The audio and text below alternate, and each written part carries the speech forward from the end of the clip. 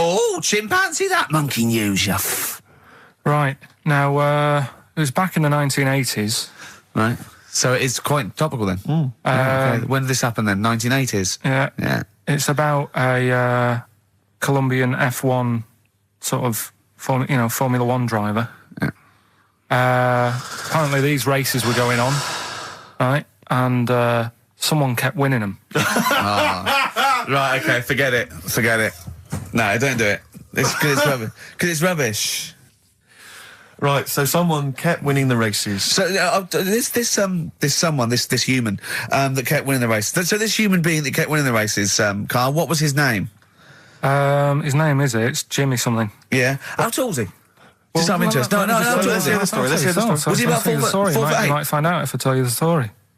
Right? Go on. So anyway, he kept winning and everyone was like, oh, he's brilliant, this guy, who is he, and all that. Yeah. But his gimmick, right? Was never showing his body or face? That's right. Never took his helmet off. You're an idiot.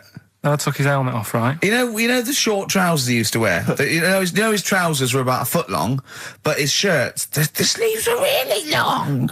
Anyway, right, so because he wouldn't take his helmet off... You're an idiot. He was taking part in, the F3, which is like the lower ranks of Formula 1 and that. Just get to it. Everyone thought it was like a famous driver who's taking part in that. Get to being a monkey. Anyway, what happened was, there was a crash one day. Yeah. And the car tipped over, everyone's like, oh... He ran up a tree? So... They were suspecting when he ran away with the ambulance people up a tree and started eating a banana? So the marshals ran over and the ambulance people were there and they were about to take his helmet off, and the marshal was like, don't take his helmet off. Give away the secret that he's a monkey. Give away the secret and that. Yeah, chimp. Yeah. Took his helmet off. Jimmy Chimpus. Little monkey under there. No, definitely not. Tell me your insights to autism. Right, well, there was this, again, Channel 4 coming up with some good stuff at the moment, right? It might have been Channel 5. But what's the name? It's the attention span I like. These people who they've got like this autism thing going on. Yeah. And they sort of take in a lot of information. They get sort of they get so into it that they know everything about that subject and what have you, right? And there was this lad who he knew everything, right, about EastEnders. Right. He sort of the cameraman was saying to him. So, why EastEnders and that? And he said, I don't know, I just like it. And he said, I remember when I first watched it was a Thursday, it was 5 to 8, Pauline Fowler walked in, she had a pink jumper on, she said, all right, love. And he remembers everything from that moment on. Yeah. Right, and everything, which is great, but then the way the programme was making out, it was almost like they were saying it's a disability. Right. When in a way, it's more like a superpower. Sure, like Rain Man. But if you can take it's Rain Man. No, he has special autistic powers.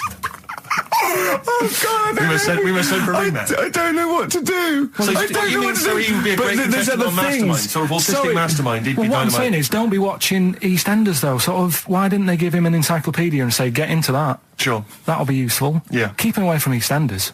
Wasting his time there. But I don't think it is a disability. No. Yeah, there are other things, and they're not. It's also autism is a matter of degrees. From what I know, and I'm sorry to have to do this, but I feel that I have to at least be the voice of reason, as ill-educated as I am on the subject. But I think there's degrees of autism. I think some are higher performance than others. There's other issues with it. It's not they're just got good memories. They don't go around doing tricks for people because they can remember stuff. There are other issues with it. Do you know what I mean? Right, well, I mean, they seemed a bit... But you watched the programme, what did you learn? That he knows when Pauline Fowler came in? Yeah, I mean, there was other bits where they couldn't control their emotions and stuff.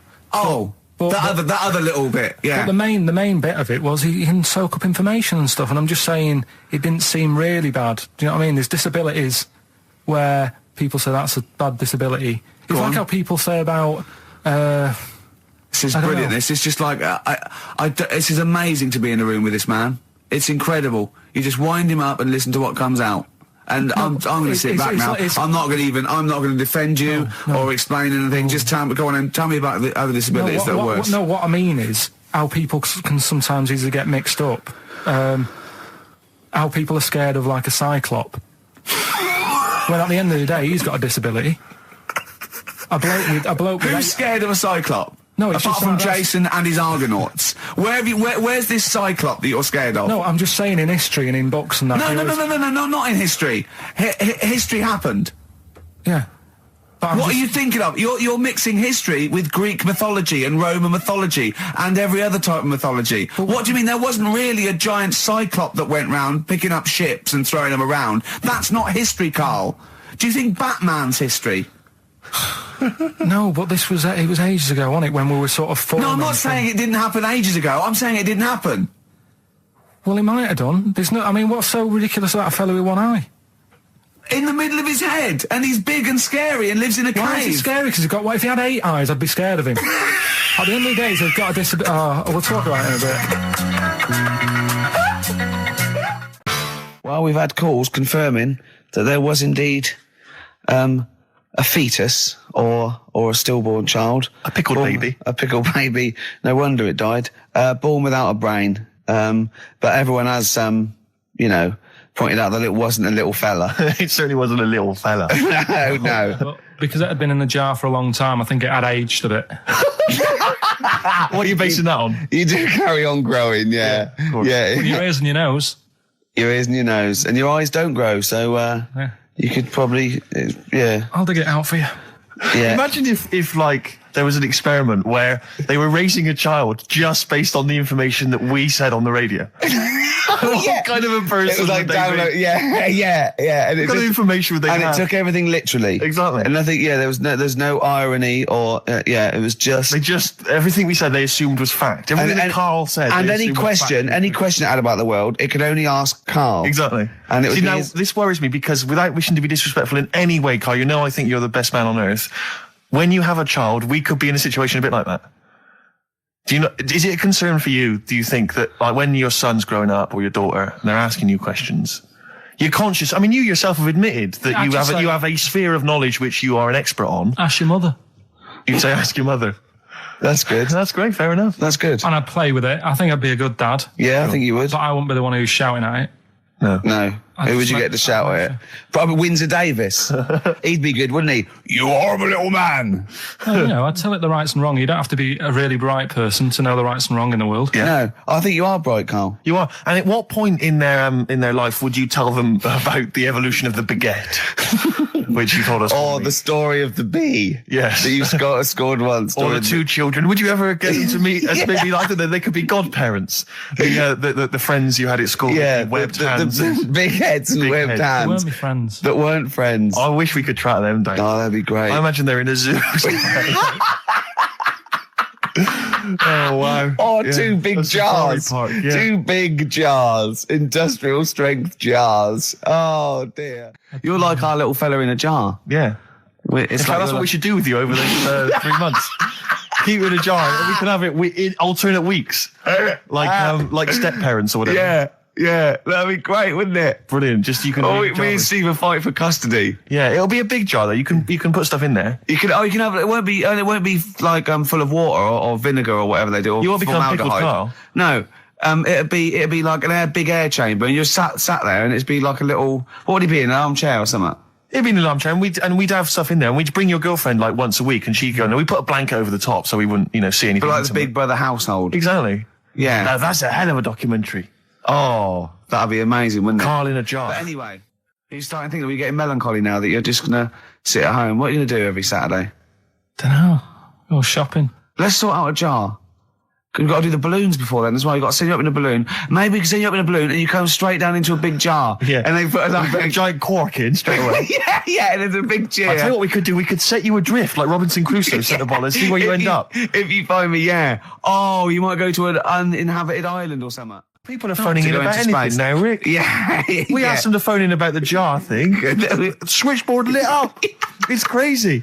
You asked them to phone in about something sensible, like Che Guevara or the life of Winston Churchill. There's nothing. That is really a demographic sort of snapshot of our fans, our audience. Ask them about a dead baby without a brain. Oh yeah, and they're reaching with their phones. They don't mind what their bill is that much. We ask them for great quotes or something from the great philophers. Nothing. They're just ask looking them at the where phone. to buy meths cheap.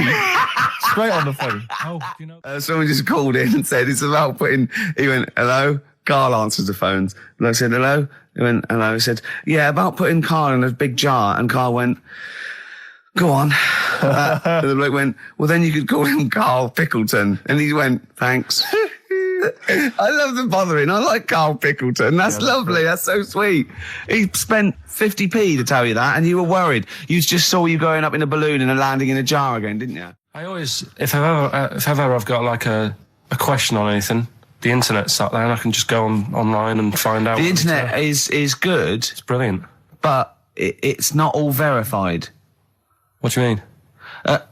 It's not all verified. It's not all necessarily factually accurate. Anyone can put things onto the internet. It's it's freaks and things that put on things one, right? like... Here's one that I read in the week, right? Go on. About this woman.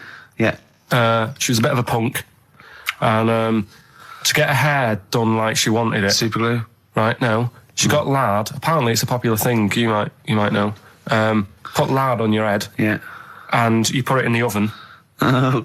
Now, apparently the heat that you get from the oven is different from the sort of heat you get from an hairdryer, right? And she had to do that to get the style that she wanted. But anyway, she comes into money or whatever, treats herself to a microwave, right? It's not true, Karl. Opens the door, jams the things, like the little catch, so the microwave works. She jams it with a screwdriver or a knife or something. Yeah. Puts the microwave on, sticks her head in, boils her brain. Don't be ridiculous. Right? Well, why is that ridiculous? Boils her brain. She boiled her brain. She boiled her brain. And this is what's good about the internet. I went straight from that, and there was a subject about brains. And do you know that Russell Crowe, when he dies, is given his brain to charity or something, some sort of... some people who can do stuff with it. She gave hers to Pot Noodle. Vesta. Yeah. Oh, That's boiling a the sort of stuff. skull. Yeah. It's not true. It's not true, Karl. It's the same as the woman who put her poodle in the microwave, isn't it? And all that. Just urban myths. They're urban myths. But again, where does it start? Someone made it up. Yeah. For a laugh. They're just too convenient urban myths. Everyone's you can tell an urban myth's not true because it's always this happened to a mate of mine, and when you say what happened then, they go, don't know, that was it. Was it? Was that it? Was it? Someone boiled a brain and that was it. There was no more story. Well, Were there any dates, locations, times? I think it was in Belgium. There's that one that a bloke, right, was going to get a phone call at 4 o'clock to find out if his business was, okay, right? And if he didn't get the phone call, he knew he was broke, destitute. So dead on 4 o'clock, the phone didn't ring. So he went up to the roof, his office, and he jumped off to commit suicide. And as he was passing his window, the phone was ringing. Oh, no. Karl, it didn't happen. Didn't happen. Think it through. Think it through. Who told that story? Who told that story? As he hit the pavement at 120 miles an hour. He's the only person who could have known that series of incidents. Also, why didn't he wait? Dead. As his life's at stake, why didn't he wait till 5 past? I'm going to give it 5 minutes just in case. In case the lines are busy. Yeah. And what sort of bloke goes out, I'll call you at 4, okay, if your business... Well, call me anyway. No. If I don't call exactly 4, then, no, you commit suicide. Commit suicide. I would, because if I don't call at 4, that's the end of it. Well, call me anyway. No, that's not the way I work. Why can't you just call me and tell me the other way? Well, I'm telling you how I do it. If you're bust, I don't call. Can't you just call to verify in case something goes wrong? What if it's engaged? It won't be engaged. Just commit suicide at 4, please. It didn't happen, Karl. The other one, right? A bloke, right? He's on a train station, and I'll tell you how I heard it. He's waiting for a cruise station, whatever, and he shits himself. As you do. And so he goes, my train's in 5 minutes, So he runs across to Millets and goes, quick, Levi's, 36. The bloke just puts it in a bag, he runs onto the train, he goes into the toilet, takes his trousers and pants off. He's soiled. Yes. Throws them out of the window. I won't be needing those again. Cleans himself off, open the bags, it's a jacket. Oh. No, it didn't happen, Karl. At what point did he go into it and go, quick, Levi's 36? And the bloke went, sorry, Levi's 36, what, a pair? No. Shall I wrap them? Them?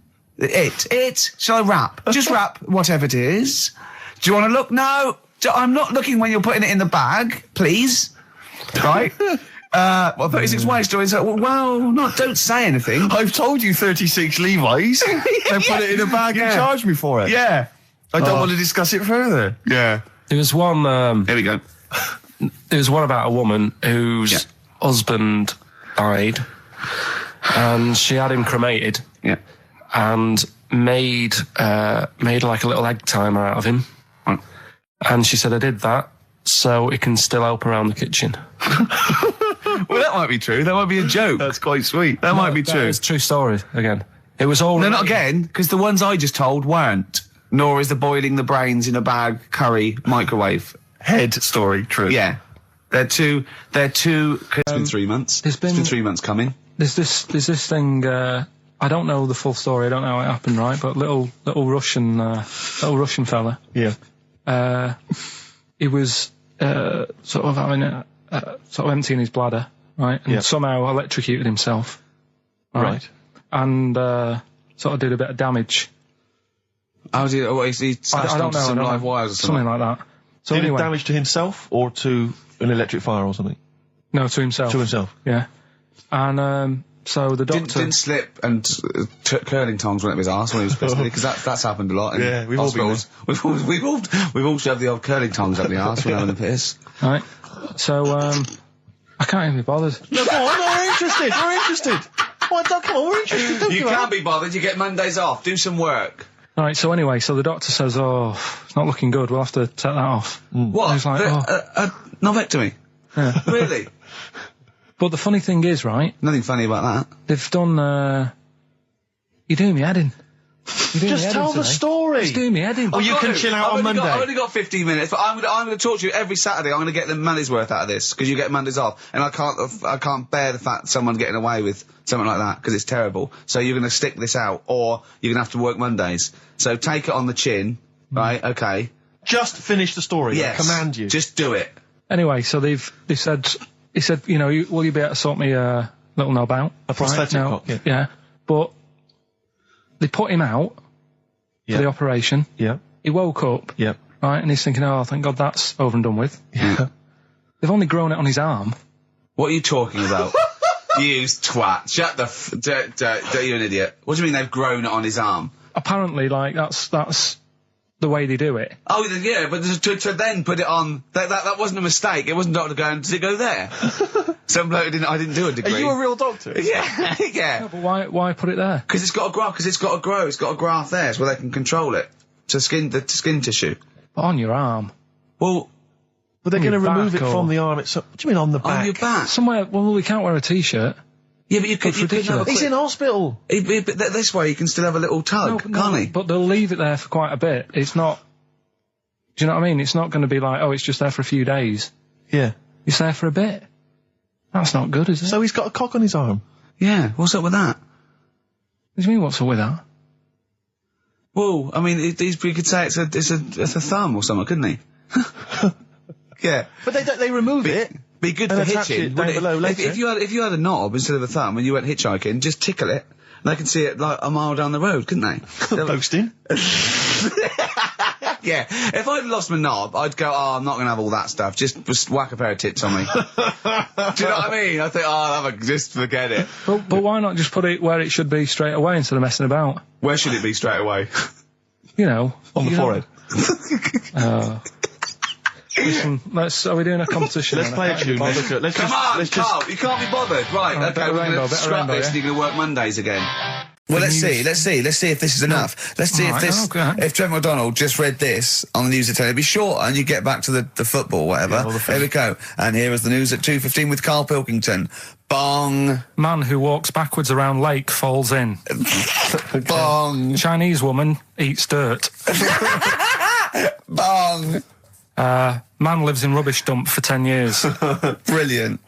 Bong. Czech family says they've got a rabbit with 3 knobs. Right. Done. Sorry, could you just read a little bit more of the Czech family with 3 knobs? just about a family. Not read it to yourself. Read it out on air. It's just about. Well, he can't read it to himself. I told him to read it to himself. We still hear it. No, he was, because I could see his lips moving. Go on. Just this fella who had 3 rabbits. Right, just think of this is Trevor McDonald. Yeah. Okay, carry on, Carl. Okay, well, here's the news. Right, good, brilliant. Go on. There's a fella. He's got 3 rabbits and that, and then he checks them out. Right. Yeah. 2 of the rabbits have got 2 knobs each. Right. And he goes, that's a bit weird, isn't it? Sure. And they're throwing them around, sort of chucking, showing them around the family and stuff, saying, look at that, that's weird. Picks up the 3rd one, it's got 3. Yeah. So they ate the 2 with 2 because they thought they best keep the 3rd one because a little bit lucky in that. Yeah. It is lucky. 3 knobs there, yeah. Now here's the sports news, and that's how it would work. Yeah, okay, brilliant. Well, read about the Chinese woman who eats dirt. I'm interested in that. Said. That's it. That is the story, isn't it? What more do you need to know? It's Well, just I want to saying, know a little bit more. Can you just embellish it? 78-year-old Chinese woman. She says she's 78. Makes you wonder. Yeah. With my theory. Carl's theory is that Chinese people don't age well, and so those Chinese people that are saying they're 112 are really only 33. That's why he doesn't want to be recognised, because he doesn't want to walk out from here into Chinatown. Yeah. It just says she's been eating soil for 70 years. She's ate about 10 tons of the stuff, and it's done her no harm. Kept her grounded. It's probably all right for you, isn't it? Because it passes through, doesn't it? Yeah. Well, they say, don't they, if you're having a kid, let it play in soil and that, because... Well, that's to get it immune, yeah, to get it, yeah. But lots of, like, things with sort of birds and reptiles sometimes swallow soil and stones because it grinds up stuff, breaks down cellulose for them. Doesn't do you any harm. All right, then. One more fact from this book for you, Carl. Apparently, officially, the Second World War is not over. It's not actually over because there's never been an official treaty signed between Germany and Russia. So it's still going on. Interesting or not? Not as good as the monkey one and the woman who eats dirt. And the Peter the Great and that. Sure. But, yeah, it is over, isn't it? Isn't it, though? That's what I mean about you annoying me with stuff that you go, oh, that's interesting. I don't think that is interesting. Okay. There was, what was it I learnt? What was it I learned? Think of that as a question. Well, we're all trying to figure that out. Yeah, go on. Leonardo... DiCaprio? The painter. Da Vinci. Da Vinci. He could write with one hand, draw with the other at the same time. Right. Yeah, that's good. It's all right. That's interesting, isn't it? Yeah, it's all right. Well, if you have an interesting fact for Karl Pilkington that you think he might be intrigued by, email ricky.gervais@xfm.co.uk. What have we got coming up? What have we got coming up? More education stuff. Some good tunes and that. Yeah. Go on. Yeah, this is a question. I was discussing this yesterday. This is not a bit of shit. This is not a joke. I genuinely have always been slightly perplexed, and we were discussing it last night. The notion of the birds and the bees. Yeah. Now, I don't mean, the birds and the bees. I understand how, Why they use the birds and the bees? Yeah, because, well, you see, I always, as a child, I never know. I assumed the bees were having some kind of relations with the birds. No. So what is there anything to do with the birds and the bees, or is it literally, just like a euphemism? It's just, the birds and the bees. No, but they... Do the birds do anything with the bees? No, not at all. It was where they just take them out? It was where parents used to sidestep the issue by saying things like, when a lady blackbird and a man blackbird, they meet, right? They make a little nest. And then because they're in love, they have an egg. Yeah. And that was it. I understand that. That makes sense. But why the bees? Why the birds and the bees? Well, probably... I don't know. I don't know. You see, within nature, forgive my ignorance, within nature there is no relationship between bees and birds, is there? No, not at all. No, not at all. Nothing's going on. But probably what it was, if the parent found it hard to say, Daddy puts his penis at Mummy's vagina, it was much easier to say, like in the insect world, billions of them queue up and just fill the queen with spunk for about a day. Sure. Thus avoiding the embarrassing intercourse. Exactly. That's what I think, Carl. What do you think? Were you taught about the birds and the bees? Did anyone bring that up with you? No, it was just in that class, wasn't it, when they put a video on. That's what we had. No, we had a film. And they just said, I watched that. And then... what film, though? Basic Instinct? It was just like, you know, two people, and all sat round the telly and watched it. One girl fainted. And they said, right, that's that. Next week, you know, prisms or whatever. And did it teach you everything you needed to know? Well, how much do you need to know? Yeah, true. No, true. Except one kid in my class still thought a baby came out of an arse. Afterwards, he didn't understand. I think what they should have shown on those videos is technique as much as anything. Yeah, I suppose so. Because it was largely just instructional. Wooing. Wooing. What it didn't tell you was how to get into a position where this might be of some interest. That should have been the first 4 weeks of the course. Yeah, well, obviously that baby who had the kid who had a baby. What was going on there, Carl? That was weird. Did you see that? Yeah, that was going to be your favourite programme, wasn't it? Yeah, it wasn't that good in the end. Why? You told us about this story ages ago, didn't you? Ages ago. Told you about a year ago about a baby that had a baby. Yeah, it's a bit different, the baby that had a baby, isn't it? Whereas a Siamese twin with a breech actually just, you know, developed inside him for, you know, just, well, it wasn't even developing. It was a twin stillborn that just was enveloped in the other one's body. So it's a little bit different to a baby what had a baby, isn't it? Yeah. Actually disappointed he was. Do you know what he said to me? He went, well, I thought it was going to come out. And go, oh, bloody hell, I'm 7. What a waste of my life. Like he'd been in there going, oh, hello? Hello? 7? Idiot. Yeah, a bit disappointing. But there was a programme on after that, right? At 10 o'clock on Discovery, and I haven't got Discovery. Oh, right. It was about... Good?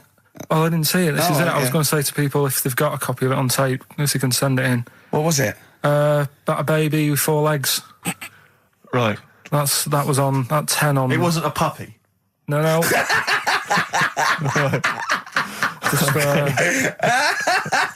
What's it doing up there? Yeah. It's my baby. Oh, is it, Mum? All right, then, fine. Yeah. It's got 4 legs, yes. Yeah. Sometimes they do have Look, 4 legs. Dad's gone, he's never coming back, you've got to get over it. So, if anyone's It's not got a baby. send it in. Oh, Right, dear. okay, Send it in. good. So you want to tape with a baby with 4 legs. You're going to be disappointed again. It's not going to be like a baby with 4 legs who's running up the curtains. You know what I mean? It's not going to be that. It's probably going to be 2 legs and then 2 sort of like floppy appendages. You know what I mean? They're not going to be brilliant. It's not going to be like Jake the Peg. You're going to be disappointed. So then I was thinking, imagine like going to the doctors and he's saying, yeah, everything's all right, your heart's good and everything, but... Your art's good? What, your Larry's, or...? Yeah, your heart, you're in good form and whatever, yeah. It's good news, you know, I had Giano in earlier. He's not looking good. Yeah. Fast swaller. But you're all right, but your hands need to come off. Right.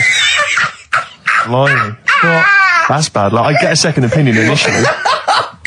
But I better good news, I've got a nice pair of feet I can sort you out with. Yeah. And he puts them on, and then I was thinking, right, first of all, washing up, what would that be like? But Steve!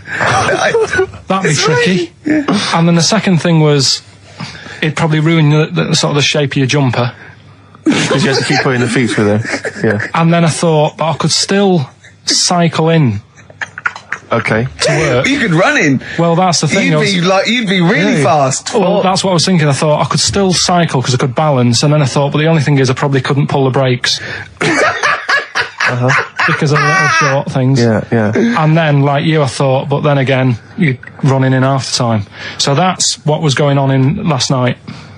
Right. That's what I was thinking about. Sure. Did you? How long did this take? Well, how long does it take to wash up? Right, because I imagine you just being there for like all night. Probably 25 minutes. How long did the little Chinese fella dance for in his pants? He's always doing it. Last night he was at it for like 10 minutes. Yeah. And his girlfriend never sits in the same room as him. She's always sat in the bedroom. She's going, you dance in pants again, I go in next door. Well, she was in the bedroom. She's always in the bedroom, sat on the floor, on the mobile phone. Right. All the time, yeah. It's weird how people's lives are just like, it is like that Groundhog Day thing. It's like, you know, he's jumping about in his underpants. The old woman's sat there reading a book. Yeah. And that's what got me thinking about my life. Do you think she ever goes... Are you sure she's not dead? Every time you look down there, she's just flicking through it. She's just reading this book. The pages never turn. She never seems to finish it. She never moves from her chair. Are you sure the Chinese Her girl's cats going? are dead around her. I'm going into next door again. That little round-headed The fella's smell. looking in. He's looking in at me. The bouncer goes, "Don't worry, love. I'll go and beat him up." But he's always true. getting ready. That's true. They see you staring at him, watching him, going, "I could have feet here," and they get scared. The old woman's dead. See, Christian's giving away a trip to Salem, Massachusetts. That's bizarre, actually, because I was in America recently. I went to Salem, Massachusetts, and that's not a prize. Isn't it? Believe me, we were there, we were sort of obliged to go because we were at someone's birthday. It's rubbish. Really? I mean, that's a really poor trip. That's such a boring He probably can't believe his luck. It's probably the biggest thing Christian's ever had to give away. the great thing about- and you've just dissed it. The great thing about Salem, Massachusetts is that I don't think we're good for this station. I don't think we're selling this station like we should. Well, it's its own fault, it shouldn't have hired us. I blame it, Yeah, and paid us in advance. Yeah. They're lucky we turn up. No, I went to Salem, Massachusetts, and this is the place that's famous from like Salem's Lot and the Salem witch hunts, famously. Famous for all things Salem. Salem, Yeah, anything with Salem in the title, But that's what it's famous for. the whole Yeah. place has gone mad over like witches and Yeah. anything. Basically, it's like there was the Salem witch hunts in like 17 something or other, or Yeah. 16 something or other. So the whole place now is just full of like people dressed as witches. Yeah. And then it's like any supernatural stuff. So that I went in and it was amazing. It's quite Like expensive. Glastonbury tent. It was it's awful. Every single place there, every single shop is kind of horror related. Yeah. And I went to the Boris Karloff World of Terror. Yeah, Right, it's amazing. You went in there, right? I don't know if Boris, the famous horror actor, has actually been involved, but you go in there, you walk in the door, you've got to put these 3D glasses on, right? And it's supposed to be this kind of chilling journey around this kind of like a sort of a crypt, And you put these glasses on, and I couldn't tell. They were so poor, I couldn't tell what was supposed to be a 3D effect and what was actually three-dimensional. Really? So I couldn't tell if like the floor was actually sloped or if it was just appeared to be. Yeah. Whether the wall was actually kind of knobbly or whether it was 3D glasses. It was so much, and it literally took about 45 seconds to get through it. Imagine And he just that. came out blinking into the light again. It was So rubbish. so I just want to throw us over to Carl. So there's Steve Merchant with funny glasses on in this place horror, and he's walking round. Do you think he scared people, Carl? I've set this question out, haven't I? I've loaded the I question. know the answer you're fishing for. Carl, do you just want to have a dig at me? Because it's coming up to 2:00 and you've not really put a lot of effort in today, slagging me I don't off. do it on purpose. No, he doesn't do it on Go purpose. for it. He's just an honest northerner, and he can't lie. He's like George Washington, but without the wooden teeth. Yeah. Salem. I didn't mean We've to say... lost it again, haven't we? You didn't mean to say I Salem. didn't say Salem. This is such bad That was radio. just This the is word that was in really. the tip of my tongue. Genuinely, this is bad radio, awful isn't it? radio. Quick. Oh yeah, my mate went to one of those things in the West End where you walk around and it's aliens and they jump out at you. Right. And he was so scared when the alien jumped out and he ripped a bit of his face off. And What, the bloke- alien's face off? Yeah, it was foam, and the bloke went, "Don't do that, mate." Brilliant. Well, in the Salem one, I was wandering around, and this was one guy that kept jumping out. Yeah. Because there was about 10 of us, I was at the back. I always missed him jumping out. So when I got round, I missed all the frights. It was Oh ludicrous. no! You'd at least you'd have thought he'd double out, then double round and jump out again. For Yeah, the people at the end of the everyone queue. about catch that? No. Stuff to dear, do, what's going on? What's been stuff to happening? talk about and that. What's been going on? Before you came in, you saw it, didn't you? That experiment I was doing with the, An experiment. yeah. Well, all I know is as I walked in the building and I passed the little kitchen area, you were hitting Carl on the head with a tin tray. Didn't it make a good noise? It was a great noise. But I'm interested. Explain more about the experiment. 'cause- Well, I wanted to see how hard I could hit him and make it resonate, right, before I either caved his skull in, or, Right. you know what I mean? So, you had to hold it quite loose, Okay. so it could, like, vibrate, but you had to grip it hard enough to give it a good whack. Right. And his head's brilliant for hitting stuff on. He wouldn't- Is it? It is perfect. 'Cause Carl, it's like could we recreate that moment a bit later on the radio? You'll notice that you've been on for 15 minutes, I haven't said a word. So it's had a bit of an effect on me. Still a little bit shaken. Okay. Oh, dear. But yeah, do it again later. We were talking about your head a little bit earlier, weren't we? It's not going to mean that you're sort of a bit, fuzzy thinking, is it? That'll be alright. Yeah. So, Okay, good. Can we I said- recreate that later, maybe I towards the end of the show? Just hit you on the head with various objects, see which make the best sound? So I First think, one to get but it. The you've first just- one to get it, but... Well, it's not that though, Rick. I mean, Carl has just decided to revise the actual rules of the competition. Yeah. So that, we've decided, is very easy. So that's now a qualifier. And so then they have And to whoever- answer one live. Exactly, so whoever gets that one right can Is play it for a quick big money. one as well? Because some people will lose the will to live. Yeah. Just cut to the chase. And because they've got to qualify now, we're throwing an Office DVD that aren't Yeah, ready you'll sign yet. that, won't you? Yeah. Yeah. No, That increases value by 42 pence. Right, go on. We'll just go live, yeah? Hello, XFM. Yeah, hi, how's it going? Not too bad. Not too bad. Listen, A very, very quick recap, Carl, if you will, please, for the people listening. Very quick. Right, A man ends up in a loft. man's, after moving into this house and Yeah. he's in the loft, and he's tidying up. His missus is downstairs doing the kitchen because that needed doing. He's up there, he's cleaning up, emptying the boxes. He finds a little... He rubs a lamp, a fella comes out wearing 501s. What's the song? What's the song, mate? are you talking to me? Yeah, sorry, yeah. Oh, look, I'm sitting in this bar, right? I'm not ringing up relating to anything that's going on right now. I'm after one of these armbands to go and meet Bowie on Monday. Can you help me out? What? What? Piss off. You can't say that to our public. Yes, I can. What I can't bear is people begging, Rick, on the radio. You know, I can't bear it. Is that the Australian People bloke just who's got the Bruce scrounge Springsteen stuff. tickets? Hello, XFM. Hello. Hello. Are you phoning up for an armband? No. No, Okay, great. Gene Genie, of course it is. Well done. Well done. Right, what's so your name? Everyone else can ring off now because this. Well, she might not take the challenge. What's your name? Hello. What's your name? Christina. Christina. Right, do you want to take on the challenge? Yeah. Yeah? Oh, Right. So this is for. She's already won a couple of CDs. This is for the Office DVD. Right. Okay. Signed by Ricky Gervais.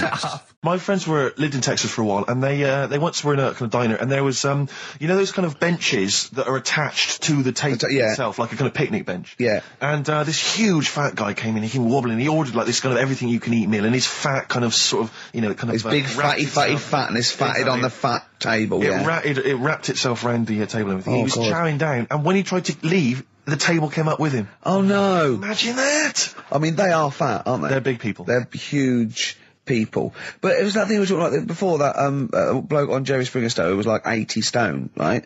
Now, I felt quite sorry for him. He was really sad and he was crying. It is rad, but my point is this, right? When he got to say 50 stones, Sure. didn't he go, that's too much, Can't be isn't it? enough. For a land animal. Exactly. Do you know what I mean? Yeah. That's big, isn't it? I mean, I'm getting worried. I'm 13 stone, and I'm genuinely getting worried. I'm thinking, oh, Yeah, God. when you've got that big, when you've actually got your own mare. yeah. When you It's time. have when you have to get in helpers to look what the scale says. Yeah. Like 4 or 5 people lift up your belly and go, it's 52 stone. You go, that's too much. Exactly. That's too. I'm going to only have 9 breakfasts. When you actually, today. when you begin to appear on the Ordnance Survey map, yeah, exactly. Yeah. When You've got your own symbol. It's like we can see 2 things from space now: Fatty and Steve Merchant. We'll be landing All right, at about. well done. Well, no, I'm just Having saying a at go, all. You're no? not fat, are you? You're freakish and big. just another Go on. quick thought. You know, the only bit that was normal on him. Oh yeah, no, it was in the film.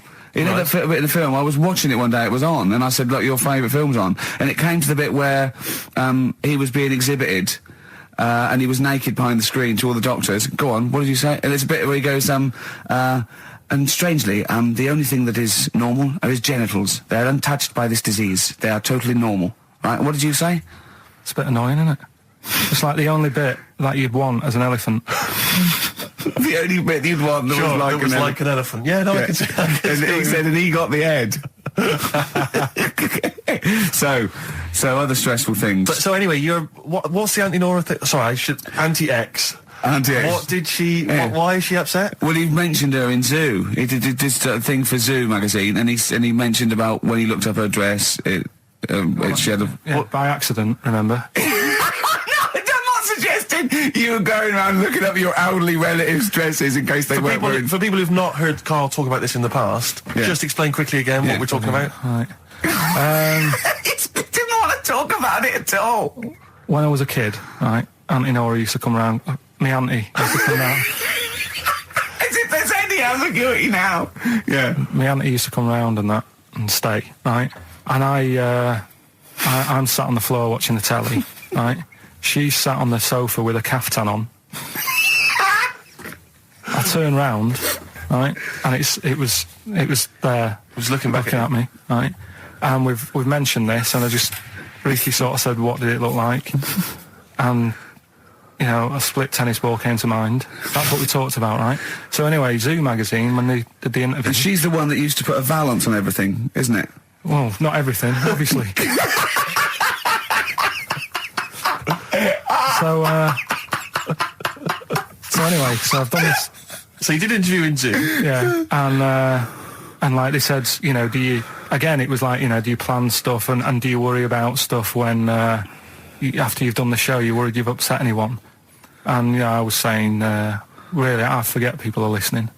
And, you know, we're just having a chat with mates and that. I said, but now and again, I do worry, when I'm on my way home from the show and that, and I'm thinking about what we've talked about. And I was saying, you know, the Anti-Nora incident. Yeah. Incident? You know, like Watergate? Yeah. And anyway, so this was in there, right? And I was saying in the magazine, you know, but I think I got away with it. She doesn't listen to the show, but, you know, and I don't think she reads Zoo magazine, so... She's more of a nuts woman. Sure, yeah. So, anyway, so my mum calls up the other week, right? And she goes, wish you wouldn't, you know, talk about Anti-Nora and that. And I was like, oh, so how do you know about that?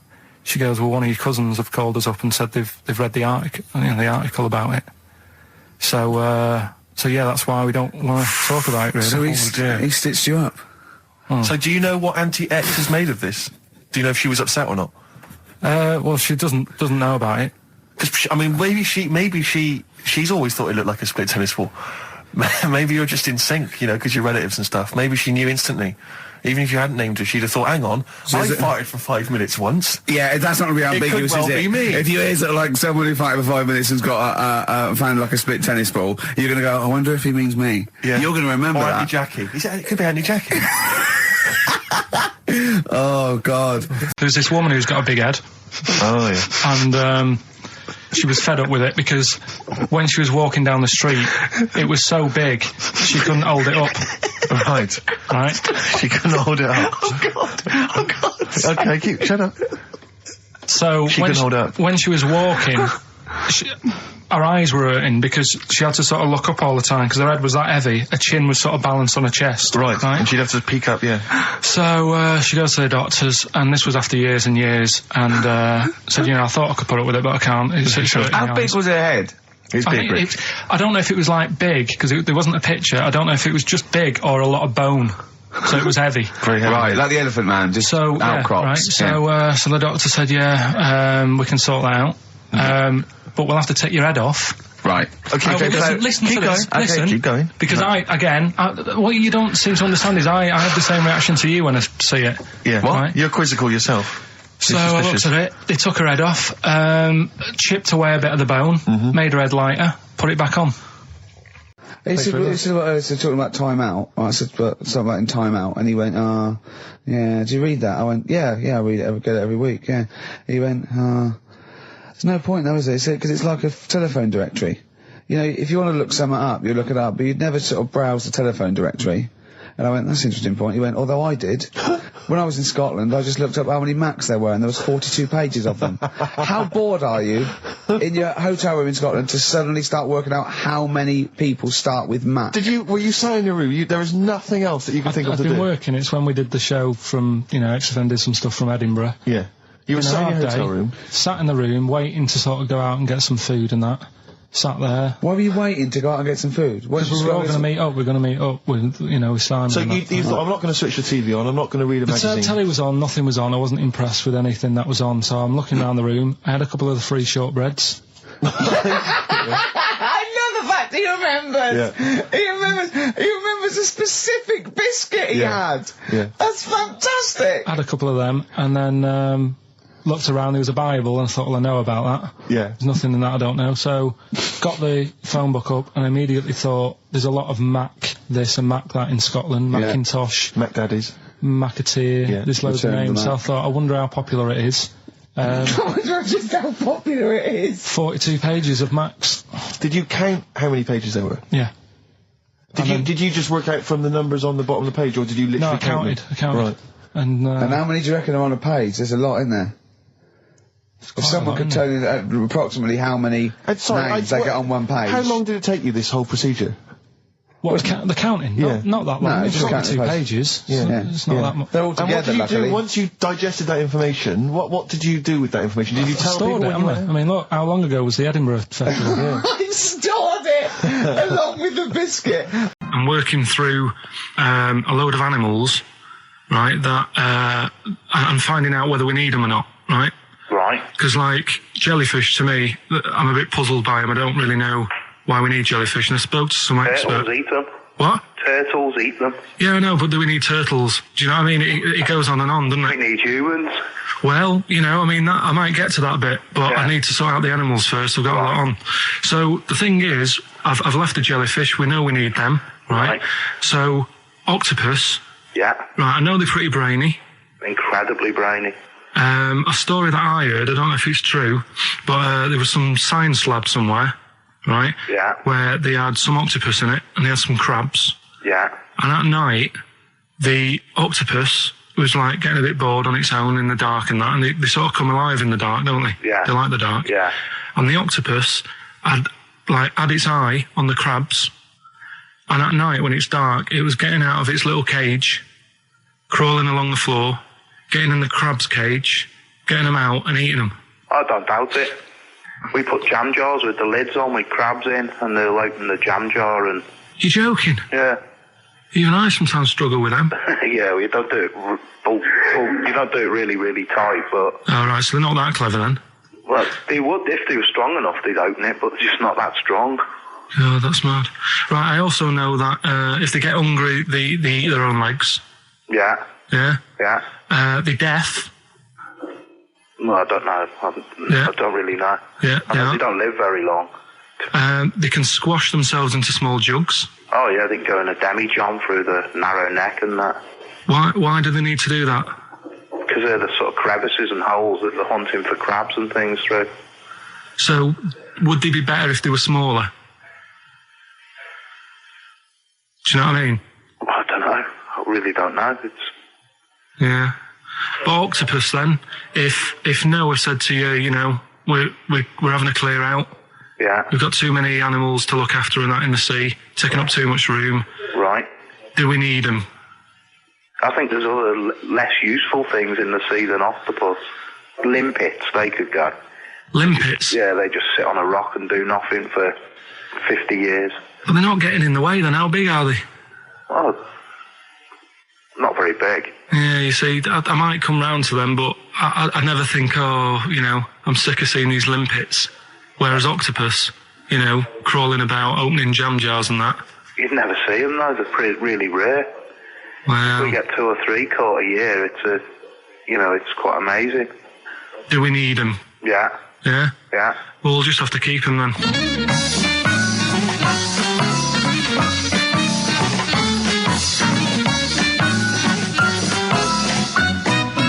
I love that Carl can confuse a scientist. Yeah. Yeah, because all systems of logic break down. I know. Everything they've ever Even the learned. scientist was going, well, get rid of limpets. Yeah. That is Who brilliant. was that guy? I think his name was Chris, And where was he from? in a place called Megavissi, where I went one year. Megavissi. And he's a scientist, is he? I think he's got a fish shop or something like that. He's got a fish shop. No, he doesn't. Well, like an aquarium type place. Oh, right. So, A fish shop. It wouldn't fish and chip shop. It wouldn't be if I asked him that he, a winkle store. He's got a winkle store at Poole Harbour. Yeah, that's an expert. I'm sure if there's a doctor listening or a nurse, they will clarify Right. that if they pump you with all sorts of stuff, it wants to come out. Right. So you're sat there having a serious chat. It's a quiet hospital. The woman next door with the blue hands suddenly starts seeping gas, right? I start laughing. Because if there's one thing that makes you laugh, it's that. Is a 98-year-old woman with blue hands fine? So you try to hold it in because it's a really quiet hospital, and it'd be obvious that that I was laughing at her, and I didn't want to be mean, but it was funny. And then it got me talking about my auntie, because my auntie Nora, she same thing. Pumped her with loads of drugs. She used to have a cabinet next to the bed is like boots. She's got loads of stuff, right? For all sorts of stuff. And, I mean, she's not that old, but she's on loads of stuff, right? She's a bit coked up, is she? She called up my mum once. And, yeah, how told us this? Go on, tell it again. And, she said, oh, how are you doing and that? She's all right. Bit worried, though. My mum said, wow, what's up? She said, I've, been breaking wind. So she goes, well, you know. She says, no. But this one is going on and on and on.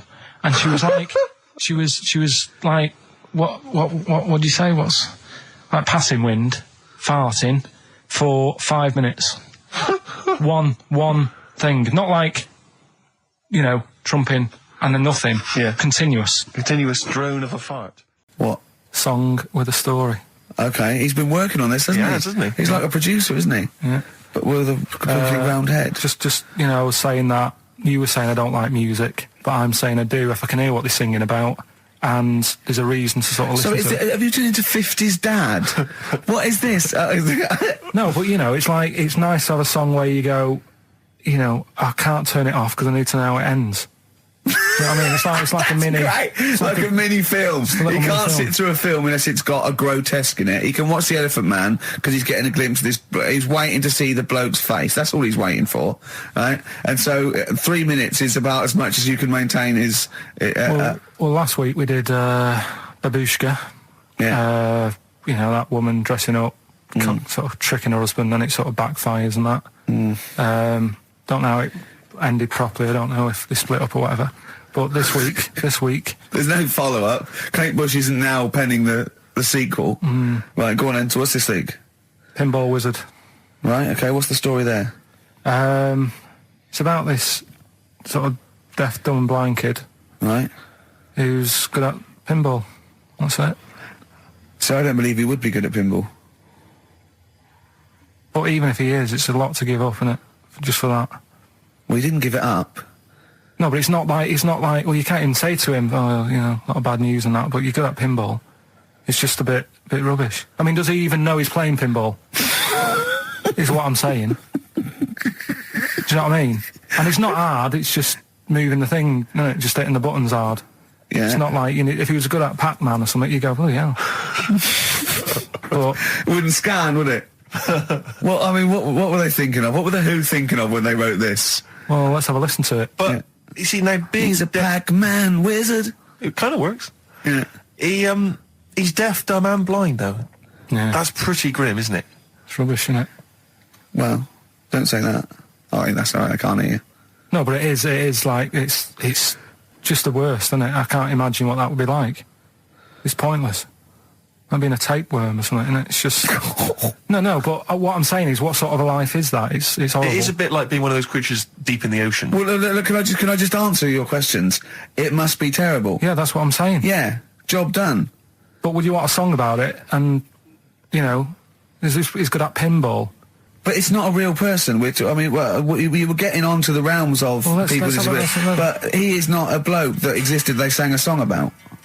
Well, listen to it. Anyway, Well, it's not a true story. I don't need to listen to it. Let's have a listen. Oh, okay. Pinball Wizard by The Who. A little song with a story there about a little deaf, dumb and blind kid. Thoughts, Carl? I just, it's depressing, like I say. I don't know why. Is he enjoying playing the game? I don't know, let's get Pete Townsend on the phone. Carl, what are you talking about? I'm just trying Listen to the lyrics, right? Deaf, dumb, blind kid. He can't hear no bells and bells. He can't see any flashing lights. He plays by sense of smell. Now, I'm pretty sure that isn't a scientific document Pete Townsend is reading out there when he wrote this song. He's making it up. But the thing is, with all songs or stories, there's got to be a little bit of realism to it. What, do you know what I mean? Why bother putting money in it? Just let him hit the buttons if he's happy. That's true. That's a fair point. That's a fair point. That is a fair point. Yeah. That is great. Yeah, well, I think you've made Daltrey and Entwistle and the whole crew look fools. Yeah, they won't get fooled again. So I wanted to ask you something. You know, but again, we've got to be careful here. You know when you wouldn't leave the building that was on fire because you were you were standing proud. Hang on, we need this. Some people now don't know what you're talking about. Carl, you were on holiday. Yeah. On holiday in Tenerife, right? Yeah. You'd had a moment of intimacy with your girlfriend. Yeah. A knock on the door. You had to stop and get up. You peeked around the door. It was a fireman saying, get out. But you didn't want to leave because you had a... Yeah. Yeah. It was a little... Yeah. But what I don't understand is you maintained that while looking at a Spanish man dressed as a fireman. Yeah. Is that true? Is that the fact? You maintained... I'm sorry to say, you maintained arousal whilst looking at a gentleman dressed as a fireman. No, these are the facts, and they are undisputed, right? Did you maintain... I'm not a machine, though. Do you know what I mean? I can't turn it on, turn it off. Right? But you were talking... I just thought, talking to a fireman, you'd have probably lost it. I don't know, but you didn't. No, but the other thing was, I mean, I was talking to Suzanne about it again, right? Yeah. She said, what are you talking about that for? Right? I said, oh, it just cropped up, right? Yeah. And the dilemma was, you see, I wanted to try and make sure that it was a proper fire because that was the last condom we had, right? So it would have ruined the night. So I didn't want to, like, it was like, well, what's going on? Is it, do we need to get out? Yeah. Is it a proper fire? Yeah. And you, and talking to this man in uniform, what did he look like? Was he good looking? Did he look like Ricky Martin, say? Was he good looking? Was he good looking in his uniform? I can't remember. Can't remember. Did he have a moustache? Nice. We're supposed to... I mean, of all the things... I mean, it is horrible. We're not, like, having a go. This is what I always worry about when we play. But at the end of the day, that's what he's singing about, so we're not having a go. No. And it's not a real person. It doesn't really exist. I say again, it's a fictional person playing pinball and always getting a replay. Okay? This fella's saying that he's good at pinball. He's played from Surrey to Bromley, but there's this little deaf and blind kid. He can't believe it. He cannot believe it. If you had to lose something, Steve, right? It wouldn't be money. That's true enough. Your sight or your ears. What? That's too much. I can't decide. That's too painful. Sight or your ears? What about you? Intuitively, it would be hearing because I couldn't. No, I think it's got to be sight for me. Yeah. Well, you're always together, so that's all right. Anyway, listen, is it almost time? Well, I've got to ask Carl. I'm sorry, I've got to ask Carl. I'm sorry, go on. Carl, what would you rather be, deaf or blind? When does this question ever really come up? When the doctor goes, well, listen, you've got we can operate, we can either lose your eyes or your ears. It's up for you. This is never a decision that has to be made by anyone ever in life. But go on then, would you rather be blind or deaf? It depends where you live. So. I'm not even sure these are PC terms, blind and deaf, anymore. Would you rather use your sense of sight or sight of hearing? Depends where you live. What do you mean it depends where you live? Well, say if you lived in, like, a barren sort of, Africa or whatever, right? Naught to see, right? Sure. So you could lose your sight. Sure. But if you lived in a woman's locker room... Well, if you lived in... Quite noisy. Yeah, it's quite noisy. Stop banging that door. Yeah, I'll have my sight, lose my hearing. But if you live in, like, New York, loads to see, but a little bit noisy. Sure. So... Perfect. That is a brilliant answer. Unbelievable, once again. Now, again, I broke the rules in the week. I met up with Carl. I had lunch with him. And we were chatting and having a cup of tea. And it got onto one of Carl's favourite programmes, was the Tales of the Unexpected. Ah, of course. And all I can think is that he's probably the only person in Britain where they were unexpected. I mean, to him, when that twist came in, you go, gee, I can't... Yeah. Oh, God. Can't believe So it was the tree that did it. I mean, he was probably the only... And we were telling all these stories of horror, and he liked horror stories. And I told him this story. And I don't know if this had come across the radio, but I told him this story. It was a short. It was a horror short. This was a film you saw, was it? Yeah. And what it was, it started off, just had been a car crash. You see, it's a horrendous wreck. And you saw it from the point of view of the person in the car. And he was calling for his mate, and he was going, Dave... And he sort of looked over and saw a body without a head that had been thrown. He goes, oh no, Dave. And then into the field of view came Dave, his mate, and looked at him with a look of horror. And then it sort of went black, and you realised that he was just a head, and it had been his body. Oh, wow. Right?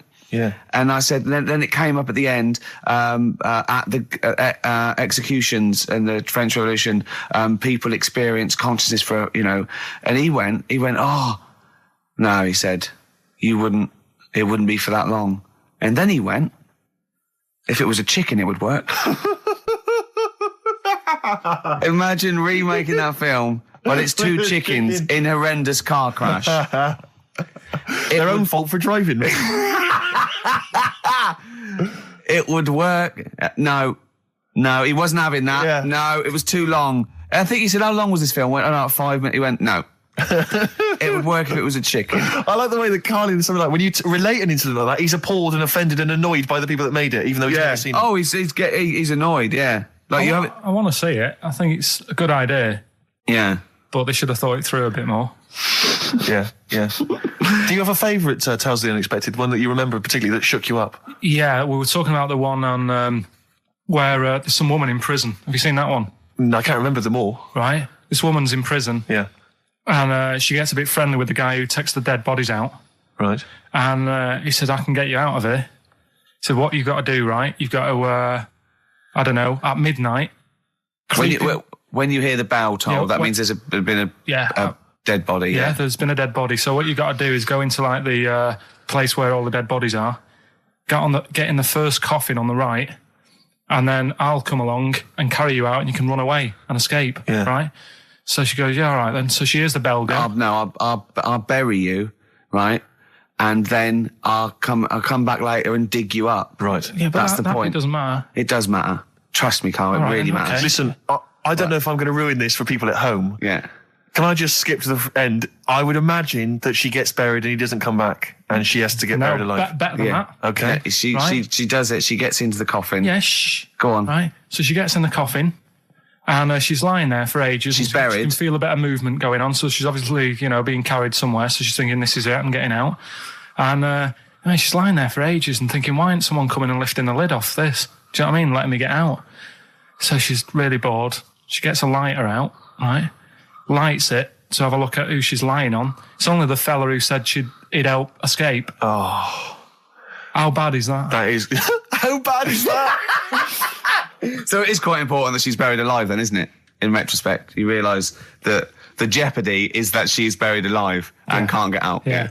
It makes it so much worse, doesn't it, than just like lying in the morgue and going, actually, I'm getting out of here. Yeah. This isn't going to work. Look at Carl's face. Having told that, he's so pleased. His face is lit up. He's beaming like a child. Have you seen any? Is that your favourite horror thing ever? That's a good one. And let's see if anyone knows what the finger is. When that bloke was under the ground wiggling his finger. We're talking about one with some fella who's stuck in the ground or something. This is a motif I noticed in your particular favourite ones. Yeah, right. People stuck in the ground. Go on. Right. So it's a fella. A fella stuck. Now I seem to remember it just being his foot, to be honest, being stuck in a hole.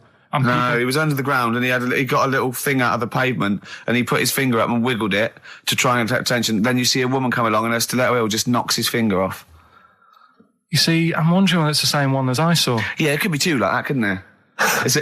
They were running out of ideas by the last series. It's a big theme in Hollywood. Or what was that one you told me about with the porn?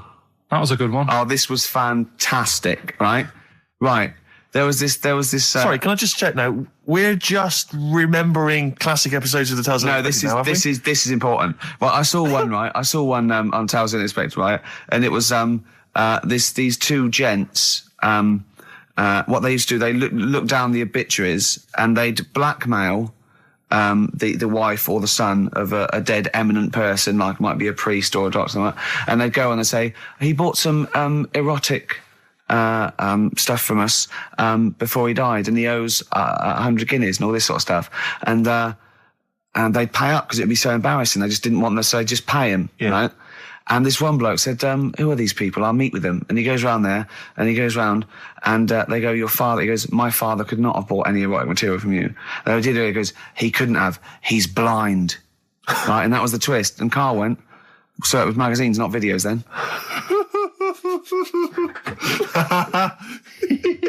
Yeah. Now think about it, Steve. Is that so stupid? Well, presumably it was set in olden times because people... Professional right. pornographers don't tend to call it, erotic material. Yeah. They tend to call it, juicy jugs or whatever. But more than that, I don't understand how a video is going to be any use to a blind person either. I know that you can hear the sound, Carl. Look at him nodding like he's caught me out. Yeah, what sound were you hear? Do. Your meter needs looking at? Yes. Cut. What's then? What's that? Then it's just noises, isn't it? Occasional groans. Yeah. Right. You could listen through the wall at your neighbours. He does. I mean, that's why I save a lot of money. But I thought you were going to point out, Carl, that they could have had a Braille porno. Now, have you thought of that? Look, feel the lumps on that. Exactly. Think about it, Carl. Think about it. You're excited now. Yeah. Your girlfriend's away, Carl. Yeah, but she's great as only under the cupboard. No, she's a good-looking lady. Yeah. You've been told not to mention it. Yeah. And you're like a little kid. Yeah. And once things are in your head, Yeah. it's difficult not to mention it. I mean, when I was a kid, Yeah. right? My mum's sister Hazel was seeing another bloke. It's weird because she's a lesbian now. That's really weird. That must have been an interesting Christmas. But anyway, she was seeing this bloke, and he looked like Ken Dodd, apparently. He looked like Ken Dodd. Looked like Ken Dodd. So people said, don't mention it because it gets on his nerves when you like meet him and you go, oh god, you look like Ken Dodd. So I said, all right, his name's Will or whatever. And I was introduced to him. First thing I said, nice to meet you, Ken. Did you do it as a joke, or did you? No, because when you know, it's like, I'm not allowed to say that. I can't say that. I mustn't say that. Can't. And then I saw him. I thought, Jesus, does look like him. It just came out. Was it Doddy who turned her into a lesbo? Do you think? Well, he wasn't a good-looking bloke, so possibly. She started going out with Esther Ranson now, which is weird, out of the frying pan. What was the story with the lesbianism then? How did she announce that to everyone? What age was she when she realised? Well, I mean, we're not a close family. Do you know what I mean? We're not a sort of family who keeps in touch with everyone. And I think my mum called her up one Christmas and sort of said, how's the Diddy men? How's Nutty Ash. And she said, oh, no, I'm not. I don't do that anymore. I'm knocking about with Sandra or whatever. Right. And it was like, oh, right. No, it's the film review, Carl. You just tell it from the heart. Tell us what you thought about the film, what you thought the... Can I just ask, is this the first time you'd seen Gladiator? You'd never seen it before? No. Okay. And what were your thoughts? Okay. The film review. Gladiator. It's all right. Nothing great. It's like an old, sort of an old version of Rocky done in the olden days, really. Right. A bloke fighting other people. Sure. How sort of well known is the story? Do you reckon people know the basics? Well, just very quickly, just do the plot. Quickly. There's a guy called Max. Maximus, yeah. Yeah. There's Caesar, and there's Caesar's kid, and Max goes to war, sort of wins it, comes back. Caesar says, you're good at what you do. I wish my son was as good as you. So I want you to be in charge when I die. His kid finds out, a bit annoyed about it, kills his dad, because he don't want anyone to hear that he said that he wants him to be in charge. Yeah. So his kid gets in charge and thinks, I'll show you. You're not going to be king, I am. You're going to be a slave or something. And then, next thing you see is... Sorry, can I just stop there? My only thought is the film's 3 hours long, so maybe we shouldn't go through the whole plot. We've done the first 10 minutes, but go on. So, he's a slave and then... Yeah, but then, that was an interesting bit that I thought, right? I mean, I was watching this with a girlfriend, she was already annoyed because she wanted to watch Friends on E4. Okay. Yeah. It was a good episode as well this week. Was it? Yeah. Don't tell her that. Okay. Right, so she was annoyed and she said, come on then, put it on. And I got it wrong straight away because it says on the back 149, so I thought that was an hour and 49 minutes. It turned out it was 149. No, I thought it was 1 hour 49. Yeah. But it was 149 minutes. Sure. So it overran anyway. By 40 minutes. Yeah. So anyway, the interesting bit was where he was going across the desert on a horse. And I think to show you how long he'd been going across the desert on his horse, he's showing you a shot of the horse's knees and they were bleeding. And I just wondered whether that's what horses do if they run for a long time. Do you know? I don't. Good. Right, so anyway, so it goes on, it keeps going on like this. He's a slave, and then he has a fight at the end with the Caesar's kid, and he kills him. And that's how it ended. Okay, good. What did you think of it? Just generally, what bits... What do you think was wrong with it? Right, well, I've read up on it, and there's already a fact that is wrong. Right. Caesar's kid, he didn't actually kill his dad. His dad died of a natural death. Right, in real life, you mean? Yeah. Okay. And, what's Caesar's kid's name? Comedian or something? I think it's comedian, yeah. Yeah. That's where the name comes from. When a funny person is called a comedian. He didn't actually get killed in real life by Max. No. He died by his sister poisoning him, and he didn't die. No. Are you saying that this is not a historical document? It's wrong. All over the place. Yeah. Well, in terms of... next week I'm giving you Braveheart, and that is actually true. That is factually accurate. I can't handle it. It is. It was a little Australian fella that helped him out. Just for people who watched it, you know that the guy, Caesar's kid. Yeah. He died. His sister tried to poison him. That didn't work. Apparently, he was a gay fella, and his boyfriend, who was a wrestler, strangled him. That's. Where did you get this information? On the internet. I thought I'd look it up to see how much of it I actually got right. Yes. And that's what I read. Okay, so out of 10? 5. Really? Yeah. Okay. It's no good. I wouldn't get it out. It's annoying the way it says, like, this film's got to be seen at the cinema, because I saw it at home, and I don't think I missed out on anything.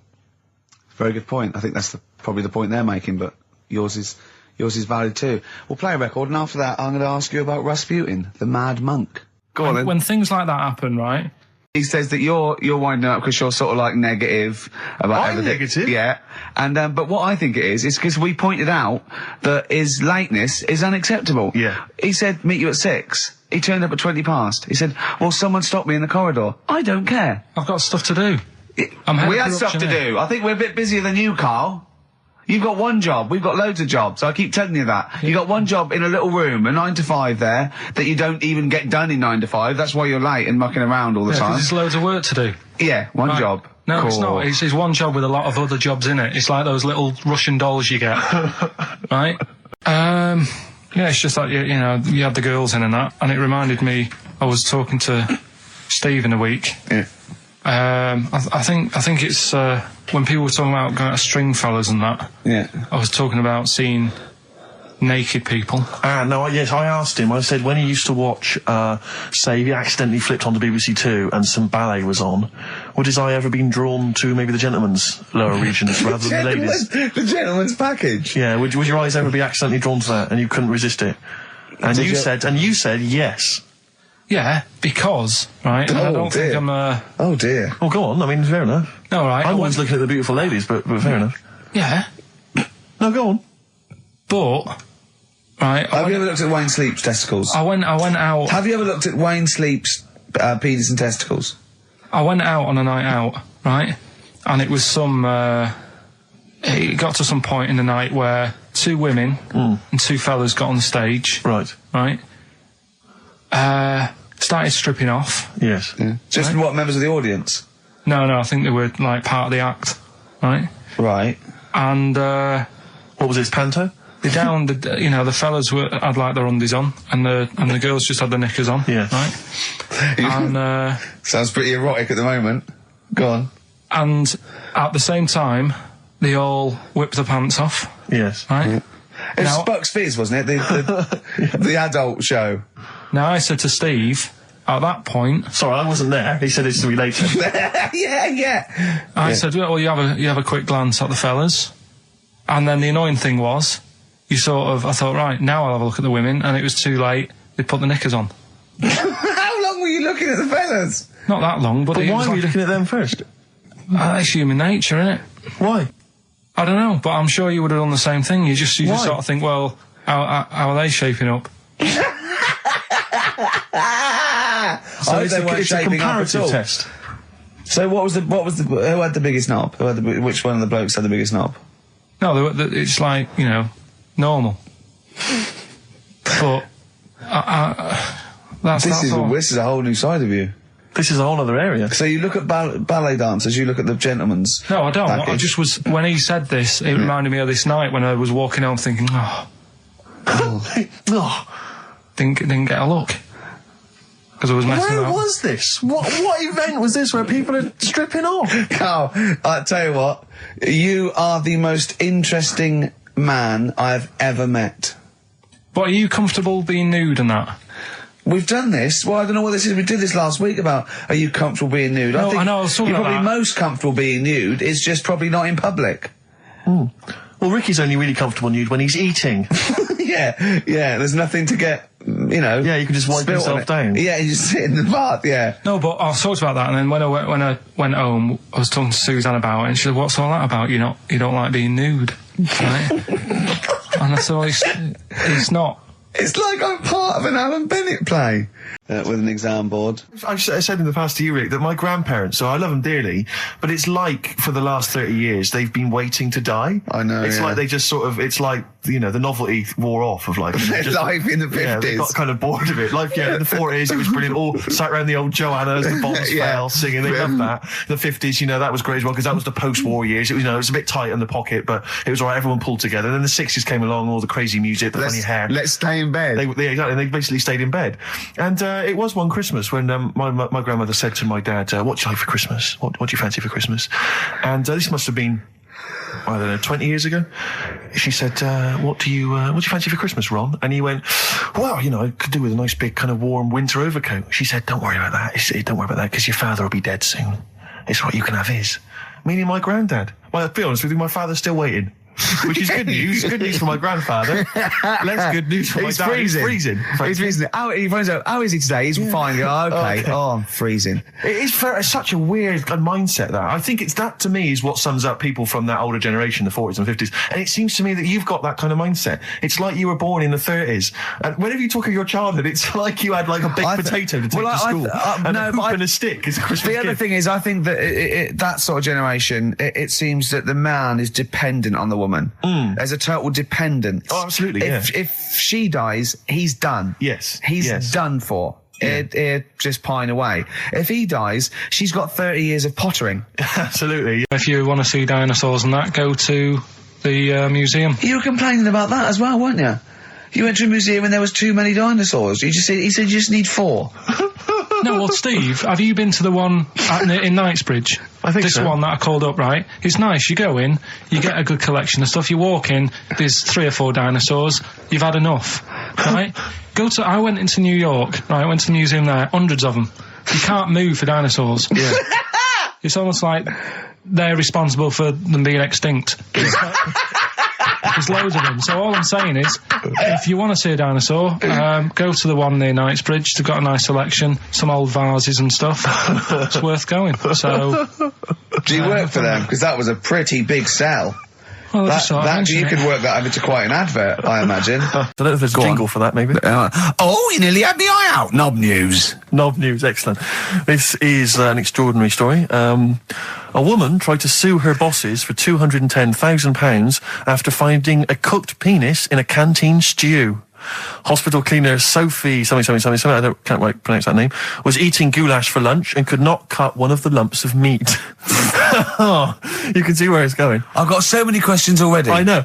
She picked it up and tried to chew it, but it was too tough. Then she inspected it with workmates, who all agreed it was a penis. Imagine that discussion. Yeah.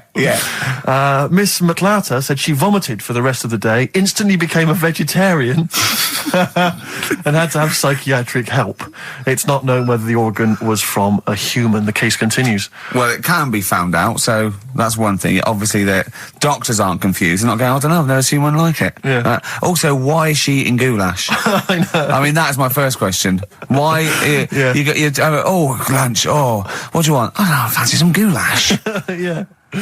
Oh, some gooly lash. Gooly lash, Thanks very like much it. Indeed. Lancashire cockpot Oh, is on the menu. Brilliant. Only £5.50. Wangers and mash. I'd love some wangers and mash, please.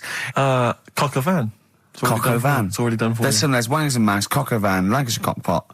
You know. That's just off the top of our brains. Yeah. So, if you've got any of your own, keep them to yourself. We're not interested.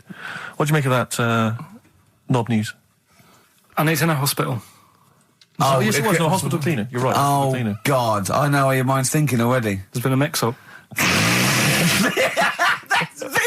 What kind of mix-up? I love that. What, some bloke's gone in, some lesbian's gone in, wanting a sex change. She's got a carrot for a cock. Bit of stew and steak. Stew and steak. Finally, White Van Man, what do you make of the fact that Sainsbury's are bringing in square tins? Is that a concern for you? Is that true? Apparently so. Why? Dunno. Like it's easy to stack. This is what the guy in the Sun has said. That should be interesting. That should be his comment on Sainsbury's are bringing in square tins. Is that should be interesting for meatballs.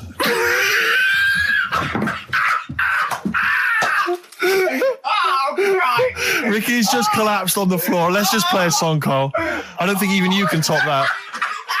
Cooper Temple Claws. Who needs enemies? Good question, lads. Nobody. Well, anyway, right, so it doesn't matter. I think I'll go off and do some prep, right? Yes. Do some research for Saturday. Found one of Suzanne's magazines, right? Flicking through, because there's always interesting stuff in there. There was something about swingers. Right. I was like, what's all that about? Yeah. And it had an interview with some people talking about, you know, how they sleep about a bit. Yeah. And I thought, if my wife looked like that, I probably would. Because there was a few pictures of them and they were all pretty ugly. Yes. I thought, right. So I took that in, soaked that up, thought, there you go. Carried on reading. There was a bit in there about how women still have crushes, right? Yes. And the woman was going on about how she's 38, right? But she still fancies Chris Martin from Coldplay. And, you know, even though it'll never happen, she's still got that little bit in her head that thinks one day she'll leave Gwyneth, right? And end up with her, right? Right. Anyway, so I'm thinking this is a bit boring, but I'm flicking through it all. And, Is this a Rockbusters clue? No. Right. And I read further on, right? And, she said, you know, I like to go out with my mates, and we come up with lists in pubs of people who like, oh, you know, they'd be nice to go out with. She also came up with a list of unlikely lost objects, I think she called them. Yeah. Guess who was in that list? Ricky Gervais. Think again. Karl Pilkington. Right. Next one. Johnny Vegas. Said, lanky co-writer. Rubbish. Lanky co-writer. What do you mean lanky co-writer? Well, do I need to say any more? He said... Hang on, wait a minute. Let's not talk about... I don't want you laughing at my expense. I'm an unlikely lust object. Yeah, but yeah, what was it called? The list? The unlikely lost object Yes. list. You were in there, right? Who else was? Well, you weren't in there. Richard Madeley, Fine. Yeah. He's a good-looking guy. Alistair Campbell. Brilliant. Another handsome dude. What are you talking about? You think I'm ashamed or embarrassed about that? I'm proud of it. What magazine was it? I need to buy a couple of copies. It was. Need to get a t-shirt made. Yeah, and did she leave her number? Yeah. What magazine was it? I was just out of interest. I think it's called Red. Yeah, sure. Yeah. But now you've dissed those people that are putting themselves in their swingers because you've said they're ugly. So now we know what magazine it is. People are going to look at that. People are going to look at that poor woman, and they're going to know you think she's a hog. No, but I think they even know. Was there a picture of the woman who's drawn up the list of unlikely lust objects? Mm-hmm. What was she like? I wouldn't waste my time. Thanks, mate. I know you're on my side. I'm 30 now. I can only remember being off 2 times. Oh, his memory's going as well. You had some time off. And both of them were when I was at school. What's school? One when it was windy. Why did you have time off? Because it was windy. But to be honest, Carl, that lasted for 7 years. Your time off at school. Why did you have time off? Because it was windy. Were you windy, or was it windy outside? No, it was like when... Your auntie wasn't out the window, was she? When the winds were bad in the 70s, and my mum said, oh... Whoa. What? I remember space operas and flares. I don't remember the winds being bad in the 70s. Well, my mum just said, you might get blown into the road, so don't do that. She had so much faith in you, didn't she? As a human being. Is that why she got fired from the pie shop? I'm not coming in today, I might get blown into the road. God. The funny thing it was, right, Steve, they had this thing going at school, because a lot of people used to wag it back then. Used to what? Wag it, sort of not go in. Yeah. Right. And they sort of tried to make it interesting for you by giving you an education. a certificate if you did a full week. Reward for the rest of your life with achievement. That sort of carrot. And also, like, let you go home at 3 o'clock on a Friday. Right. If you'd done a full week and that. Yeah. So it was lovely weather all week. Then it just sort of changed on a Friday. And I got up and it was all windy. It's My always mum windy said, for Friday on Sunday, isn't it? don't, if you don't want, don't go in, because, you might get blown into the road and that. So I said, all right, then I'll stay off.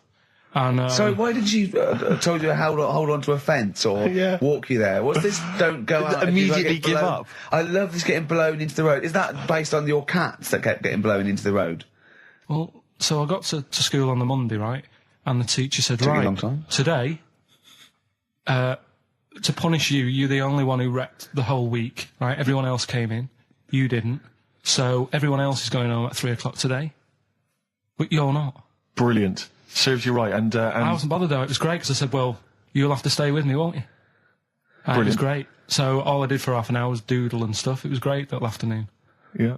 And that was ages ago. That was like when I was about 8. And that's one of the times I was off ill. Yeah. So it was, but that wasn't even ill. That was wind. Yeah. Yeah. So Right. he was one of my best mates. Was he really? Yeah. Seriously? Yeah. What do you reckon he's doing now? Do you still keep in touch? When my mum and dad were still in Manchester and they had a butty shop, he used to go in because the bookies was next door. I love the way you paint a picture. If you did this in your history exam, Carl, you will walk it. Go on. So your parents had a butty shop. There was a bookies next door. Yeah, and he liked having a bit of a gamble, so he used to. I think he works for some insurance company. Do you think that his fiancée Beth knows he's got a gambling problem? Or that his 2-year-old son Lewis? No. Yeah, they live in Cheadle Holme. Hume. Cheadle Hume. He must be doing well. 'Cause He's still supporting the Blue Army and frequents the shrine on a fortnightly basis. Funny thing with him is, right, when I used to stay over at his house, and his dad was a copper, and I remember his dad came down and said, right, I want to see you two. I was like, oh God, what's happened? And got us round the table. And he said, do you know much about drugs? So we were like, what's all this about? So he goes, they're not good for anyone, they're stupid thing to get into. And we're like, yeah, we know. And he went, you know, do you? We said, yeah. He said, what's this then? And he'd found something in his bedroom, and it was a Skittle. What, the sweet? Do you know little sweets with the S on it? And Oh, really? Drugs. Yeah. So he said, well, yeah, it's a Skittle. Yeah, I know what it is. Oh, he was bluffing like that as a slang word. Yeah, he thought because he was a copper, he probably had to be down with all the terms and that. So we said, oh, it's a Skittle. And he said, yeah, I know what it is, but what's it doing in your bedroom? Oh. It was like, no, it's a toffee. So, would you like to start on your to Steve, because I've heard all these. Well, we won't do them all. Well, we'll start off with the Mr. Freeze. Tell Steve the story of Mr. Freeze. This is the first time he nearly died. This is the most serious of the lot, really. So, what it was, do you know, like, don't know if your mum and dad did the same thing, but, like, they do the weekly shopping on like, a Friday. Yeah. So when you got to Thursday, there wouldn't be much stuff left in the cupboard. It'd just be like, your Jacob's crackers and stuff like that. So when they'd been to the supermarket and they came back, I was like, what's that saying? Like a pig in... I loved it. It was like loads of food coming in, loads of biscuits. What is that saying? He nearly said pig in shit. Right. Is that the saying? Yeah. Right. So yeah, all this food comes in. Thank God he didn't. Otherwise he'd have been in trouble. That's true enough. Because he's culpable for our actions, because Exactly. he's the producer. So technically, that twat's in charge. Go on. Right, so anyway, there's loads of food, and I'm like, oh yeah, look at this, and chocolate biscuits, and, penguins and stuff. Bacon. And bacon. Just in case, you never know. So anyway, my mum and dad's putting the food away. Me and our kid are like, he's already grabbed something, gone back upstairs. It's like feral children. It's like a quest for fire. And then they run upstairs. What did he just sit under the bed, gnawing at some sort of pig's trotter? So I saw, do you remember Mr. Freeze Pops? I do, yeah. So they're kind of like popsicles, icicles. Yeah, but really long, like a foot long, right? Yeah. So I thought, I'll have one of them, so I grabbed it. Went for the nutritious stuff first. Absolutely. And like my mum and dad are putting this stuff away and what have you. And I rip it open and knock it back, right? Straight away, just right back like Swallow that. it straight away, yeah. But it went down the wrong way, right? What, down your shirt? So I was like, oh God, I can't breathe. And my mum and dad didn't even know what I'd ate. Do you know what I mean? I ate it so quick. Yeah. And I'm sort of tapping my mum on the back, going, and she's going, oh God, you know, he's choking again, because I was always choking. If it was one thing, I don't know if I've got like a small throat, but I mean, even Ricky knows I can't drink that much, can I? Yeah. Do you know, or eat pebbles. I'm not a quick drinker. I'd always, I think I'm scared of like swallowing stuff. Yeah. And it was like bottle tops and mint imperials and stuff. I was always choking on stuff. Oh, jeez. So anyway, she's going, oh God, what's he picked up on it now? Drop it. So, hit his nose with a stick. So I was going, I'm choking. At this point, my dad had I think he'd put his share away, you know, his food away, and he'd gone. His share, I love it. Yeah. He'd gone to watch like Winner Takes All or whatever in a lounge, and I was in the kitchen, and I was starting to I didn't care anymore. Do you know what I mean? I just got to that point where I wasn't struggling anymore. You just thought, I'm done. I just was like falling to the ground. And my mum's going, you know, get in here, I think it's serious. My dad comes in and sort of starts shouting at me, saying that's what you get for being greedy. He didn't even know what I'd eaten. Well, it was the moment to teach you a lesson, certainly. So he's there like that, and my mum's going, oh, look at him. And my lips were going purple, and my eyes were rolling into the back of my head. You look like Marilyn Manson. And so anyway, she grabbed me from behind and did that fireman thing. The Heimlich manoeuvre. Yeah.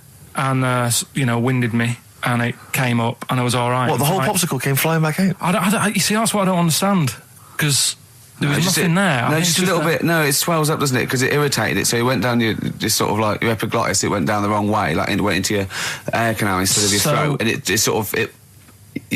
sort of spasms, and that's the. So there's some people dressed up on TV. They were dressed up as the characters. They had their sort of costumes. There was a guy I went to university with. I don't want to mention his name. Went into his room once. He's into that sort of thing. He showed me in his wardrobe. He had a full-size Star Trek outfit that his mum had made for him. His mum had made for him. But I wanted to say, well, A, you're taking this to university, but B, when are you going to wear that? Yeah. When are you ever in the mood to wear that? Well, you know, you never know when. You know, like on Apollo 13, wasn't it, when someone had measles or someone else got in. Sure. So you might go, oh, I can't believe it. Yeah. Can't believe it. The Enterprise, Uhuru can't make it. But it's the idea of that being, you know, I'm not one to speak, but it's that idea of that sort of being attractive to women. Because that's presumably generally when you're at university, when you're 18, 19, that's the reason you wear those kind of clothes, is to try and make a bond with someone, isn't it? Try and establish some kind of connection. Yeah. Saw a guy walking down the street the other day, must have been 18, 19, wearing on his t-shirt, it just had a picture and the words Star Wars Phantom Menace.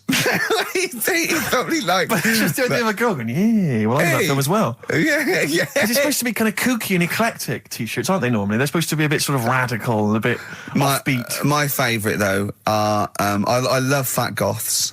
Yes. I really love fat Who are still goths. persevering with it, even into their 30s? I like fat young ones. I love fat 18-year-old goths. I really like them. They're one of my favourites. And I like 42-year-old goths Yeah. who, they're losing all their hair. They're just growing at the back. But, you know, I don't know what jobs they do, but their main hobby is looking like Nosferatu and wearing lots of silverware. That's one of my favourites. I think I mentioned to you before, I saw a girl on the tube, she had a bag, and she was quite gothy. She had a bag, and it sort of had like a Barbie's head kind of sort of defaced hanging from there, and loads of badges and tassels and little motifs and odd things, and she decorated the bag. And then had sort of things like, you know, legalise cannabis and ban the bomb, you know, and stop the war. Yeah. And I just wanted to grab her and say, you doing much about the war, or are you working mainly on the bag? Yeah, you spent most of the year you're filling in the petitions, are you doing the marches, or is it largely badges. the bag you're focused on? Oh, dear. I'll tell you another thing, that a fashion mistake that always offends me whenever I see it, is an Englishman of any age wearing cowboy boots. I had cowboy boots. I can't believe it. When I was 18, right, I went out and got a pair of cowboys. The cheapest. I mean, they were the only ones I could afford. Awful. Why? I mean, Was that 'cause they were you were like in- they were like clogs that came up to the knee. They were so uncomfortable. And why did you get them? Who was wearing them at the time that you thought they were cool? Clint Eastwood. Right. Okay. And I had cowboys. I put segs in them. What's sex? Which the little things you nail into the bottom. So they sort of clip-clop as you Clip clop, right. So I'm 18, right? Those tight jeans, so tight in fact, I thought I had to went to the doctor and I said my balls are aching, and I went off. I said I've got a pain in my epididymis and all this, which I was doing biology, and he went, your jeans are too tight, they're squashing your balls. Right? So I had cowboy boots, right, and pale ones, not even sort of like finished properly, sort of like just the raw sort of leather, cheap wooden bits at the bottom, segs, really tight Levi's, and a red sweatshirt with bullshit on it. That was a present. Just embroidered on? I looked pretty hot, baby. Oh yeah. Yeah, and I remember once as well, this was really embarrassing. I had leather jacket, and How old were you? Oh, this is embarrassing, 26, I think. And I just had a nice leather jacket, right? But I was bored one day, and so it's about 1986, 87. Yeah. 87, must have been. And I just painted on the lapel a little acid. And that didn't last. And were you going to acid house raves at the time? No, of course not. No. His Russian. Yeah, that was the Welsh fella. It was bloody awful, but not as bad as his Russian cousin, Ivan. Yeah. Go on. He had a fella doing some work for him, right? Yeah. This fella built his house. Yeah. After it was done, right? Yeah. The terrible fella was like, fella Ivan. He was going, oh, it's brilliant. You've done a good job there. Yeah. I don't want you to build another one like that. Took his eyes out. Just stopped him making an house like that. One? Blimey. That's bad, isn't it? Why didn't he take away his trowel? Then he could have seen, but he couldn't have built a house without a trowel. You can't build a house without a trowel. Yeah. I suppose he probably later thought that once he'd been nicknamed Ivan the Terrible. Yeah. He thought, why? Because you gouge people's eyes out. Yeah, but I didn't want to build another house. I know, but take his trowel away. What would I have been then? Ivan the Crafty at most. Exactly. Yeah. Ivan the Jealous. Ivan the spoilt brat. But yeah. Gout someone's eyes. That is bloody terrible. I'm surprised you're not called Ivan the... Do you know what I mean? You're going to get on in history like with Vlad the Impaler. Yeah. He's mainly remembered for impaling people. Yeah. He did a lot of other stuff. Did a load of great charity work he did. The impaling is the thing that's really gone down in history. When were you reading about Ivan the Terrible? No, it's just or Ivan the Terrible is the thing you remembered from this informative article? No, it was just little bits like that. Talking about him, there was a thing about someone who worked for that fella who painted the ceiling. Sistine Chapel? Yeah. There was a thing, a woman who worked for him in his house. And I love how you assimilate information when it's just bordering on the academic, or just the interesting and true. It's wonderful. Ivan the Terrible gouged someone's eyes out 'cause built him an house. That fella who painted that ceiling had a woman work for him. Imagine if you wrote that down in an essay. Imagine if you wrote that in a school essay. Well, you'd probably end up with not getting a grade, or thinking you turned up to more than you had. Exactly. Anyway, the woman who lived with... Yeah, the woman who lived in a shoe. Go on. Yeah, there was this woman who lived with him, and she used to, go out and do all this shopping and that. Yeah. But because she couldn't read or write, he used to have to draw everything that he wanted. Why couldn't he just tell her? I don't know. No, wait. That's an excellent point. Could she talk? Yeah, but if it's a big list and that, loads of different coloured paints. But why couldn't she draw on a piece of paper? Why did he have to do it? Because he's a better drawer, isn't he? That's the point. That's it. That is. We were just looking for the logic of the story. You found it. You've done it. Play a record. Do you believe in palm reading and stuff? No. Yes. Sorry, yes. Yep. Yeah, of course. Sorry, I forgot. Yes, of course we do. Mm-hmm. Right, well, there's a fella who, he used to do palm reading. Oh, yeah. But a lot of people, he found that when he went up to him in the street and said, do you want your palm reading? He was like, a lot of them were like, I'm a bit ashamed of my nails and stuff because they're a labourer or they're a cleaner or something like that. I know a lot of labourers are slightly embarrassed by their nails. Yeah. No, but... Yeah. So he if you look at my bloody hands, Reg.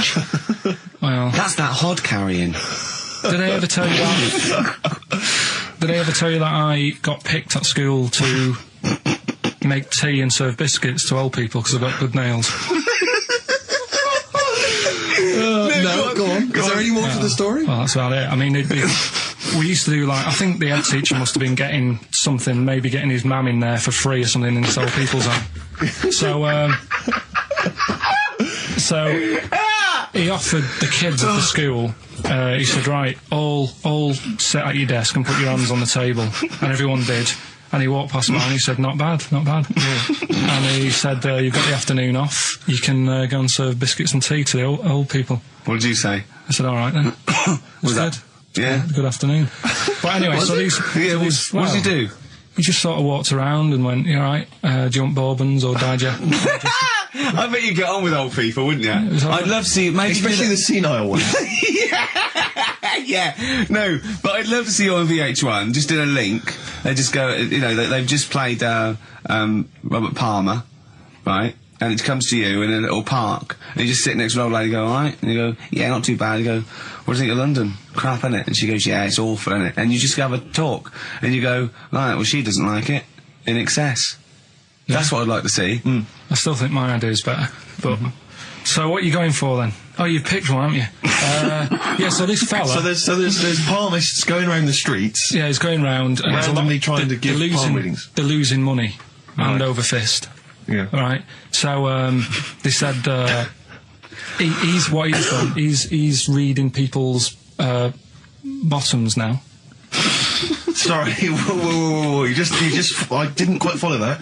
He was a palm reader, that wasn't making money, so now he's going up to people in the street and saying, can I see your arse? Basically, yeah. So from being a palmist to an arsonist? Well, they just, that's what he does. He said these same sort of lines and that you get on your hand, you get them on your bottom, and he can read them. Right. Yeah, he's not a pervert or anything, or making up as he goes along. No, that's it. That was that. So, if a man came up to you in the street and said, can I have a look at your arse? Can I read your arse? Well, do you know what happened to me on the way in? Go on. A homeless person called me a dickhead. How did he know? Do you know him? Is that why? He's like the local big issue fella. Oh, yeah. Yeah. And he knows me. He sees me walking up and down the street. Oh, that's how he knew you. Right. So, so normally I have a bit of a chat with him and that. And I walk past him. And, you know, I can be a little bit cheeky with him because I've been cheeky with him in the past with stuff. You pinched his arse? No, just, you know, saying stuff like, God, you're always there. I mean, you got home to go to and stuff like that. Yeah, just breaking the ice. No, he knows, and he'd laughed at that, right, last time, so I thought I can be a bit cheeky, right? So he goes, do you want a big issue? I said, no. He said, come on, I've got loads of them, right? So I sort of said, when I was a kid, and I used to do a free paper around the free papers one. I said, just put them in the bin and go home. Right? And he went, yeah, but how am I going to get any money doing that, you dickhead? You see, I can see his point. He is homeless and having to sell newspapers to get 50p or a quid or whatever. Yeah, and sometimes I treat him, right? And today I didn't have any money. I had a takeaway last night and I normally give them a quid. And I felt bad not being able to do that because I didn't have any money on me last night. Right. I couldn't look him in the eye. Did you explain this to the homeless person, the traumas of the takeaway without the tip? Did you explain that, you know, you've had it hard as well? I go, look, you don't I had food delivered to my warm flat. Yeah, it was a nightmare. You don't know what that's like. You don't know what the trauma is because you can't have food delivered to your flat because you haven't got one. So please don't look at me like that. You should have said. But most people ignore him. At least I gave him a bit of acknowledgement and sort of... took the mick. Yeah. I didn't think I was just being friendly. No, I know. You got to be careful with the homeless because this is true, and you know when the clocks went back recently, so you got an extra hour in bed. Yeah. And I was at Cash Point with a friend of mine, and there was a homeless person sat by the Cash Point, and you know, we would get some money out, and she said spare some change, and my friend said, he's a bit awkward, he's just trying to make conversation with her. He went, clocks go back, extra hour in bed. Oh no. I gave her £2. I felt so bad. He didn't do it intentionally. He didn't realise what he'd said. Just making conversation. It's tricky making conversation with the homeless because there's so many areas you've got to avoid. You know, what was on the telly. Yeah. you know. Although I get recognised by homeless people and think, are they? I don't know where. But you've got to remember that's very much your demographic, Rick. Yeah, You know, people who watch TV through the window of Dixon's. In Dixon's. Yeah, there was Ricky Gervais is on. Yeah. Pop the telly on. They can smell the alcohol on you. They think you're one of them. TV illusionist Darren Brown. Oh, yeah. Yeah, he's bought a new pad. Yeah. And he just came around to tell me about it. Yeah. And it's interesting because Somewhere to keep his guns. Exactly. And he I can never know kind of how much, you know, he's just playing with your mind, experimenting. But he was telling me about the place, and They apparently say he loves you? he's got a B-day in the house. Now, we were discussing B-days because Never understood that. I've never got my head around it. To this He's day, not meant to. Well, no, but I don't think I've ever met anyone who's used a B-day. Oh, Darren Brown does. He's known as the cleanest arse in Modern Magic. Yeah. Shiny arse, they call him. But we were chatting about it, I don't really know, to be truthful, I don't really know how you use them. I don't know. Well, I assume you just sort of go over it and let... But do you face the wall with your knees on the tiles, No, or do you I face think away you from the wall? No, it's sort of like you just... I don't... And no. you know it's got the little Do you nozzle. sit on it, or do you sort of hover above it? Do you I hover feel- over it and just splash things onto them? No, it's a little jet, isn't it? It does it for you, doesn't But it? is there a jet? This is what I'm wondering. Is there a jet it's of water that it's goes up the crap? It's like it's a drinking fountain That's you used just to what have I'm in school. thinking, yeah. Which I remember Mr. Mellows used to embarrass himself every time. I go, no, he's them in the playground, Mr. Mellows. Yeah. It's not a B-day. We're not at your French, cottage again. yeah. I don't. B-day sounds French. Well, I'm assuming it's French. After, they're probably so embarrassed about just sort of like squatting over a hole. Yeah. They go, well, at least we can clean it. Are they? Because I haven't been to France for years. But are they still persevering with the They're public still toilets, going just with the it. hole in They're the still ground? got. I mean, I think they have got. Has a single Frenchman travelled anywhere else in the world? Yeah, and goes, seen that now? This you is can actually uncomfortable. I know. My trousers go You go down to that. Delhi, and I think there's proper decent porcelain. I know. I can't believe it. I think they have got the flush ones now, mainly for the tourists. Sure, yeah, But I've yeah, never yeah. really understood that. But it's not. You don't go in. It's not like because they're literally crapping into an open sewer, aren't they? That's the French approach to the public lavatory. Do they have the bidet next to the hole? No. The toilet is a toilet, isn't it? Right. But it's just like. It's sort of like it's like going in the bottom of a shower with a big hole at the bottom. But I don't And know. do you use? I mean, again, not wishing to get graphic, but do you use the bidet instead of the toilet paper? Is it used in conjunction with or I mean, instead do of? you know what? I've honestly never used a bidet. Because it's not but- really a working class thing, is it? The bidet. No, but well, it sort of came in with sort of like purpose-built houses, didn't it? They sort of like shot up all over the. No pun intended. All over the sort of 70s. You know what I mean? It was like in salmon pink. There was toilet, sink, and bidet. Yeah, we won't yeah, be using the bidet. Exactly. Fill it with ice. Put some beer in that. Yeah. Because Yeah. none of my friends washes their arse. There are people who refuse to touch their, the hole with the hands, and they only use a bidet. So if they're at a party and there's no bidet, Well, Carl doesn't like feeding his bollocks for cancer because he says he doesn't like the texture of them. sure. Well, so he'd probably love a bidet if he didn't But are have to there go. kind of upper class women who just waddle into the dining room in sophisticated trousers around their ankles, going, "Where's the bidet? It's filthy." Where's the bidet? I don't know what We was- use the paper. The what? I think the fish was off. I'm going berserk up there. Get me a bidet. Yeah, one of you lie on the floor. Or I am climbing into the sink and turning the tap upside down. It's the only way I can do it.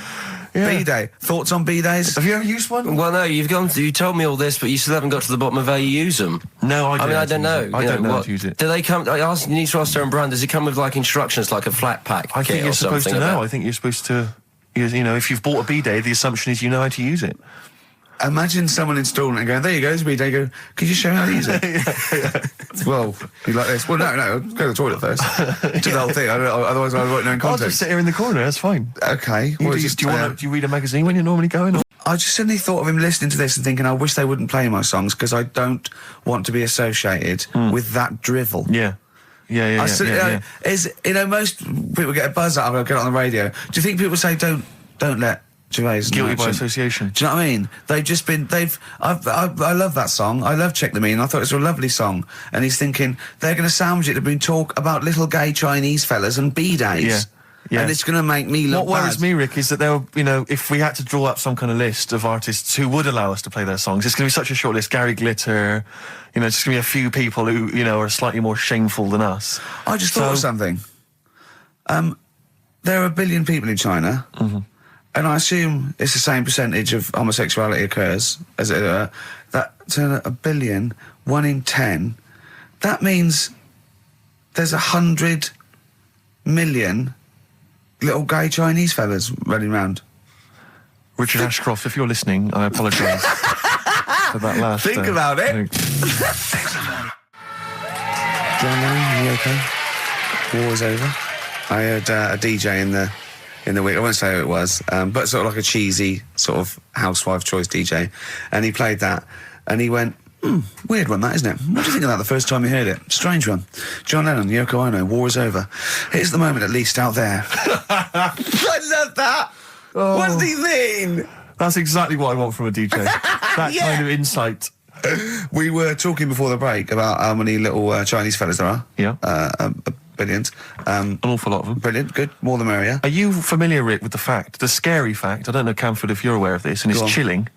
I don't know where I've heard this from, but apparently, and this is kind of legend, I didn't just make this up, this is well known, that if all the Chinese people in China, right, no, come on, if they all jumped up and down at the same time, apparently, this is what they say, apparently it would cause a tidal wave that would wipe out America. That would destroy America. I love the idea of coordinating that. Brilliant. Well, I like the idea, firstly, they don't need weapons of mass destruction, they don't need nuclear weapons, because they got that threat They can't constantly. have on that, you can't count a tidal wave as a weapon of mass destruction. Or jumping. Tony Blair could send in sort of people, you know, UN people going, look out for anyone jumping. Exactly. You know, all they need is an immense sort of skipping rope. Oh yeah, once a little fella in Japan holding one end, a little fella in Russia holding the other, Exactly, yeah. and they go on your marks. You'd have a lot of coordination over that one little. Maybe like someone like Mr. Motivator, kind of coordinating it all from the top of the wall, sort of looking down. The Chinese equivalent. Yeah. That's right. Yeah. That would be because I think that's why they built the wall. I think that's why they built the to Great jump Wall. off the wall. Exactly. They just climb on that wall. That's the way it's done. That's the threat. And that's why America started the space race, because you can see it from space. Exactly. So they go. They're up there monitoring constantly. This is Eagle to Houston. There's lots of little Chinese fellas about to jump. Yeah. This is Houston. Are they wearing them? We just need to confirm they're Chinese. Are they wearing those? Are they wearing those comical hats that look a bit like a lampshade? They Yes, are. They are. We just have to confirm they're Chinese. One of those stupid lateral thinking problems. We maybe should give an example of the. sort of genre. Romeo and Juliet. Right, Romeo's asleep on the bed. Juliet's on the floor, covered in water and broken glass. What happened? And you ask all these stupid questions, and it's Romeo's a cat and Juliet's a goldfish. Again, Awful. What am I thinking? Yeah. Yeah, go on then, Carl. Right, Yeah. there's a bloke lying on the floor, right? He's cut his head, blood's coming out of his head, and all his mates come running up, and they're all stood round him. Yeah. And they don't take their hats off as a mark of respect. That is outrageous. Why didn't they take their hats off? I'm laughing, but it's probably as good as the real absolutely. ones. A bloke's fallen with his... Yeah. He's lying on the floor. Yeah. He's dead. Yeah. His mates come running up. Was it important that his head was cut? I don't know. I mean, Would it have been okay if he'd have been wearing a hat? He wouldn't have been dead if he was wearing a hat. What's your answer? No, you're meant to answer a question. You don't just go, what's your answer? You say, where's the turn? So you go, no, and I have to guess. It's obviously like sort of motorcycle stunt team or a parachute. Why didn't they take their hats off? Because they're probably still on the motorbikes or something, or... Well, yeah, but if you mark a respect to someone, you could take your helmet off. I'm getting angry. What? They're parachutists. Why couldn't they take their helmets off? Because they're still coming down from the sky. But he's on the floor dead. Well, yeah, but they can look down and see him on the floor. Are they on the floor, Carl? They're on the floor as well. They're walking, are they? Yeah, well, they sort of stood there looking at him. They're stood there. Yeah. They're stood on the floor looking at him. They're soldiers. Why? But why? Because it might be in a battle zone. They might have their helmets on, and he's been shot in the head. No. Well, that does work. You see, this is my point. That one works. That one works. Unless you give us a piece of information where that doesn't work. What's the difference? Why is yours different to he's been shot in the head in the trenches, and they're looking at him and they keep their helmets on? I just don't think it matters as much. If they're in the trench, they're already guarded a little bit, so they could take their hats off. It's the best mate, for God's sake. Okay, he's dwelling on this. Are they normal hats? What kind of hats are they? The answer. No, don't get ratty. What kind of hats are they? Baseball hats? If I told you what sort of hats they are, you'd have the answer. Wow. Okay, I've got to guess what sort of a hat it is then, have I? Right. Is it a trilby? No. Is it a bowler? I know what it is. What? They're spacemen. No. Oh, that's a good one. That one works as well. This is my point. I like that one a lot. It works. He's fallen on the moon, and not that the moon happened. It was set up, wasn't it, in the studio? We know that. Yeah. Okay, Carl. What's your answer? builders on a building site. Why is that different to soldiers? Because bricks don't fall in wars. But bullets fly. God. Bless him. Did I ever tell you about my Uncle Alf? No. He wasn't a proper uncle, right? Right. But he was just he an aunt? one of me dad's mates and that. And he was getting on a bit. He must have been about, 60, which is pretty old when you're younger and that. And he was the same. He used to always wear a suit and that. But he was never in good nick. It was always like a rough suit, but it doesn't matter. He's still, making half the effort and that. Yeah. And he used to sleep in a dinghy. Right, my Uncle Alf. What? In his house? Yeah. Why? Well, in a flat, he's in like a little bed set. Because he only had a little bed set and he was into boats and stuff. So he had this Two dinghy. birds with one stone. Had this little dinghy, had a little flat, thought, well, it's tight space and that. He had a dinghy as a bed, and he had 2 tellies, right? He had 2 tellies, one that the sound worked on, the other one only the vision worked. So if you wanted to watch a programme, You had to turn both on. put them both on like BBC One, turned one up and watched the other one. Wow. That's extraordinary. From his dinghy? Sat in his dinghy. That is brilliant. It was an inflatable dinghy, it wasn't like a wooden. Yeah, an inflatable one, yeah, big inflatable Did you one. ever go around and visit him? Yeah, now and again. Was it weird seeing a 60-year-old bloke in a suit in a dinghy inside watching 2 tellies? It's weird out at the time, I thought. Which of the TVs stopped working properly first? I mean, did he... let's say the sound went on one of them. Yeah. Did he carry on watching the other one, hoping that the other one was fine? No, he went and got a new telly, and then the vision went on that, and he went, oh no. He went, hold on though. Wait a minute. I've got another telly in the wardrobe that I haven't used it. But Carl, what's the story? That I haven't got me exam results from the GCSEs. He never turned up to get his exam results. I was working. And so, how many did you take in the end? Because you weren't even sure about that, were you? You think you took maths and English, don't you? Yeah. And you think you've handed in the artwork for art, don't you? Now, art was continual assessment, wasn't it? Coursework. And what was the you made? I made a man sort of putting his arms into a car. You've made a model of a man putting his arms into a car. What was this? So Sort of that like- one's passed. Was We that can this take this is a aside. homage to break-ins in Manchester? Was this? What was this? Oh look, he does what he sees. Yeah. So you've what's got that. That's safe. You definitely got that one. So you've taken art, you've taken English and maths, you think? So this is what we're going to do, listeners. We're going to try and find out his exam results for him and tell him next week. Live on air. We're going to call his school, we're going to try and track him down, and we are going to have a little envelope, and we are going to give Karl, at the age of 29, his O-level results. GCSEs, yeah. Now, Carl, so you took maths. Yeah. You think you took English. Do you remember turning up to do those? Do you remember sitting in the room filling in the forms? Yeah. Okay. And how did you feel you did? I don't think I did well. You don't think you did well? Did you revise? No. Why didn't you revise? Because I don't really believe in it. Okay.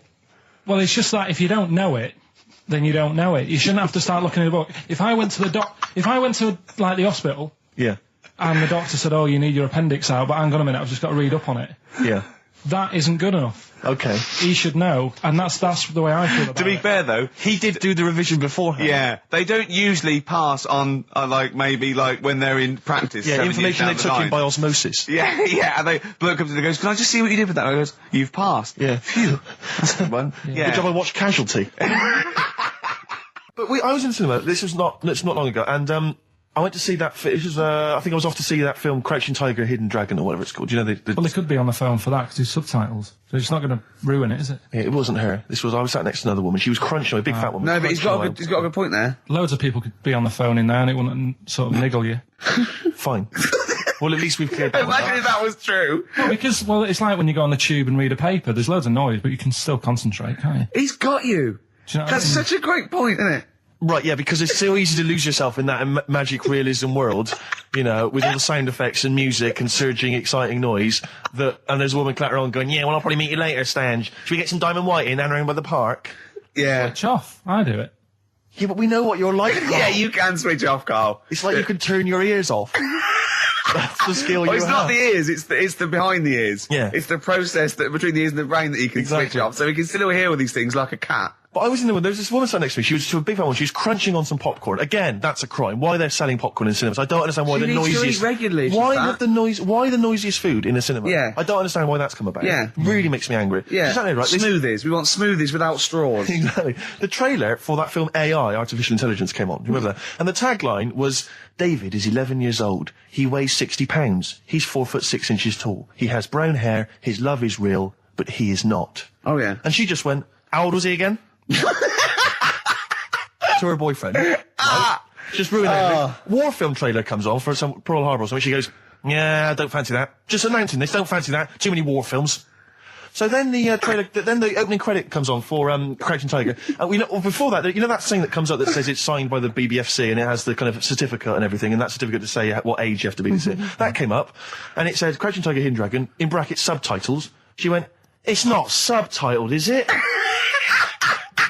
I thought this was the most famous foreign film for years. It won Oscars. It was a huge film. Everyone knew it was foreign. She goes, it went, and so the credits begin. It says Crouching Tiger, Hidden Dragon. She went, stupid name for a film. What? She just She wanted paid it. to see it. She was with her boyfriend. So then it starts, right? And obviously it's in Japanese or Mandarin or something. She's like, yeah, and they're all talking in Japanese. Japanese or Mandarin. Whatever it is. So they're speaking in this, Japanese language, Oriental language. And she's going, don't they sound stupid? Don't they sound stupid? She was going, and then the subtitles come up, and it's quite a weird kind of strange language they're talking. And she was going, can't make the subtitles out either. It's both gobbledygook. Just wittering on every step of the film. I totally agree with you, but what I like in your telling of it, I know you're getting quite I'm emotional. genuinely livid. But she went Mandarin or Japanese, some Oriental language. And Well, I don't know what else. It's a strange language. It's a strange language. Well, anyway. Oh, dear. So then I moved. I climbed over several seats, made a big huff of, make a big show of moving. Yeah. Sat next to a guy on the phone, just chatting on the phone. Oh, I'd have gone mental at that. So now I hate that film. I didn't enjoy it. I don't like seeing it. I don't want to even think of it. It's subtitles, isn't it? Well, rubbish. That's why I get videos.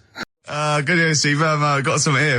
Brought in. It's just a normal soup. It's Rooster's Pride. What flavour soup's that, Steve? Oh, I know you brought that. It's all it's a genuine article, and it's cock soup. Thanks. Can I have a close look at that? Maybe there's some more humour I can draw. What, you want a closer look at my cock soup? Just a cock soup. Let me just. It says here delicious, appetizing. 3 to 4 servings. Because you know what I'm thinking of when you're talking about the soup. I'm thinking of innuendo. I'm just thinking of a man's cock. Penises. Yeah. Let me just. It's the darkness. Use Rooster's Pride cock soup as a snack with crackers or toast. Still thinking of a normal knob. An appetizer, again, or a soup base. That doesn't really work as an innuendo. No, that's disappointing. We'll work on that, though. On XFM 104.9, I'm Ricky Gervais, with me, Steve Merchant and Karl Pilkington, and a few new characters, Steve. I can't believe As that. I said, I know you love Moyles and his sort of wacky stuff, and Chris Moyle, Edmonds, one of the greats, and Edmonds, and just all well, I'm going to go along the same sort of vein. I've got a couple of. Can I show you one? I'm excited. Okay, well, it always starts with a sort of doorbell. Okay. So it goes, ding dong. I go, oh no, hold on, Steve, hold on, Karl. Who's that at the door? Yeah. Hello. Oh, hello. Oh, look, it's Camp David, the right queer gay. Oh, hello. Hello, you look all gay today. Is that because it's nice weather? Oh, no, that's not what it means. Oh, have you got a girlfriend, Camp David, the right queer gay? No, but I've got a boyfriend. Oh, bye. Right. Oh, ding dong. Oh, it's another one. Another comment. Hello. Oh, look. It's Holy Fuck, the little funny Chinese fella. Wait, that's his name, Karl. That's his name, Karl. Karl. Hello, Holy Fuck. Harold. Yeah. Right? Yeah, that's fine. Mr. Fuck, you can call me Holy if you want. No, I'd prefer to call you Fuck. Yeah. Right? You're right. Nothing wrong with this so far. No. Have you got a girlfriend, Mr. Fuck? Achoo. Oh, you haven't got that SARS, have you? Yeah. No, that's my girlfriend's name. See? Yeah. Oh, just before you go, Mr. Fuck, I've got two things here. I've got a nice Trilby hat that you could wear, or I've got a little lampshade. Right. Which one do you want to put on your head and walk around? I presume the Trilby. No, but it's not. No. Yeah. Lampshade. Lampshade, of course. Bye. See you later. Yeah. I thought they were genius. Can I be honest? I'll be honest. I thought they were brilliant. I thought they were. You didn't steal them off Chris. No, they're original. They're original Sometimes characters. Chris Moyles has done stuff as good as that. I know, yeah, I know, but no, these are all mine. So there you go. We'll be hearing more from Camp David, the right queer gay, and Holy Fuck, the funny little Chinaman. What? All right, Carl. Yeah. Is that your sort of humour? It might not be your sort of humour. You just should have run it past me before you did it. Yeah. What one are you worried about in particular? The not Camp David. Well, say his name. No. Say his name. Which one? I don't know which one you mean. The Chinese fella. Well, I forget who that was. What was his name? I can't remember. Well, if you can't remember, it can't be that good, so we'll leave it. We won't do it again. Right?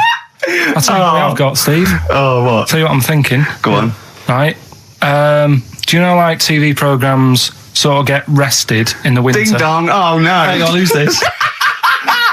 Oh, go on. Hello again. Not now, Mr. Fuck. We're talking. Bye. Is that Holy Fuck again? Yeah. Okay, Carl. Look at Carl's face.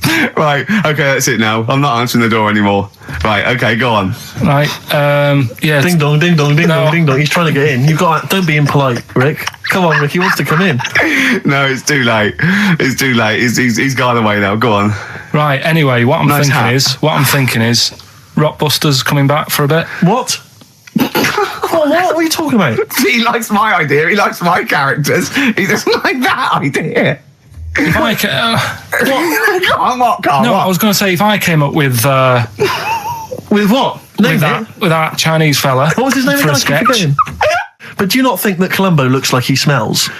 Would you imagine he smells a bit? He's a brilliant detective. Well, he's got that dog and he smokes cigars, so I imagine he smells. I reckon he stinks. I reckon he doesn't clean his clothes enough. Oh, I think he has. I think he gets up and washes, but I think he puts on a he's too crumpled absent-minded. I think he's too busy thinking on solving crimes and stuff. What do you think? Do you think his wife makes him clean his pants now and again? I think they're quite a bohemian couple. I'm not sure she's really interested in that. I think she's got her own mind. Maybe she's a painter or something. No, maybe she's losing it a bit and he's a bit embarrassed by it. Yeah, that could be the truth. And she's probably incontinent, so while she's ironing his trousers, she just all over them, and he goes, oh God, she's shatting my pants again, I gotta wear them out. Yeah. Yeah, so that's what... Oh, ding dong! Who's that? Who's this? Oh, hello! Oh, look, it's David Gray, the bent piano player. Oh! Alright. I thought it was going to be Columbo. That would be a joy. Ding dong. My wife loves you. No. Harold, I don't believe it. Look who's turned up, Carl. Let me see what we've got here. Is Dickie Anderson called in yet? Sadly, nothing from Dickers. I think I might make him one of my hilarious sort of comedy characters. What do you think he would sound like? What would he sound like? It's sort of probably like that, I think. Ding dong. Hello. Hey, it's Dickie Anderson. I can't believe it. Your show's rubbish. Something like that? I mean, I think you should work on them perhaps before You're saying there's not a lot of substance these I'm guys? just saying that, once the novelty of the doorbell has worn off... I don't think you understand comedy on radio, Steve. I'm not sure I do, to be honest.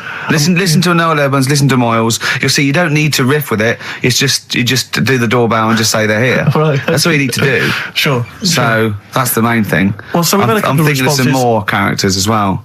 We'll keep working on those. Yeah. Marcus has emailed. He says no to Rockbusters. He hasn't heard it, but it sounds rubbish. Believe me, you couldn't be more right. Well, does The Office sound good as a title? All right. This is someone else. Don't bring back Rockbusters. Please, can we have more Holy Fook? You're not pronouncing it right, Steve. I know. I was just a bit edgy there. It's Holy Fuck, the little Chinese fella. Holy Fuck, the little funny Chinese fella. Ding dong. Oh, who's that? Oh, it's a posh bloke who doesn't care about poor people. Hello, posh bloke, what are you doing? I'm in my Rolls Royce and I don't like the homeless. Oh, posh bloke, don't be a... You want to do the satire? That is satire. Yeah. There's nothing like it. It's political as well. I'm getting in there's political so many. Don't even begin to show off. I was showing that some foreigners are funny. I got in the fact that, like, if you notice that Chinese people wear different hats to us. Yes. So that's political in a sense. Yeah. So, if I'd have done a character called Tourette's Boy, friend of the little Chinaman, and it went ding dong. Oh look, it's Tourette's Boy, friend of Holy Fuck. you'd have been annoyed. Do you know what I mean? Oh, who's your mate, Duret's boy? Holy fuck. You'd have been annoyed, wouldn't you? Is that a character from Lenny Henry's show? I can't remember whether it's Chris Moores or Lenny Henry. Yeah, one of them. Back to form there, Oasis, and Little by Little. This is XFM 104.9. I'm Ricky Gervais. Who are you? My name's Steve Merchant. Good to see you. Thanks. With us, the producer in the studio is Karl Pilkington, and he'll be doing the buttons. Yeah, you made a good effort there, but once again... Got bored. Words of your enemy, Rick, and they defeated you once again.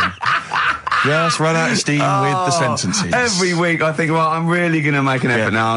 I've chosen some records. Yeah. That's it. That's it. That's as far as it goes, isn't it? Yeah. Maybe you should write out what you're going to say at the top of the show. Write that out. Get a nice big crayon. I like to keep a little bit of, a little bit of something, a little bit of spark, a little bit of liveliness to it. Sure.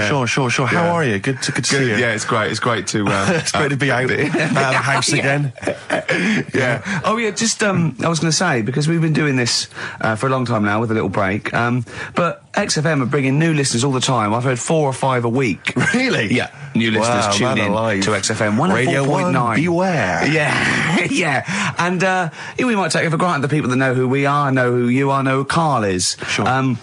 Now, if you if you're a regular, then you know exactly who we are. But for those of you who don't, I'm Ricky Gervais. Ricky Gervais, a BAFTA award-winning actor and writer. Steve Merchant, all those. Friend of yours. Yeah. And this is the important thing, Karl Pilkington. Absolutely. Our producer. I say producer, he was the bloke who was lumbered with a job. When I said, listen, I used to run the desk in the old days when I was like, I used to press the buttons and run the desk and everything. And now I said, listen, I've been on the telly, I do not press my own buttons.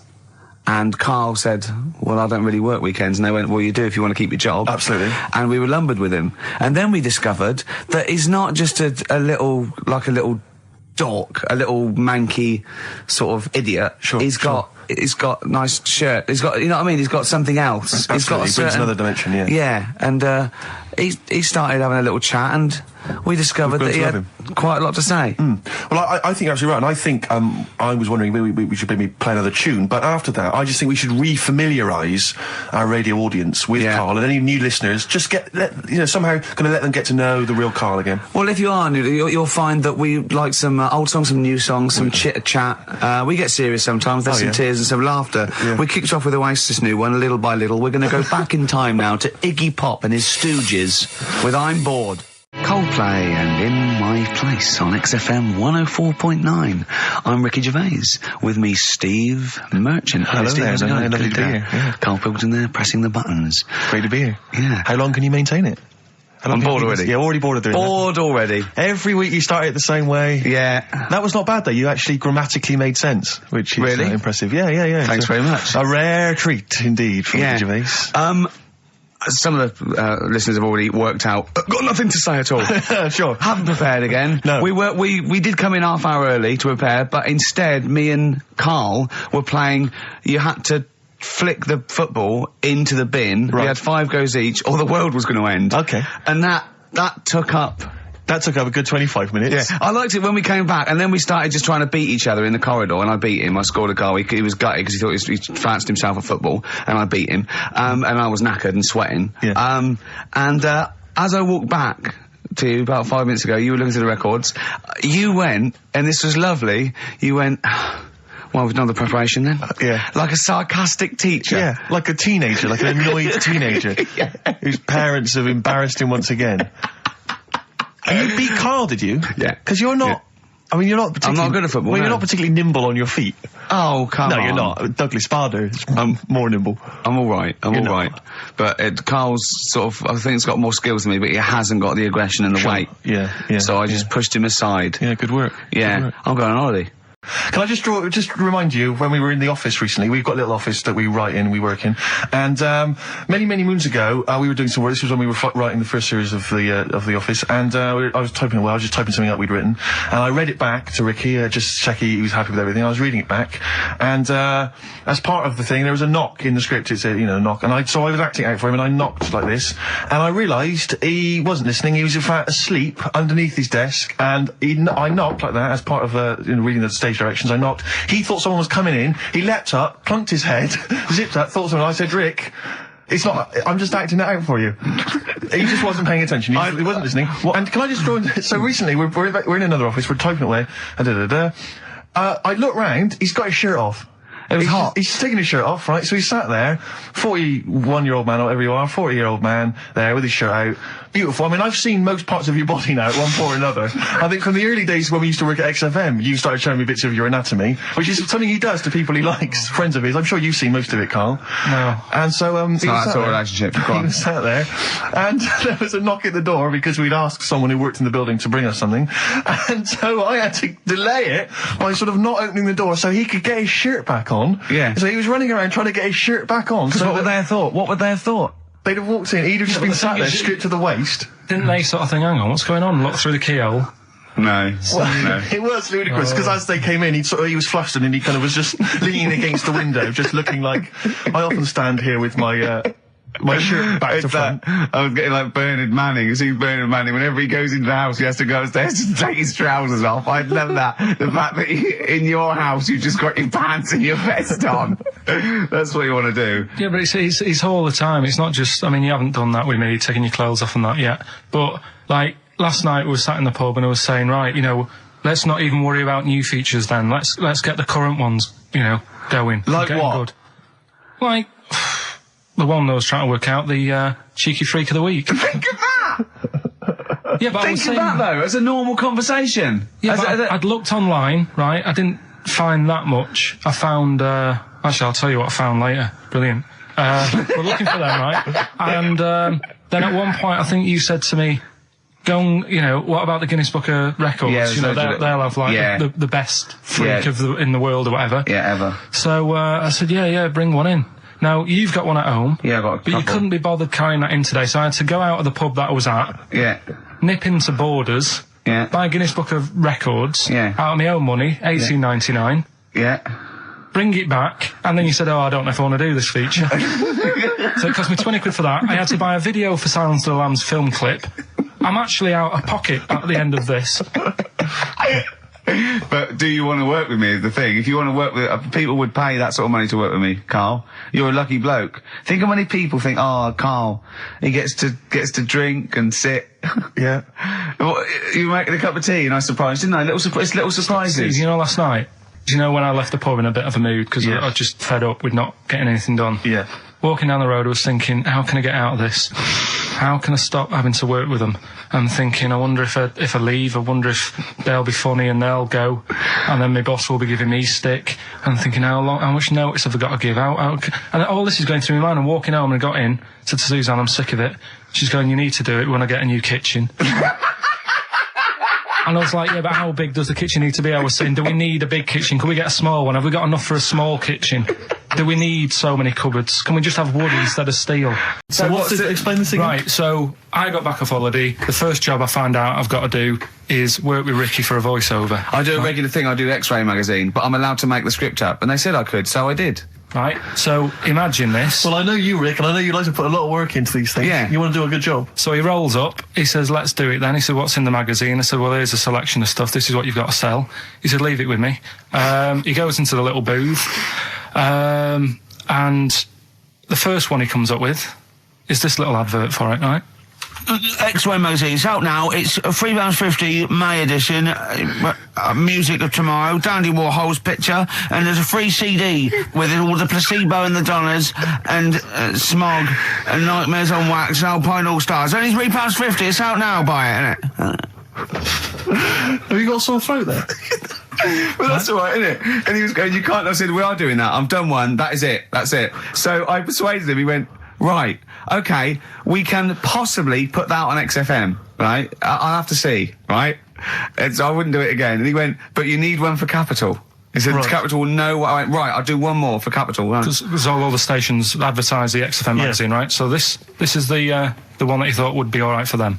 Ooh, hello, you loonies in Radioland. Dr. Frog here to tell you about the new edition of X-Ray magazine. It's out now and it's only £3.50. You've not heard of it? It's a great music magazine. And you get a free CD featuring bands like Placebo. They wear makeup, but leave them alone. Gold Chain, Smog, OK Go, The Donners, and all great bands that you'll love to... Froggy here, hello. Bye. Ribbit, Froggy says bye it. Oh, well. So then, he says, that's it. It's You good had to your see, money's is worth. Dr. Frog still on there? He's still on Classic. I said, that isn't going to go out. You're not going to be happy with that. He said, you've had your money's worth. I'm going. Yeah. So I'm left with that. I then have to get the bosses in. And because I've let him go, in a way, it's my responsibility. Yeah. So I've obviously thought I've got what I need. I had to play them to the MD. What did he say? And justify. Well, I was sort of thinking if I laugh, he might go, well, I don't get it, but he finds it funny. Oh, brilliant. Well done. So I was laughing, he was sort of thinking, you know, Excellent. is that it? Brilliant. When do they go out then? I think one of them's going out at the moment. Excellent. I think the first one's going out. Brilliant. Well, let's play a great track then. Is it Dr. Frog? I'd like to see Dr. Frog feature maybe on our show more often. Okay.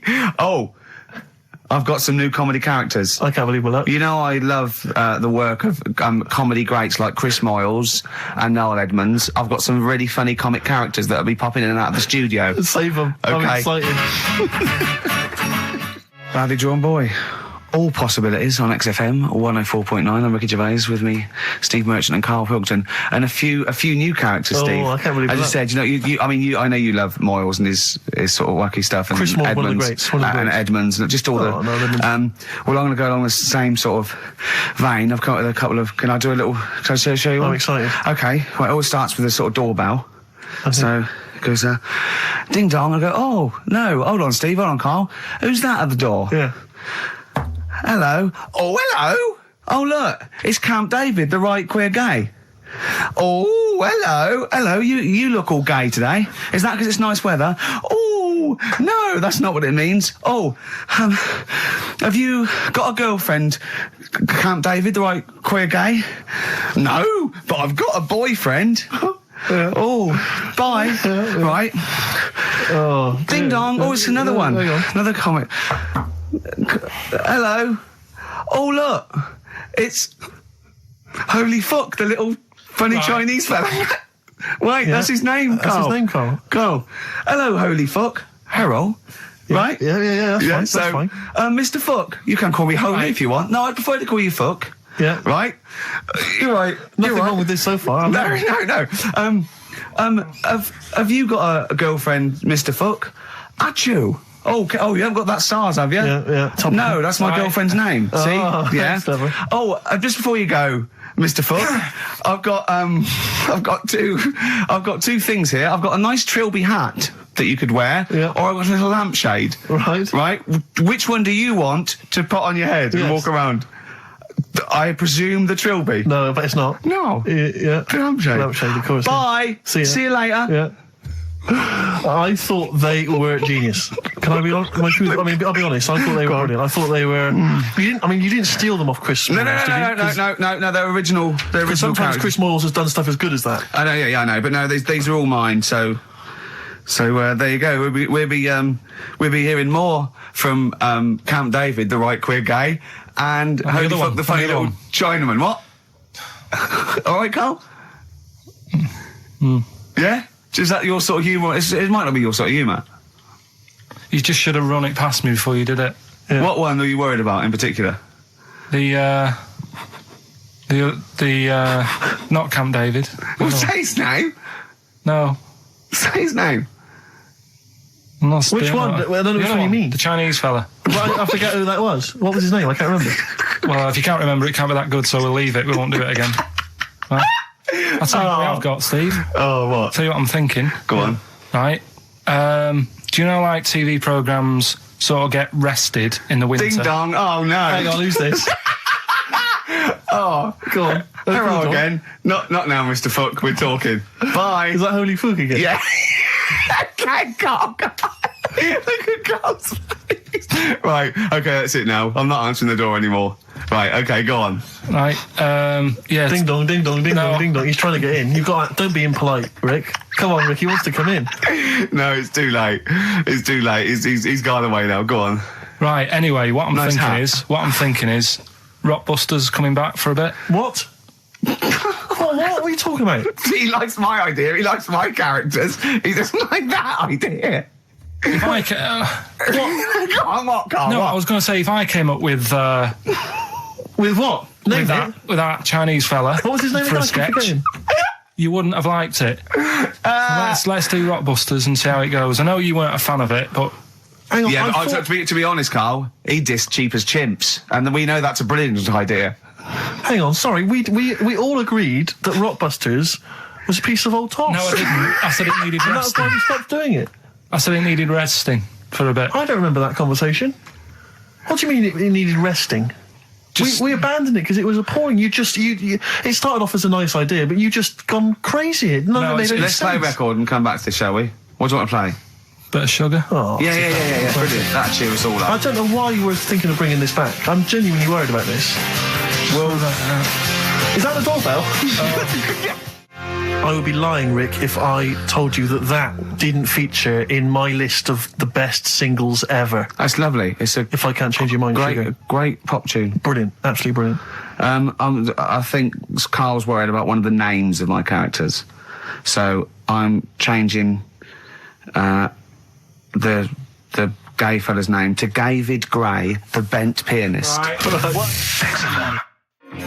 The Scientist, Coldplay, on XFM 104.9, with me, Steve Merchant, Karl Pilkington, I'm Ricky Gervais, obviously. So, Carl's just getting a little bit frustrated there with Steve, having nothing to offer after being off for a week. Do you know what he calls you now behind your back? Oh, God, here we go. No, it's all right. He calls you the Professor, because of a picture of you in, My Media. Oh, right. What did you say? He said it. did you approve it? I didn't actually know. No, you know what it is, don't you? It's, you know, when you take it from an angle, it sort of distorts one side, and Right. they've taken a picture from a bigger picture, I think, and so it's, do you know what I mean? Like he's looking in a kettle, and he went, "What's going on there?" He said he looks like one of those professors of BBC Two schools programmes. Well, I take that as a compliment, considering what I call you behind your back. And I tell you now, ain't the Professor. Although Carl's looking pretty good at the moment, aren't you? I'm surprised. Can I just say, I'm surprised that you got chosen for having clean nails at school to serve the biscuits. Because I always imagine you, when I look at you, I see you as a child. I see you as a grubby little child who's always out in the street I getting think dirty. Carl is quite hygienic because he's always got a nice little. Nowadays I do. Yeah, nice but little top on. Not the boyhood Carl. I always imagine you being quite neglected. No, my clothes weren't always the best, and they were a bit warm, but they were always clean. Yeah. Yeah. Is I this a always country imagine that song your coming house- on? Are you Dolly Parton? But at the same time, I was thinking about this a couple of weeks ago. If you get, I think I read that like a big chunk of ice fell off one of the ice, what do you call them? Caps. Ice caps. Something like that. I think they said it's the size of the Empire State Building or something. Right. It snapped off and went into the water, and it's melted. And they said, "Oh, it's bad news, that something that size is melting." But the way I look at it, if something that size falls into the water, it's like a big ice cube, and it's gonna freeze it up again. Are you with me? Not really, Carl. Go on. Right, you get a giant ice cube, Yeah. the size of the Empire State Building, Yeah. stick it in the water, Yeah. it's gonna make it's gonna stick back on again, isn't it? Well, Maybe it's no, gonna stick back only on if it again. freezes up again. Yeah, What well, do it you will mean it's freeze up. The water's won't, gonna get but- cold again because you've just put a giant ice cube in the water. So when you put an ice cube in a drink, the drink doesn't freeze, does it? No, the because ice it's not. melts. If you put one the size of an Empire State Building in your glass of Jack Daniels, it's going to make it freezing. It's not going in a glass of Jack Daniels, it's going in the ocean. I know, but I'm using my fables. Imagine a world. Use your brain instead. Imagine the world. Imagine the sea, Yeah. like the Arctic or whatever, as Yeah. a glass of Jack Daniels. Okay. A big ice cube falls into it. Yeah. It freezes. It melts back on again. So we're all right. I don't know why everyone's worrying. God. Thank God for that. I was getting panicked. Oh, fine. Do you understand what I'm saying? Yeah, no, you're right. Yeah, that will happen. Should we play some more music? I always imagine your house as having, and actually, to be fair, I imagine your house has been very much the same. Always stinking of chip fat. Yeah, also, my mum was always cleaning, so again, it was always sort of like clean. It was just, Yeah. it smelled And of... cigarette smoke, maybe? Yes, it smelled of Dettol, pets, yeah, and cigarette smoke, yeah, and chip Such a fat. working class and smell, chip that. fat, yeah. That's a real working class sort of smell and look and stench. Yeah. Are you talking about me now? Yeah. Right, yeah. I mean, the interesting thing is that Carl's cleaned up his act. I have 2 baths. No, I know you are obsessed. It's I love It's just really bad of me. I was in Waitrose earlier buying a sandwich. I got a bit of money now, Carl. I like to splash out on a sandwich. I like £2.50. You ever seen any of it? Benji's shop. He does go to Benji's. I'll tell you what. I love Benji's. We go for lunch, right? And if he looks in a restaurant and it's sort of like $6.50, he goes, Rick, I'm not made of money. Yeah. He is. We have to go to Benji's. He gets 2 sandwiches that have to fill him up, right? Because they're a quid each or something. But I'm a big guy. I need a lot more food. I genuinely need more food than most people. I'm like a brontosaurus. It is. He's just grazing all day. So I can't afford to sort of splash out in Pret a Manger all the time with your fancy French sandwiches. I like to get a lot of bread for the money. I want a lot of bread. So I was in Waitrose and some guy came in behind me. Yeah, and he was sort of, I don't think he was mentally doolally, but I think he'd been homeless for just too long, and he was really. What's just right amount of time to be homeless? Well, I think it was. You want to get out of that game early, don't you? He's past the point of no return. This guy. I think it was too late for him. I think there was no going back really. 6 months. He came in and he was sort of walking at a bit of a weird angle. He walked like the Elephant Man, even though he wasn't deformed. It was probably like you were in the week. It was quite unpleasant. And he sort of came up to me and he went, and weirdly he spoke a bit like I'm speaking now because of my throat. And I thought, if I speak to him back, is he going to think I'm taking the mick? So I kept quiet. And he went, all right, what's your name? And I said, Steve. And he shook my hand. He forcibly took my hand and shook it. But he had these cuts and bruises on his face. Oh, the open sores. Yeah, and he was shaking my hand, and I was just terrified. I was just thinking, get off my hand, let go of my hand. And thankfully, did he have a bell round his neck? Well, he may as well have. I mean, seriously, and I caught the eye of a security guard. I had him thrown out. You know, I wore heart. This man does not have the funds to be shopping here. Please have him removed. This is part of the John Lewis partnership. Yeah. And so they had him thrown out. And you know, then I was just freaked out. I had to wash my hand as soon as I could. I couldn't imagine the kind of grime that was crawling across whether his kind of homeless ways. Are you still doing your social work? Or whenever I can, Rick. Yeah. Yeah. At least he used to give it to old people, biscuits. You'd have gone, I'm not going near them. Look at them gums. Wouldn't that have been grim? Would you have wanted that, though? Old kind of homeless people touching you?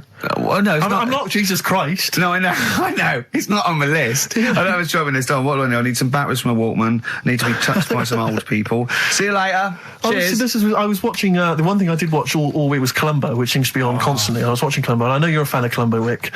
One of my favourite programmes of all time. Right. Do you not think that All right. I just thought you were going to talk about it. Well, which one? They made about 90, and they're showing on about 4 channels in rotation. But it doesn't matter if I tell you who did it, because you'll find out in the first 5 minutes. Yeah, exactly. You find out in the first 2 minutes anyway. Let's be honest, if Robert Vaughan's the star, it's probably going to be him. Or Culp. Often Robert Culp. Yeah. Yeah, sometimes Patrick McGowan. But do you not think that Columbo looks like he smells? Would you imagine he smells a bit? He's a brilliant detective. Well, he's got that dog, and he smokes cigars, so I imagine he smells... I reckon he stinks. I reckon he doesn't clean his clothes enough. Oh, I think he has. I think he gets up and washes, but I think he puts on a crumpled he's too absent-minded. I think he's too busy thinking on solving crimes and stuff. What do you think? Do you think his wife makes him clean his pants now and again? I think they're quite a bohemian couple. I'm not sure she's really interested in that. I think she's got her own mind. Maybe she's a painter or something.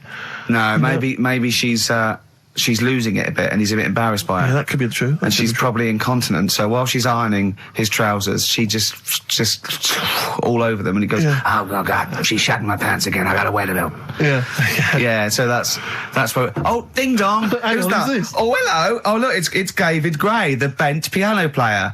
Oh, all right. I thought it was going to be Columbo. That would be the joy. Ding dong. My wife loves you. No. Hello. Oh, I don't believe it. Look who's turned up, Carl. Do you want to do Rockbusters, Steve, now? Can we listen, with the whole Rockbusters thing, I don't want to be responsible for bringing it back. So I think we should put it to the vote. You should email in. We'll give people 5 minutes to email in. I'll take a straw poll. Do you want to see the return of Rockbusters or not? We're leaving it to you, the audience, to decide. Okay, Steve. I guarantee it's going to be a landslide. They are all going to want it. But why have we ever trusted our listener? We know what they're like. You've just described some of them with a bloke in Waitrose and Columbo's wife shitting herself. So that's the sort of people that, you know what I mean? Yeah. It was weird because the waitress guy did ask for my autograph before he was hauled away.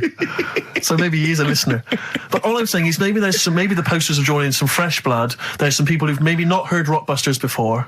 They're the ones who probably vote for it. Anyone else who's heard it before, surely they're not going to see the return of that. No one wants to see the return of that. What's the number? No, let's email only. We don't want to speak to these freaks. Nicky.Gervais at XFM. I love the fact we don't want to speak to these freaks. We work with one of them. Yeah. God. Yeah. If you want to see the return of Rockbusters, vote yes. If not, no. Tone it down a bit. Let's not do 3. No, it's got to be 3, otherwise it's too easy. Oh. Ricky.Gervais at xfm.co.uk. Right, just choose the best one. The Seeker from The Who. Brilliant. Classic rock. On XFM 104.9, I'm Ricky Gervais, with me Steve Merchant, Karl Pilkington. All right, well, unsurprisingly, the overwhelming consensus is that people would like to hear the return of Rockbusters. I should, however, point out just some of the no responses. Let me see what we've got here. Is Dickie Anderson called in yet? Sadly, nothing from Dickers. I think I might make him one of my hilarious sort of comedy characters. What do you think he would sound like? What would he sound like? I sort of probably like that, I think. Ding dong. Hello. Hey, it's Dickie Anderson. I can't believe it. Your show's rubbish. Something like that? I mean, I think you should work on them perhaps before You're saying there's not a lot of substance to these I'm guys? just saying that, once the novelty of the doorbell has worn off. I don't think you understand comedy on radio, Steve. I'm not sure I do, to be honest. Listen to Noel Urbans, listen to Moyles. You'll see you don't need to riff with it. It's just, you just do the doorbell and just say they're here. Right. That's all you need to do. Sure. So, that's the main thing. Well, so we've had a couple I'm of thinking of some responses. more characters as well. We'll keep working on those. Yeah. Marcus has emailed. He says no to Rockbusters. He hasn't heard it, but it sounds rubbish. Believe me, you couldn't be more right. Well, does The Office sound good as a title? As we're having so much fun with penises, Yeah. I thought perhaps I should just mention... That's a slogan. we should just mention this story, briefly. It's in the paper today. A Russian is selling what he claims is Hitler's mummified penis for £12,000. Yeah. Ivan Zadurprov says his ex-Red Army soldier dad hacked it off as a souvenir after storming the tyrant's Berlin bunker after his suicide in 1945. Yeah. Not. You Why convinced? did he wait till now? Yeah. He's found out that that might get a bit of £12,000. £12,000. Which doesn't seem a great deal. Doesn't seem a great deal of money, really. Well, it's useless, isn't it? True. You're not going to be able to use it. It's not going to be able to. It's not going to be a donor. Imagine that if you walked round. Yeah. You'll never... making love to a girl. You'll never believe who this is. yeah. You never believe who's doing you, love. Exactly. This is going to freak you out. This is, just relax. Exactly. Okay, sit down now. Was that I got all a right? little surprise for It was you. brilliant, yeah, so you enjoyed it? Yeah. Right. Are Did you you know a fan of the Third Reich? Exactly. Well, no, awful racist. Okay, let's go a different tack. Yeah. You did like the sex. I love the sex. Okay, then. Yeah, it's not going to be Hitler's knob, is it? But I like the idea that, I mean, you're a ex-Red, you're in the Red Army. Yeah. You've just stormed Berlin. Yeah. 1945. You crash into the bunker. You've gone through terrible. How you've lost 20 million comrades. Unbelievable. Oppression It's been everywhere. going on for years. You're in there, you see the man. Here he is, he's dead. He's dead, The figurehead and leader of one of the most despicable, You turn to your friends, there's a tear in your eye. Yeah. And your immediate thought is, I ought to chop off his todger. Yeah. Well, no, I said Bagsy. I said Bagsy is Winkle. I said Bagsy is Winkle outside. Whoever it was. Yeah, I didn't know it was going to be Hitler. Brilliant. It's just, I can't, it just doesn't make sense. It's ludicrous. And I don't know how is he expecting to prove this? Because I want some proof. Well, I think that's why he said that. He probably started off with, I've got Hitler's face. And they went, brilliant. Oh, let's have a look at it. What do you mean let's have a look? Well, just check his Hitler's face. Obviously I know what he looks like. Oh, yeah. No, it's not. You know what no, it's not his face. What wouldn't you know what it looked like? Well, I mean, no one's ever seen his genitals. That's what I've got. Yeah. I've got his. It's got a little swastika on it. Is that proof, is it? Yeah, little Have you got his ball? Well, no, the Albert Hall's got one, his mother's got the other, so I don't know. See, the Albert Hall, I would have thought, would probably be paying that £12,000 because apparently they've already got his ball. Yeah, they got one of his balls. They got one of his balls in the Albert Hall, his mother's got the other. Yeah. But if they got the Todger If they can track down the one his mother's got, they would have a complete set of Hitler's. I'm just hoping it doesn't fall into the hands of some kind of crazed genetic scientist. What, I could clone it from his knob? Clone Hitler. Back to, I don't even want to think about the future if that's the sort of way we're going. Exactly. If that's the sort of way we're going, Carl, I'd rather not know about it. What do you make of it, Carl? Weird, isn't it? It is weird. He went, Yeah, it were good. Except it were a nudist beach, they didn't tell me. Of course it was. I went, what do you mean? He went, well, sitting on the... I don't know why they have to do it. I don't know why they have to do it. Why do they have to do it? He went, Suzanne said they think there's nothing wrong with it, like being a transvestite. Right? Right? I went, I love the fact that your girlfriend has to tell you what's wrong and right in the world. And he went, well, we're walking along the beach, fella coming towards us with knob out. I went, oh, what's going on here? Right? And he said, and because it wasn't all nude, he's walking round, he's stark naked, and he wants the freedom of that, but he's got a big rucksack on his back with his clothes on just to get changed. He went, so what's the point in that? Right? And I went, he should just carry the book. He went, what, and covered it up? When he went, oh yeah, good idea. See? He went, but I wasn't happy. He says, and that was the first day, so we didn't go there again. I just imagine his little face. Yeah, just going, all right, gobsmacked. That's out, Yeah. that's out. What's that doing out? Why has he got his out? I imagine Karl sort of dressed in a suit, in a sort of safari suit, done right up with a cravat. I'm not undressing. I don't want people seeing the flesh. That's for you, love, and no one else. But I love the fact that as this girl goes, Karl, they don't think there's anything wrong with it. They're just happy that way. and he in his own mind just goes, like being a transvestite. So Turkey, yeah. So what is this again? It's educating Ricky, is the tip included. Right. Apparently a fellow was on holiday in Turkey. Just having a normal holiday. Weather's good. You know, he's having a good time. Weight is all normal height. Yeah. He's having his meal. He hears a load of screaming going on in the kitchen. No. Has his girlfriend wandered in there? And they do, With a stepladder. Yeah.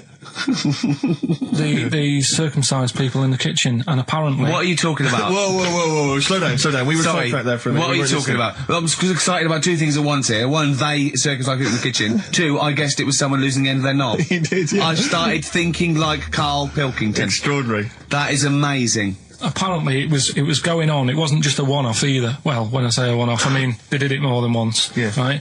And there was... it was there for a week, and apparently the first night it was quiet, and then the rest of the week, every day, it'd be like having his breakfast, or even his lunch, or even his tea. Yeah. Right? He'd be doing it all day. Oh. You'd be hearing Lunch and screams. breakfast, fair enough, really. Yeah, Circumcision at tea time. Don't do that. And apparently it's a tradition over there. You can't even make a complaint about it. It's like, well, you should have found out before you come over. See, I can't believe this is true. Sorry, I'm a little bit lost. He was in a restaurant, in a hotel, and there were people having circumcisions in the kitchen. Yeah. Is that right? I'm even worried that we're bordering on the racist here, suggesting that is tradition, that Turkish people cut the end of their cocks off in the kitchen. Yeah. At meal times. I think you're wrong, Karl. This just sounds ludicrous, Karl. No, I don't think it happens everywhere. Right. I think this Just in this hotel. certain places, certain hotels. certain hotels. What, is it like 2-star? Yeah. Why did he go to the Foreskin Inn? It was his own fault, wasn't it? So that's Sorry, that's it, is it? Have they closed? Wait. That's the story. You educated me, right? Once a fella saw some Turkish people cutting the tip of their knob off in the kitchen. Thanks very much. Thanks very much, Karl. Got any more? Well, there's things you can learn from it. Either don't go to Turkey. No! Don't have calamari when you're over there.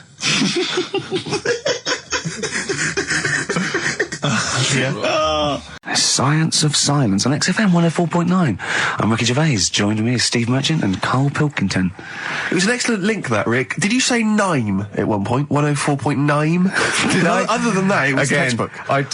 Yeah, a desperate attempt at being articulate. Sure. But let myself down. With your See, this is the national good thing understanding. about the boxing thing, because there's no chance of me, slurring fool my of words. yourself? No. I already slurred my words. Yeah, so no one, any damage will be totally fine. Yeah. Oh, The doctor's dear. rushing in. I think there might be some kind of concussion. Jane just going, no, that's just the way he talks normal. But because I'm thinking maybe, did you start the show with that particular kind of manner? Just because obviously a lot of new listeners, I imagine, thanks to the massive poster campaign, and you obviously want to impress them and charm them. There's a few examples today of irony coming back and biting you. Yeah. That seemed like a funny idea at the time, me posing that up. But Jonathan Ross phoned me up when they first went up and he just said, I've just seen a big poster of a predatory gay. Yeah, you do look a little bit. Yeah. Hello. What's your name? Why would you like to sit down here? And then you're in the background. And also, I think the funny thing about having you as a partner, I mean, the only good thing is that you know, you look weird and tall, like too freakishly tall and lanky. But in that one, no, because your background and you're smiling, you don't look as weird as you do in real life, or as freakishly tall. So it sort of ruins it a little bit for me. Look at Pilkington. Look. Pilkington, what are you doing? He's not listening. He's just opening a packet. What are they? McVitie's. See, we should mention them. We get some free ones if anyone at McVitie's are listening, because we're not getting the perks of this. Nothing. I'd say I'm not getting anything. I really got in this game for the ladies, for the money, for the voiceover work. Certainly, I'm seeing hide and hair of that. But you're not getting the voiceover work because Jethro's getting all the parts that you might get. Yeah, sure. Yeah. Okay, Rick. Yeah. You were the voice of what? The drink driving campaign? You sound like a man who was run over in a drink drive incident. I mean, it's like you don't drive. Yeah, but I didn't get any money for that, did I? Or did I? I can't remember. It's like, I mean, I don't drive, yeah. Well, that's good, I don't drive. No, it said don't drink and drive, so I've chosen just to drink. At least I can formulate sentences using the English language, and I'm not getting the voiceover work. The English language of the 14th century.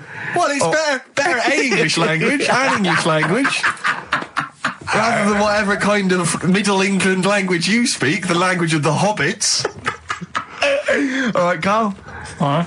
See, you're eating a biscuit. I can't believe it. Are you bored with this already? Do you know what? MTV called me last week. They called me again yesterday and said, when can they come down to do they're coming down next Saturday, by the way, to do a little screen test for you. They're going to sort of just film you with a little camcorder. You said this. They're going to film you. Are you all right? Do you want to, are you hungry? Do you want to go out and have a meal? I can't believe you're eating while I'm on air. No one can hear that. Do you know who I am? No one can hear that. Explain who I am. Well, that's Ricky Gervais, right? He's made his name on TV. Yeah. Okay, he's done any number of corporate gigs, and they pay silly money. So, I mean, this guy's earning, and really earning beyond his talent. All right? So I think I deserve a little bit more than a little mank eating a biscuit while I'm talking. Rick Gervais? Yeah. Have you won a BAFTA? Yeah, too. All right, so just a little bit of respect. Yeah. Yeah. Carl, what have you won? What have you won? I got a bronze certificate for doing a full week at school. That's great. It was only a bronze. What's that then? 3 out of 5 days. And I got me a little Crusaders badge, if you remember. What's the little Crusaders badge? The Crusaders badge for the religious club. So was that the fella that you went and played ping pong ball? So they wanted to talk to you about God. Yeah. Yeah. You got a Crusaders badge, did you? Yeah, that's why I went. That's why I joined. That's why I joined. For the badge. I like the little badge. Did 4 weeks and then packed it in. But we're talking about MTV, right? And I was feeling a bit nervous, wasn't I? About like, the way I look. Right. And what have you. And then I watched a bit of Celebrity Big Brother and all the fuss that Mark Owen's getting. And he's not that good looking, is he?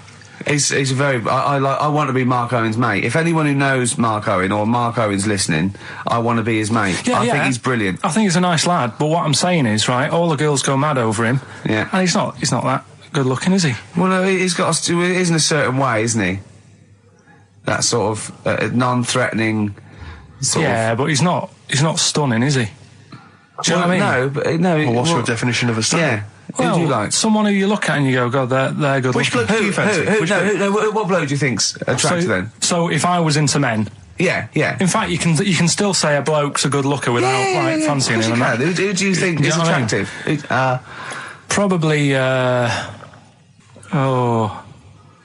mean, it depends what you're looking for. No, just look. Just look. Different looks as well. Of course, yeah. Who would you say was attractive? Who would you say was like stunning in your definition? A good-looking lad. Yeah. Good-looking lad. Oh, look at him over there. He's.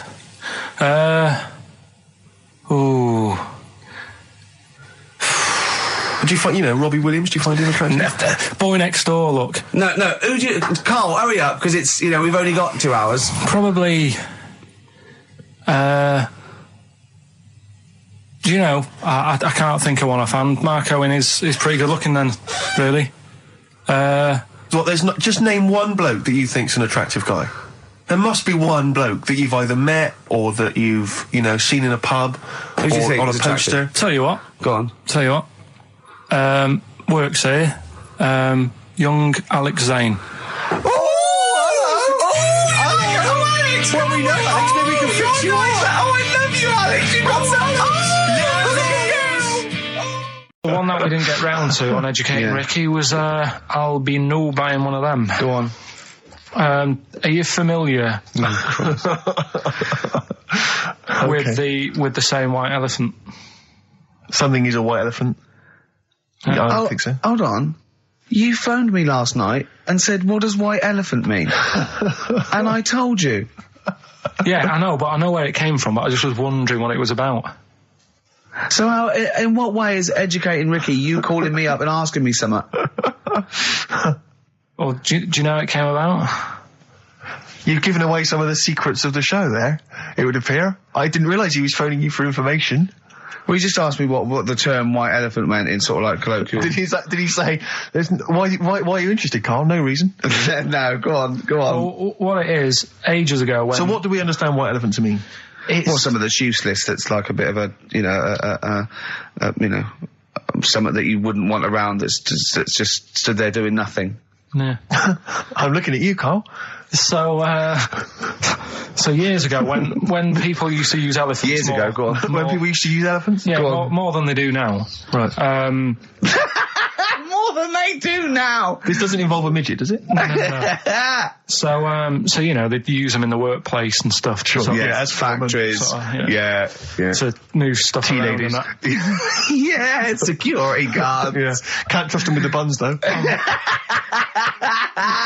That's why they stopped using them. Oh, right. God, go on. So there was loads of elephants knocking about, and the thing is, right, you couldn't move from. If you have a lot of something, you also have a lot of demic ones, don't you? A lot of what? You know, sort of demicky ones that aren't right, really. Demicky? Well, like, they weren't properly. They weren't properly. Sorry, Carl, what are you doing? Right, I'm getting to the story. So what I'm telling you is... They were a bit demicky, so they weren't properly. Have you started making words up? Right. Yeah, you Stanley Unwin. Listen. Reincarnated. Demicky? Yeah. There was a lot of albino elephants knocking about. Okay. Where is this? Olden times. Africa. Yes! Should we say Africa? Yeah. If an answer's got a question mark at the end, I'm not sure. It's either Africa or India, but I'll give you a clue. Well, these elephants, do they have big ears or little ears? I didn't sort of notice the size of the elephants. What I noticed is they were white because they were albino elephants. Okay. Right? So... that's why they're heading, I'll be no buying one of them. Okay. Right? So, what would happen is people who didn't know what they were doing, like, you get people making a mistake buying cars that are full of problems and that. Back then when people were buying elephants, they'd go up to someone, say, I'm after an elephant, and the fellow would say, yeah, I've got one here for you, This is a nice one. And it was all white and stuff, and it had, like, blue eyes. You should never trust a used elephant salesman. This elephant's white with blue eyes. Right. This is great. So a fellow who didn't know what he was doing would buy the elephant and he'd get it back and it'd be all sort of lazy and stuff and what we're doing and stuff. And he'd say, what's up with this? And his mate, who's a bit of an expert with elephants, and go, where have you bought that from? And he say, I got it off that fella. And he goes, all this embellishing nonsense he does with the story. You shouldn't have bought that. So he goes, why? And he says, it's only albino, isn't it? And he's like, what does that mean? And he said, it gets tired. Yeah. It's not that good at doing work and that. You shouldn't have bought it. It steals from you. But elephants back then were like a god. You know what I mean? Right. You couldn't say, I'm sick of this and I'm going to abandon it or anything, because elephants were seen as like pretty high up on the chain of things. So they'd end up being stuck with an elephant, that's an albino, couldn't do much, gets tired, basically gets in the way. So they said, that's where they're saying, like, but a bit of a white elephant there. What do you reckon, Rick? I feel like I haven't been educated. I feel like I've lost something. So a time in my life that I can never get back. I feel like I've sort of been soiled, and I don't know where to start. I'm angry. Do you know what I mean? I'm angry. Sure. Yeah, I can see that. And all that rubbish around. Look at his little face. Well, what was that? All that shit about a second-hand elephant salesman and his mate knew about elephants. What is it? They had blue eyes. What are you? Well, albinos have red eyes for a start. That's it. We've run out of time. What? What are you going to do about this next week? Are you going to actually do some educating next week? And what about Rockbusters? Are you going to make the clues proper cryptic clues? Well, that's the teaser, isn't it? That's what we'll leave them with. Will it be any good next week? Yeah. Karl Pilkington, Karl, you went to Lanzarote. Yeah. People said don't go to Lanzarote. They told you it was Lanzarote. They told you, were they right or They wrong? were right, yeah. Really? Yeah, it's a bit ropey, yeah. Is it why? Just, out there. If it wasn't for the volcano they had, it'd been knackered. That's their big draw, is it? That's it, basically. That's all they've got going for them. When you landed, was it really hot? Were you quite excited? You were thinking this is okay? It was warm. It's, we can't complain about the weather. The weather was all right. Sure. You know what I mean? That's what I went for, but it'd be nice if there just was something else. Yeah. What did you do all day then? Did you read your ritual book? No, I didn't read that. I read that book. Do you know the book that I bought and all the chapters were messed up? Oh, yeah. I bought a better version of that. All right. And I read that. Excellent. And then, Did it make more sense in order? yeah, a lot easier to follow. Yeah. And then we went and had a look at the volcanoes and that. They've got 36 of them to look at. How many did you look at before you realised that pretty much, you've seen one volcano, you've seen them all? Probably about 6 or 7. Really? Yeah. And then when you got to the 8th, you thought, now I know what this is going to be, Suzanne. This is going to be like a mountain with a hole in the top. Yeah. Really? But it happened years ago as well. It's like, just keep a couple, fill the rest in, tidy it up. Fill the rest in! Yeah, no, Well, yeah. getting some builders. No, seriously though. Okay, They're a 4 death million trap. tons of concrete, please. They're an absolute death trap. Yeah, what do you mean fill them in? Do you know what a volcano is? It's just a hole, isn't it? That's happened. Well, it's more than the happened back hole. It's in- more a portal to the magma in the centre of the earth. Back in 1730 it happened, and they still haven't sorted it out. Well, when you say it happened, volcanoes were made a lot longer ago than 1730. No, but the one that did Lanzarote in. Right. Sort it out. What would you suggest? Well, How tidy can they up. fill it in? It's joined. It's all joined. No, but what I'm And saying is, it was the a- big it was- plates of the earth are all joined. It All was the a disaster, magma's wasn't it? joined. With the trade centre thing, that happened. They cleaned it up, sorted it out, they've moved on. That's what I'm saying. Whereas Lanzarote have just gone, leave it. It happened back in 1730. You misunderstand me. How, in the name of God, can you fill in a volcano? You ignorant twit. No, but it's not just the holes. They've actually left the lava everywhere. That's what I mean. It's not just the big holes. There's lava everywhere. But it's molten rock. They can't just pick it up like they're like a carpet. Put it in the holes. The holes are there ready. Just push it all in. That's what I'm saying. What exactly is there then? Is it just a kind of moon-like kind of surround with just kind of dust and rock? That's exactly what you see. I was there when the Mars thing all went wrong. Yeah. I would have just sent a camera crew there, filmed a bit of that, right, and say, here we are, this is it. Ignore the little coffee shop in the background, right? This is Mars, because that's where it's like just loads of dust, holes everywhere. Tidy it up. Little round-headed aliens complaining. Carl's got a theory that Chinese people don't age well. This man was a Chinaman, right? And he was 120 or something. Yeah. Did you see a picture of him? Yeah, he's still alive. No, he's not. No, He's no, dead. he not? no, He's died, dead. died at 120. So He said 120 or something, but makes you wonder. What makes you wonder? Well, because they don't age well. I think he's using that. what He's probably about 37. Oh God! Honestly, we walk down the street, right, and we see an elderly Chinese person, right, and Carl would go, "Oh, I'm just thinking he is." Yeah. Like it's not. I don't understand this notion that Chinese people don't age well. I don't know where this has come about. No, I mean, I'm not having a go. No, right? of course not. I never want anyone to think I'm like having a go at them. But they are really good looking and they're healthy and that. Till they're about. I've never seen one, right? Can you scared now. Can you tell me if you've seen a Chinese person who's about 30? It's either 20 or 50. There's no middle ground. This is what I came back for. This is 2 hours of absolute drivel from the brain of Karl Pilkington. Let me just check something. So the Chinese gentleman who died recently was 130. Your theory is that he's maybe in his late 30s, early 40s. Yeah.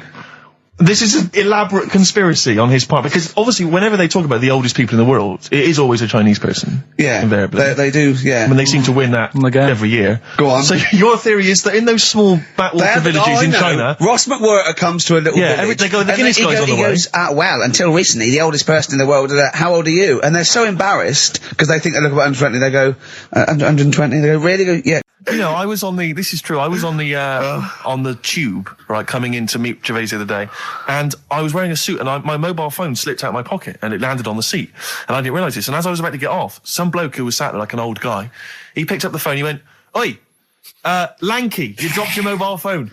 And I was like, well, I thank you for pointing out I dropped my phone, but did you have to do the Lanky? But you knew who he meant. I bet you turned round straight away. It worked. Knew he meant, Steve. but he's done you again. But I was the only person stood up. It was a fairly empty train. Was there any other lanky people there? No. Well then. No, but my point was there was no one else at all who was about to exit the train. Okay, so he didn't need lanky. He could have got "excuse me, sir," or "oi you," anything, but "oi Lanky." I know. It's that thing, though, isn't it? That's what I'm talking about. You say the thing that you don't want to say. It's like me with Ken Dodd and Will. I think he wanted to say this. Oh, well. I think he took pleasure in it. I think he went, that bloke's lanky. I shouldn't say that. Yeah, I should. Oi, lanky. What's he dropped gonna your do? phone. Yeah. Do you want your phone back or not? Electric Soft Parade. Man alive, I went to see the last part of the Lord of the Rings trilogy. Why? Well, it's like a family thing now. Every Christmas, my family and I have been going to see the Lord of the Rings, the next instalment. It's like a family thing. What will you do if they keep making them? Oh, I'd say I've wasted now about 10 hours of my life with that tripe. You can never get that I can back. never get that back. That's what Peter Jackson owes me. 10 hours now he owes me of my life. It is absolute drivel. Well, I know. We've said this before, I don't want to harp on again about it, but I cannot fathom why everyone is so excited and loves these films so much. Like you say, people review saying it's the best film ever. I think this is the greatest movie I'll ever see. And I don't... It's like they go, oh, but look at all the fight But sequences. Tolkien being up there in literature, like, you know what I mean? It's sort of like Shakespeare. Tolkien. No! Yeah. No. But what is it that he's writing about exactly? I don't know. Little midget fellas who can't get shoes. Wondering, I mean, I've got big feet. I've got size 14. I can get shoes. Oh, God. Send off for mail order. I know, it is like, it's like, Harry Potter taken seriously. Yeah. But I know who's watching it. It's like these people who are watching it are obviously nerds, people who live in Forbidden Planet. They love it. They can't believe their luck. But It's that's like, the core audience, but it's obviously bigger than that. But then it's also people who can think they have a go, like menopausal women thinking, well, I'll write a book then. Globplin came into the cave. Exactly. Right? And they're sort of like 13-year-old sons who've never shown an interest in anything except glue, now writes Orc Yeah, exactly. on his exercise book, and so they're loving it. It's like, it's sort of uniting, bringing people together. But at the end, right, I mean, it's taken them now like 9 hours to get from one part of Middle-earth to the end, to the other end, so they can destroy the ring, the evil ring. Did they do a line? Was it? I don't know what they... Like these little Chinese fellas. And it's taken them 9 hours of their time and my life as well to get there. And at the end, they all say They goodbye do it in to each real other. time. Why didn't they edit it? Oh, I mean, that's what it felt like. It really, it can't have, it must have taken them less time, you know, within the sort of logic of the book to get there than it did for me to watch it. And at the end, they sort of say goodbye to each other and they all hug. So there's like, you know, there's little midget one, you know, Frida, saying goodbye to, you know, Bjorn. What are and they Benny. called in the thing? Because are they PC in it? Are they called like midgets and dwarves? No, they're called hobbits. Oh, are they? Yeah. So we should call small people hobbits from now on. That's what they are, just to make it kind of topical, and they'll like that as well. Give them sort of, you know. So if you make see it a little little, bit on the way home, if you saw a little midget fella, 4 foot midget fella, just say, excuse me, hobbit. Yeah. Okay, that's Call fine him then. Frodo. Right, Frodo. He'd like it. He'd love it because everyone loves the Lord of the Rings. They love it. No, everyone loves the Lord of the Rings, In yeah. the end, if you ever get to the end, they all hug each other. They say, well, basically Frodo has to say goodbye to all his other little fellas, and so he's hugging us. I don't know how many of them there are, and he's hugging them, right? And it is the most interminable thing I've ever seen. It's like the music's playing. They look into each other's eyes. He hugs them. He hugs. They pull back. They look at each other again. That's, I will never see each other again. Then he hugs the next one, and I was just screaming. I was thinking, hug, just one big group hug. Yeah. Then we can get out of Like it. an American football team. Exactly. Just go. And then just go off. Yeah, knock Not heads. each individual one. I mean, it's Oh. dragging on and on and God. on. And apparently on the DVD, there's like an extra sort of 20 minutes of extra footage of scenes he's cut out. Who's watching this tripe? Who cares? I don't know. I genuinely, Have we lost some of our popularity by slagging off Lord of the Rings? I don't care. Screw them. If you love it, if you can't live without Lord of the Rings, screw you. I don't want you as a listener. I can't fathom it. Really, Rick, it's not like I'm trying to be wayward or controversial. I can't get my head around the popularity. But doesn't Harry Potter annoy you as well, though? Yeah, but at least it's kind of over in an hour and a half. Is it? I haven't seen it. I went to the toilet 3 times during the course of the film. Really? It's unbelievable. The woman sat next to me. Sexy stuff in it, was there? Some of those little pixies with the pointed ears. It just took me back to Mr. Spock. Oh, all those glorious days. But it really is just. I mean, have you seen any of them? You've not bothered. I've seen one, and it was long, and I thought it was nicely filmed, and I thought, well, okay, I'll just get through it. I even think, it was just a list of, and here come the orcs. Exactly. Right, okay, we see the orcs now. Yeah. But it's like people go, look at the amazing fight sequences, the amazing immense battles. And it's true, he's got thousands of actors and stuff on horses, brilliant. But I'm not impressed by good time management. No. Well done, he's got all those people together, he's orchestrated it, well done. But it's got to be more interesting. My friend summed it up. He said the Lord of the Rings films, they're like the film equivalent of an Enya song. Yeah. And that to me is exactly right. Lots exactly. of billowing dresses, slow musical moments. That's good. People riding majestically on horses.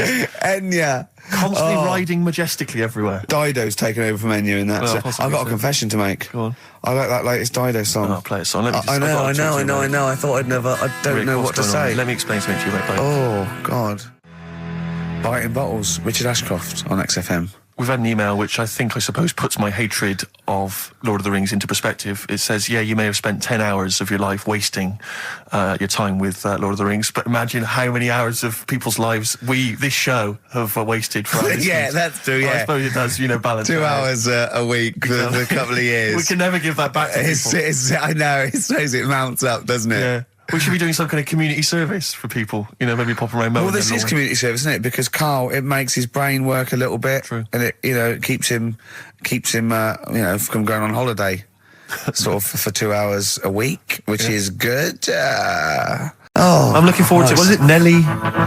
Nearly dead. It nearly died. It nearly died. I was interested in it. I remember reading it, and there was one element of the story. You were thinking it was going to be a cheap holiday. Well, You're not going to pay those prices. 400 quid, host seasons, you're having a laugh. That's nothing. Mansfield car park. and there was an element. It said in the news report, it said that while he was down in the ground, he began and ended a relationship with a woman. While he was down there, some fan who was a fan of what he was doing, he started communicating with her through the tube. I don't know the ins and outs of it, but they began a relationship and it ended. And I have to say, I remember thinking, when you read that there's a man... How did it end? Well, why did you go idea. that this isn't working? That's twice you've stood me up. Yeah. Well, I can't get out, can I? I remember thinking at the time, I was not the sort of the ladies' man that I am now. I remember at the time reading it and thinking, there's a bloke, he's pulling women 10 feet underground through a tube. Through a tube. I'm out and about with some of the most expensive hair products on the market. I've got to sit down and ask myself some very serious questions. Oh, dear. Extraordinary. This is an extraordinary story. A woman tried to sue her bosses for £210,000 after finding a cooked penis in a canteen stew. Hospital cleaner Sophie, something, I can't quite pronounce that name, was eating goulash for lunch and could not cut one of the lumps of meat. You can see where it's going. I've got so many questions already. I know. She picked it up and tried to chew it, but it was too tough. Then she inspected it with workmates who all agreed it was a penis. Imagine that discussion. Yeah. Miss McLata said she vomited for the rest of the day, instantly became a vegetarian, and had to have psychiatric help. It's not known whether the organ was from a human. The case continues. Well, it can be found out, so that's one thing. Obviously, the doctors aren't confused. They're not going, I don't know, I've never seen one like it. Yeah. Also, why is she eating goulash? I know. I mean, that's my first question. Why? Lunch. What do you want? I don't know, I fancy some goulash. Yeah. Oh, some gooly lash. Gooly lash, Thanks very like much it. indeed. Lancashire cockpot Oh, is on the menu. Brilliant. Only £5.50. Wangers and mash. I'd love some wangers and mash, please. Coq au vin. Cock o' van. It's already done for you. There's Wang's and Mags, Cock o' van, Lancashire Cockpot. You know. That's just off the top of our brains. Yeah. So, if you've got any of your own, keep them to yourself. We're not interested. What do you make of that knob news? And it's in a hospital. Oh, yes, it was. No, hospital cleaner. You're right. Hospital cleaner. God, I know how your mind's thinking already. There's been a mix-up. What kind of mix-up? I love that. What some bloke's gone in, some lesbian's gone in wanting a sex change. She's got a carrot for a cock. Bit of stew and steak. Stew and steak. Oh, that would be great. XFM. 50 Cent in Da Club on XFM 104.9. We're playing our favourite singles of the year, and we're looking back over some of our favourite clips of the year. I'm Ricky Gervais, Steve Merchant, and Karl Pilkington. Not done a lot. Maybe you should earn your money as you get to Mondays off for this 2 hours of nonsense. What are you on about? I've done loads of stuff. Yeah. Well, same old, same old. Yeah. Let's have something new, something fresh. Well, I've been looking around, right, on the internet for stuff. Yeah. On the internet. Yeah. Your Bible, where you get all your information about the world and the universe and morality from. And you know, like, how I always say to you, I don't really read that much of it, I just read the headline. Perfect. Right? Yeah. Anna Nova have sort of nicked that idea to grab you. Nicked what idea? Well, to sort of get to the meat straight away at the top. Do you know what I mean? The headline to the story and everything. What? Right, these are But stories. the headlines already existed. That was why you thought that was a good not idea? like this, though. All right. Headline. Well, these are all headlines, right? Vibrating shoes could stop elderly falling. Do you know what I mean? Oh, God. You don't need... Vibrating shoes could stop elderly falling. Yeah, that's the story. You don't need to read on. That's what I'm saying. Well, right? could you read on anyway?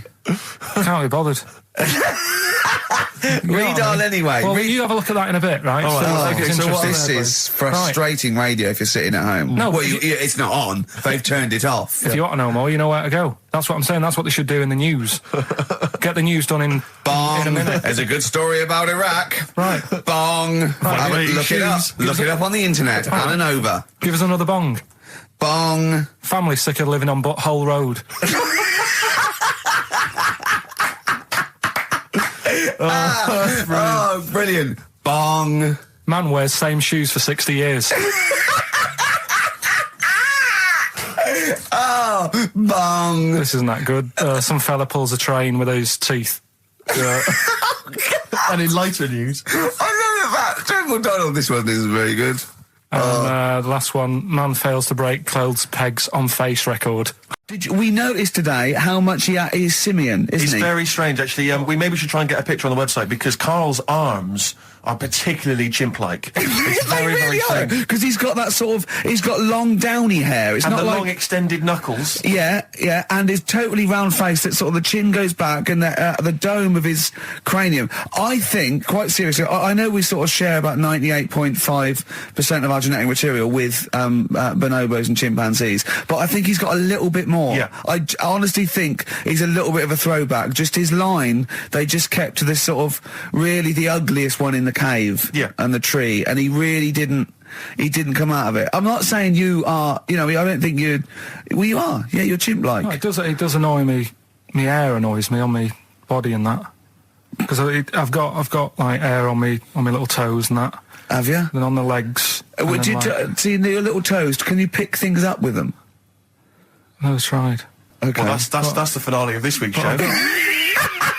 We're going to see if he can play a record and put the fader up From a tyre, while swinging in a tyre. Just using his hairy toes. Yeah. I've sort of got hair all the way, but then it just runs out where it should be. On the top of your head. Top of your head. And is this part of the reason why you're always uncomfortable about, being nude or around naked people?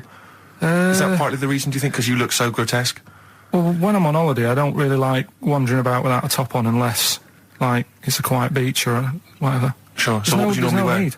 I just have like a nice sort of light, summery, sort of linen shirt, maybe, just a few top buttons open. Yeah.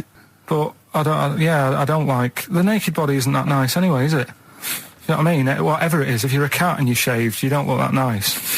Do you know what I mean? But with I think you'll find a cat is naked even with its fur on. Cats don't wear clothes. No, but what I mean is, a bald cat isn't that good. You know. But what are the rules on world records and that? I don't know if there are rules. There are certain things you can't. I mean, it's the Guinness Book of Records, isn't it, really, that's the arbiter, isn't it? Yeah, but is there anything, if you said you wanted to do it, would they say, well, you can't do that? Yeah, they've stopped some gluttony records, obviously things that are in danger. It's anything that's illegal. Yeah, anything that's immoral. Yeah, like that American serial killer that just got discovered. Yeah. Having killed 47 women. I don't think he can make that into the Guinness Book of Records. No, because people will be trying to beat it, won't they? But there was some other story about a fella eating watches and that. That can't be good for you. So why don't they say, look, don't do that, do something else? He wanted to stay regular.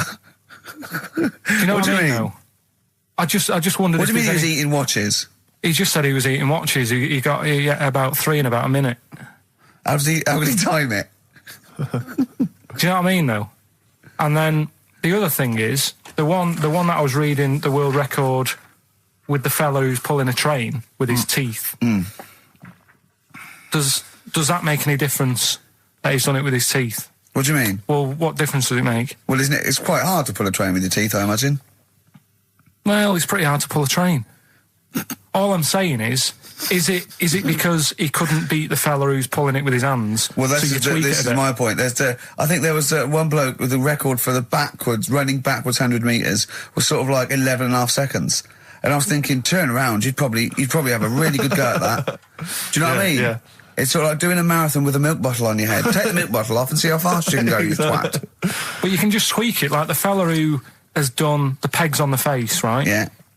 His name's Gary Stretch Turner, right? Right. So you're sort of cheating already if he's got a stretchy head, right? but you are, right, you are one of the most stupid humans I've ever met. Well, get me in the book. Yeah. Right? Well, listen. So Gary Stretch Turner, right? His record is 153 pegs. Yeah. He did it again, and he only got 150 on. So he hasn't broke his own record. Right. But what I'm saying is, if he tweaked it a bit more, would that make a new record? What? Well, if he said, I've got 150 pegs on, but at the same time as eating a burger. I see what you mean, yeah. He'd be the world record breaker for pegs and eating burgers at the same time. Yeah, just change it a bit. If you know you're not going to make it, just do something else. I'm assuming the rules are set at the beginning, Carl. That's it. That's where they say, right, you're just going to do the pegs thing. You're not going to introduce burgers halfway through, are you? Definitely not. And then they have a go. I'm a little bit concerned about your toilet discussion. What exactly is your point again? I was just a bit bemused. You see, it's a tricky one. All I'm saying is, right, there I was at the pub quiz. I go to the toilet, not thinking about anything. I try to go, right, there's a little gay fella next to me. I love this little gay fella. Now, the weird thing is, there's nothing stopping him having a little glance, right, because he's allowed in the fella's toilet. Yeah. Now, I'm not allowed to go into the woman's toilet and have a little look round. Right. So all I'm saying is, should they have another toilet area? What, for gay people? Yeah. And so this would be gay men and lesbians?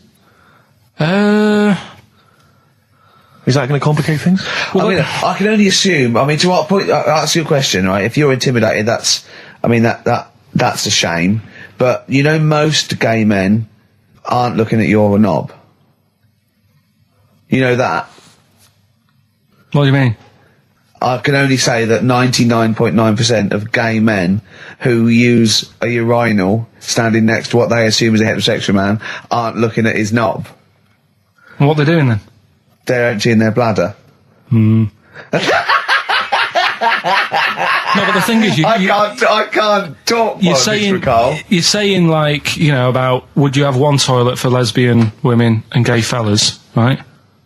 What does that mean? Would it be mixed? Would it just be? Would it have a man on one? That's heterosexual man. One little picture of a woman, and then what? What would the little icon be? A man and a woman. A man and a woman. Just having a chat. Yeah. In pink and dot lines. But you couldn't mix them, because then what would happen is you'd get people who are going, oh, I'll play up to this a bit. What, pretend to be gay? And yeah, you know, sort of grow a moustache and shave their head. And pretend to be a lesbian. Right. Yeah. So I see. So you know, people pretending to be gay so they could go in and have a look at the lesbians. Yeah. Right. So that would mean that we need 4 cubicles now, would we? Yeah, no, this is fine. 4 cubicles. So every pub How now... many toilets do we need at the Every pub's moment? now got 4 toilets. Oh, Carl, bisexuals. Yeah. Now, interesting. Bisexuals. How many toilets do we need now? Call the council. Do you use any? Huh?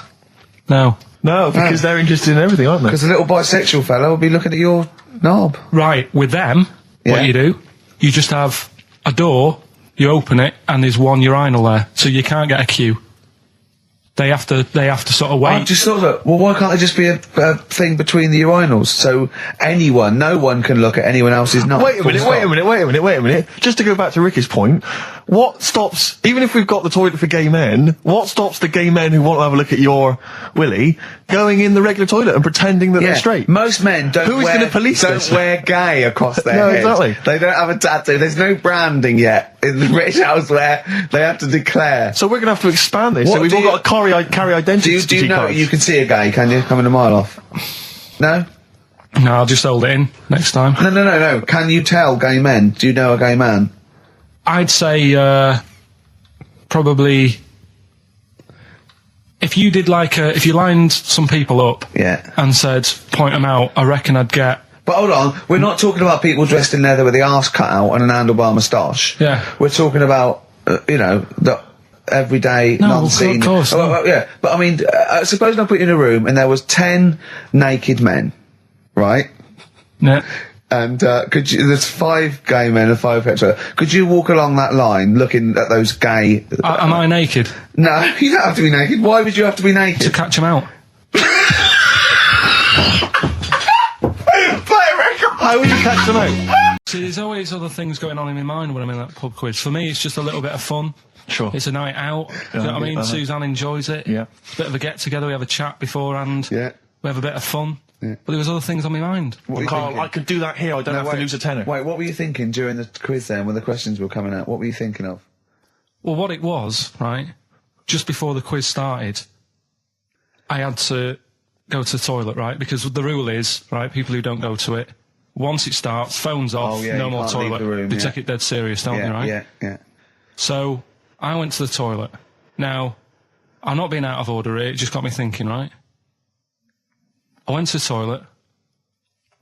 The gay fella in there, right? There was a gay fella in there. Gay fella in the toilet. Now, How could you tell? How did you know? just typical, everything about it, right? Everything about it, right, yeah. Oh. What, Just large imagine- handlebar moustache, leather cap. Butt plugs, amyl nitrate. Could I just say that these views do not reflect the views of the management of XFM or me and Steve. Go Or on, most Carl. of the people in this country. Go on, Carl. What's your problem? Yeah, but this is what I'm worried about, really. But this is why I only got Danny Minogue right, right? Because this was floating around my mind. Went She's to a the big toilet. gay icon, Now, isn't she? go into the toilet. They have like men's cubicle and they have women's cubicle. Yeah. Now, without sounding out of order, is it wrong for me to think gay men should have their own little cubicle? Go in. They should have their own... Well, not cubicle, you mean an actual toilet, I suppose. When I was at the urinal, Yeah. normally, there's a fella there and then you go, all right. And there's no pressure. But I couldn't go. I was thinking, should I wait? If I go into the toilet, it'll look obvious. Yeah. I had loads of pressure and But this was what were going you on. worried about? So sorry. What were I'm you so concerned sorry, about? viewers. I'm so Well, sorry. it's like, right, listen, when I was a kid, right, and it's all right for you to go into women's toilets when you're a kid, it's like, oh, it's a bit cute, Yeah. right, as long as you're not, like, over 15 or something, right? Right. But when I was a kid, I went into a toilet, and women, when they use their little cubicles, they don't shut the door. Some of them just sit down on the toilet, Yeah. right, and you see everything. And, no, seriously, that's probably one of the first times I saw, like, a woman. Yeah. That, right, and my Auntie Nora when she was staying over. What happened with your Auntie Nora? She was, she's into wearing caftans. Into wearing what? Caftans. Oh, yeah. What caftans? Big, bellowy sort of dresses. Right. And, yeah, I used to sit on the floor at home in front of the telly. Sure. She was on the chair behind. Yeah. She did a bit of a sort of a Sharon Stone scene. Oh, God. Yeah. Did you see it? There was no underwear. No. What age were you? What was it like? What age were It you? was like a ripped tennis ball. So. not fair. Either that or put us in for the Sonys. New Year's resolution, Carl? I don't know. I don't do it. Really? So what about something like, I don't know, start smoking? Do you know, there must be something. No, it's a waste of time, isn't it? Don't bother with that. Right. You, Steve? Me, no, I've never really made any New Year's resolutions. I just be good to people. Just treat everyone as you want to be treated yourself. Give to charity. Hate, crime, racism, famine, sexism. I know you're going to keep to all those, except the gift to charity. That's... Me and Carl find that a little bit hard to believe. Never gonna happen. Well, you've always got to break at least one of your New Year's resolutions. Exactly. Yeah, well, I think I'll be nice to Carl. What about learn more? I was thinking that. I want to learn more. Always teaching you stuff. I watched... I'll tell you what, Christmas telly was dreadful this year. I don't know if I've hit that age where I think... But I think consciously I thought this is worse than usual. Yeah. And I ended up watching Discovery Channel and History Channel again, and I watched 4 episodes in a row of this fantastic documentary, 1418 War, narrated by Dame Judi Dench, and it's brilliant. I just can't get enough of it. I hated history at school, and now I want to know everything. Yeah. And I think that's mine. Learn all the stuff about stuff. I like learning though. I always say that to you. I'm always looking up stuff. When I was on holiday, even though it was sunny outside and they had big holes to look at if I wanted to, I stayed in and watched Discovery there and was watching stuff about scorpions and that. Yeah, what did you learn? Well, nothing, because it was all in Spanish. But I just watched it. What I found out, right? What I found... Scorpions, I'm get it. It's only about poison. You get it. What I don't understand is with scorpions, right? They have like this sort of weapons, don't they? They have the poison and stuff, right? Yeah. Which can kill a man. Yeah. But there was a couple of little animals and that were its sort of enemy. Yeah. And it stung them, and it didn't kill them. So what's the point? Well, firstly, not all scorpions kill a man. Some of them, this one did, they said. Yeah, well, they range from like bee stings to so much venom it can take down a horse on things like spiders and snakes and scorpions. So it depends. But a scorpion that will kill a man would kill a rabbit. So I don't know what you're talking about. No, there was a snake that it stuck its thing into, and some sort of beaver, and they were just like running about. There's nothing funny about that, so why are we laughing? Well, the snake wasn't running about, was it? Well, it was slithering about a bit. Yeah. What was the beaver doing when the snake... Just sort of... I think it ate it in the end. What? Ate what? Ate the scorpion. Just wandered off. Well, it wasn't a beaver. So there you go. There's no way it was a beaver. All right, an otter. This is what you've pieced together from a show in Spanish. Well... I'm just saying though, how come it can't kill something that small, yet there's someone on holiday that's no sort of danger to that scorpion. We're not going to harm it, right? And yet it can kill a man. So you say, but I don't believe it.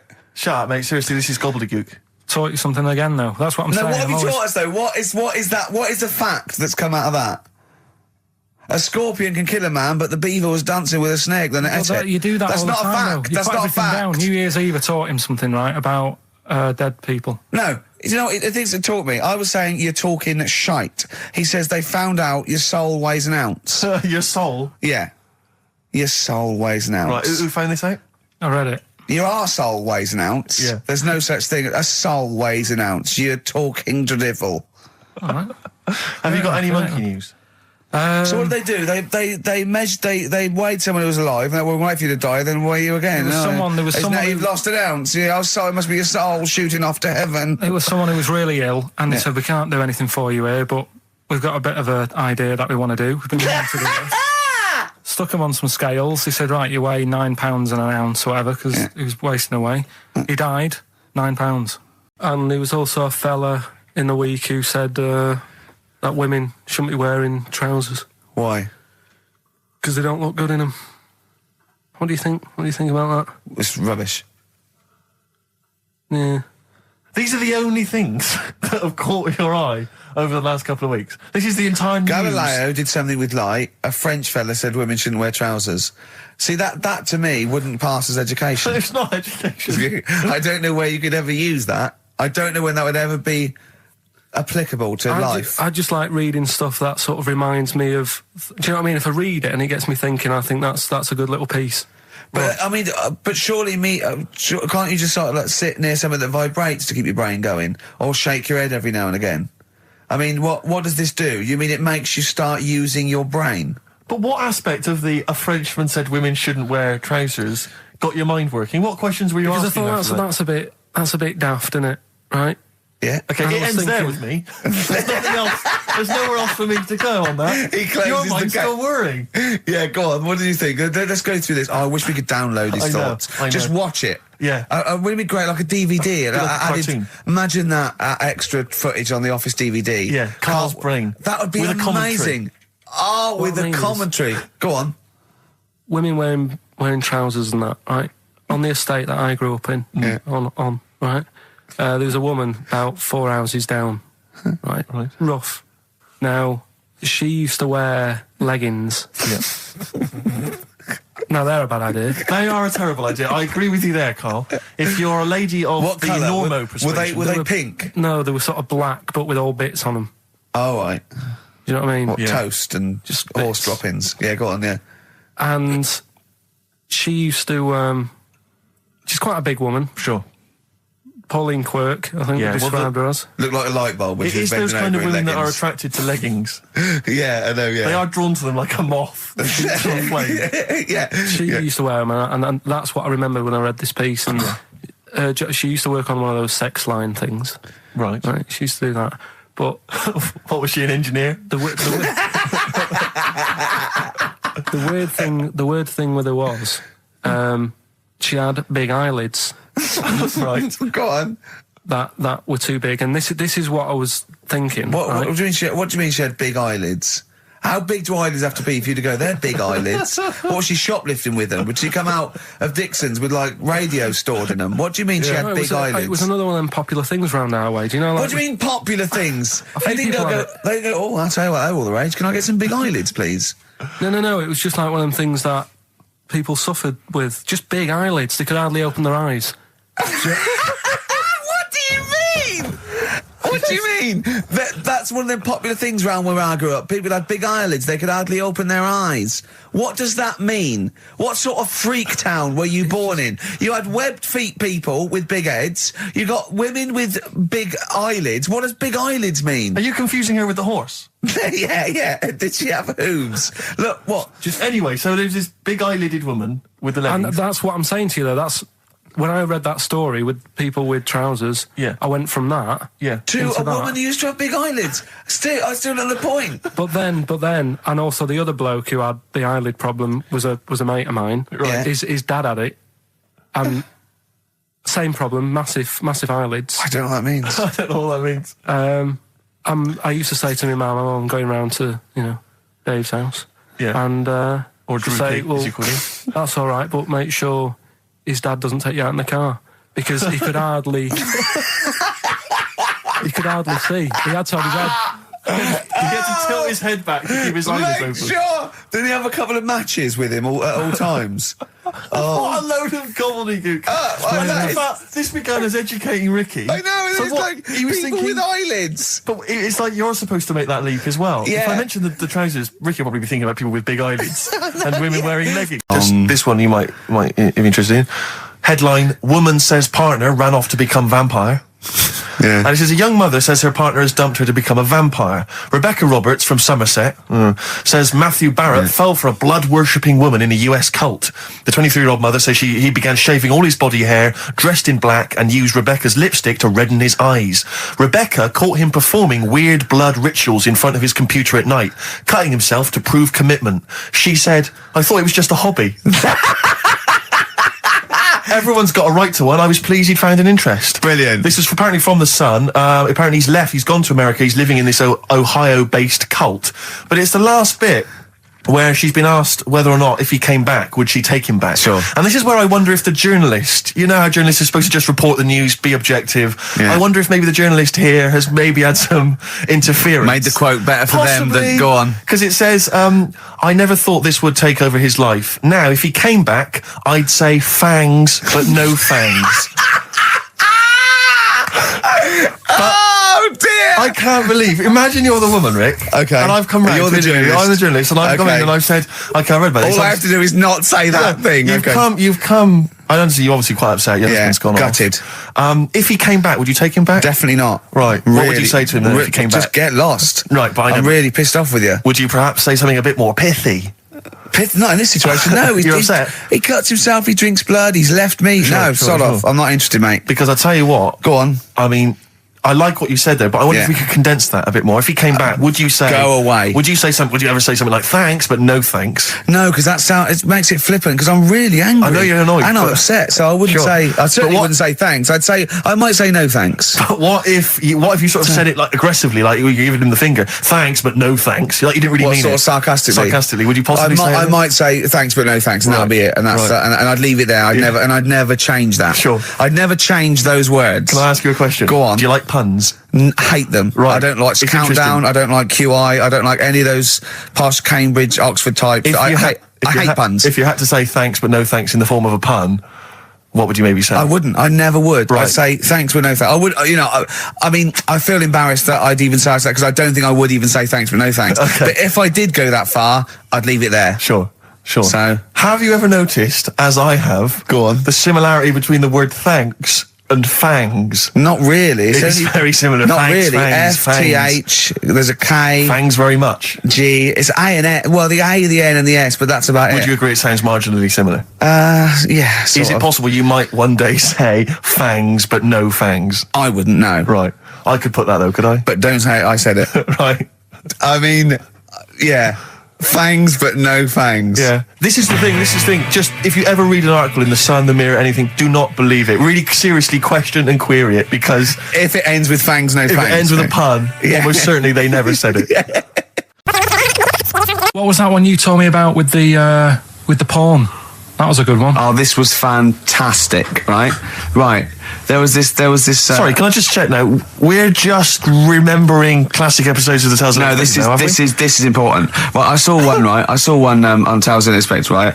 And it was these two gents. What they used to do, they look down the obituaries and they'd blackmail the wife or the son of a dead eminent person, like might be a priest or a doctor, something like that, and they'd go and they'd say, he bought some erotic stuff from us before he died, and he owes 100 guineas and all this sort of stuff, and they'd pay up because it'd be so embarrassing. They just didn't want them, so they'd just pay him, right?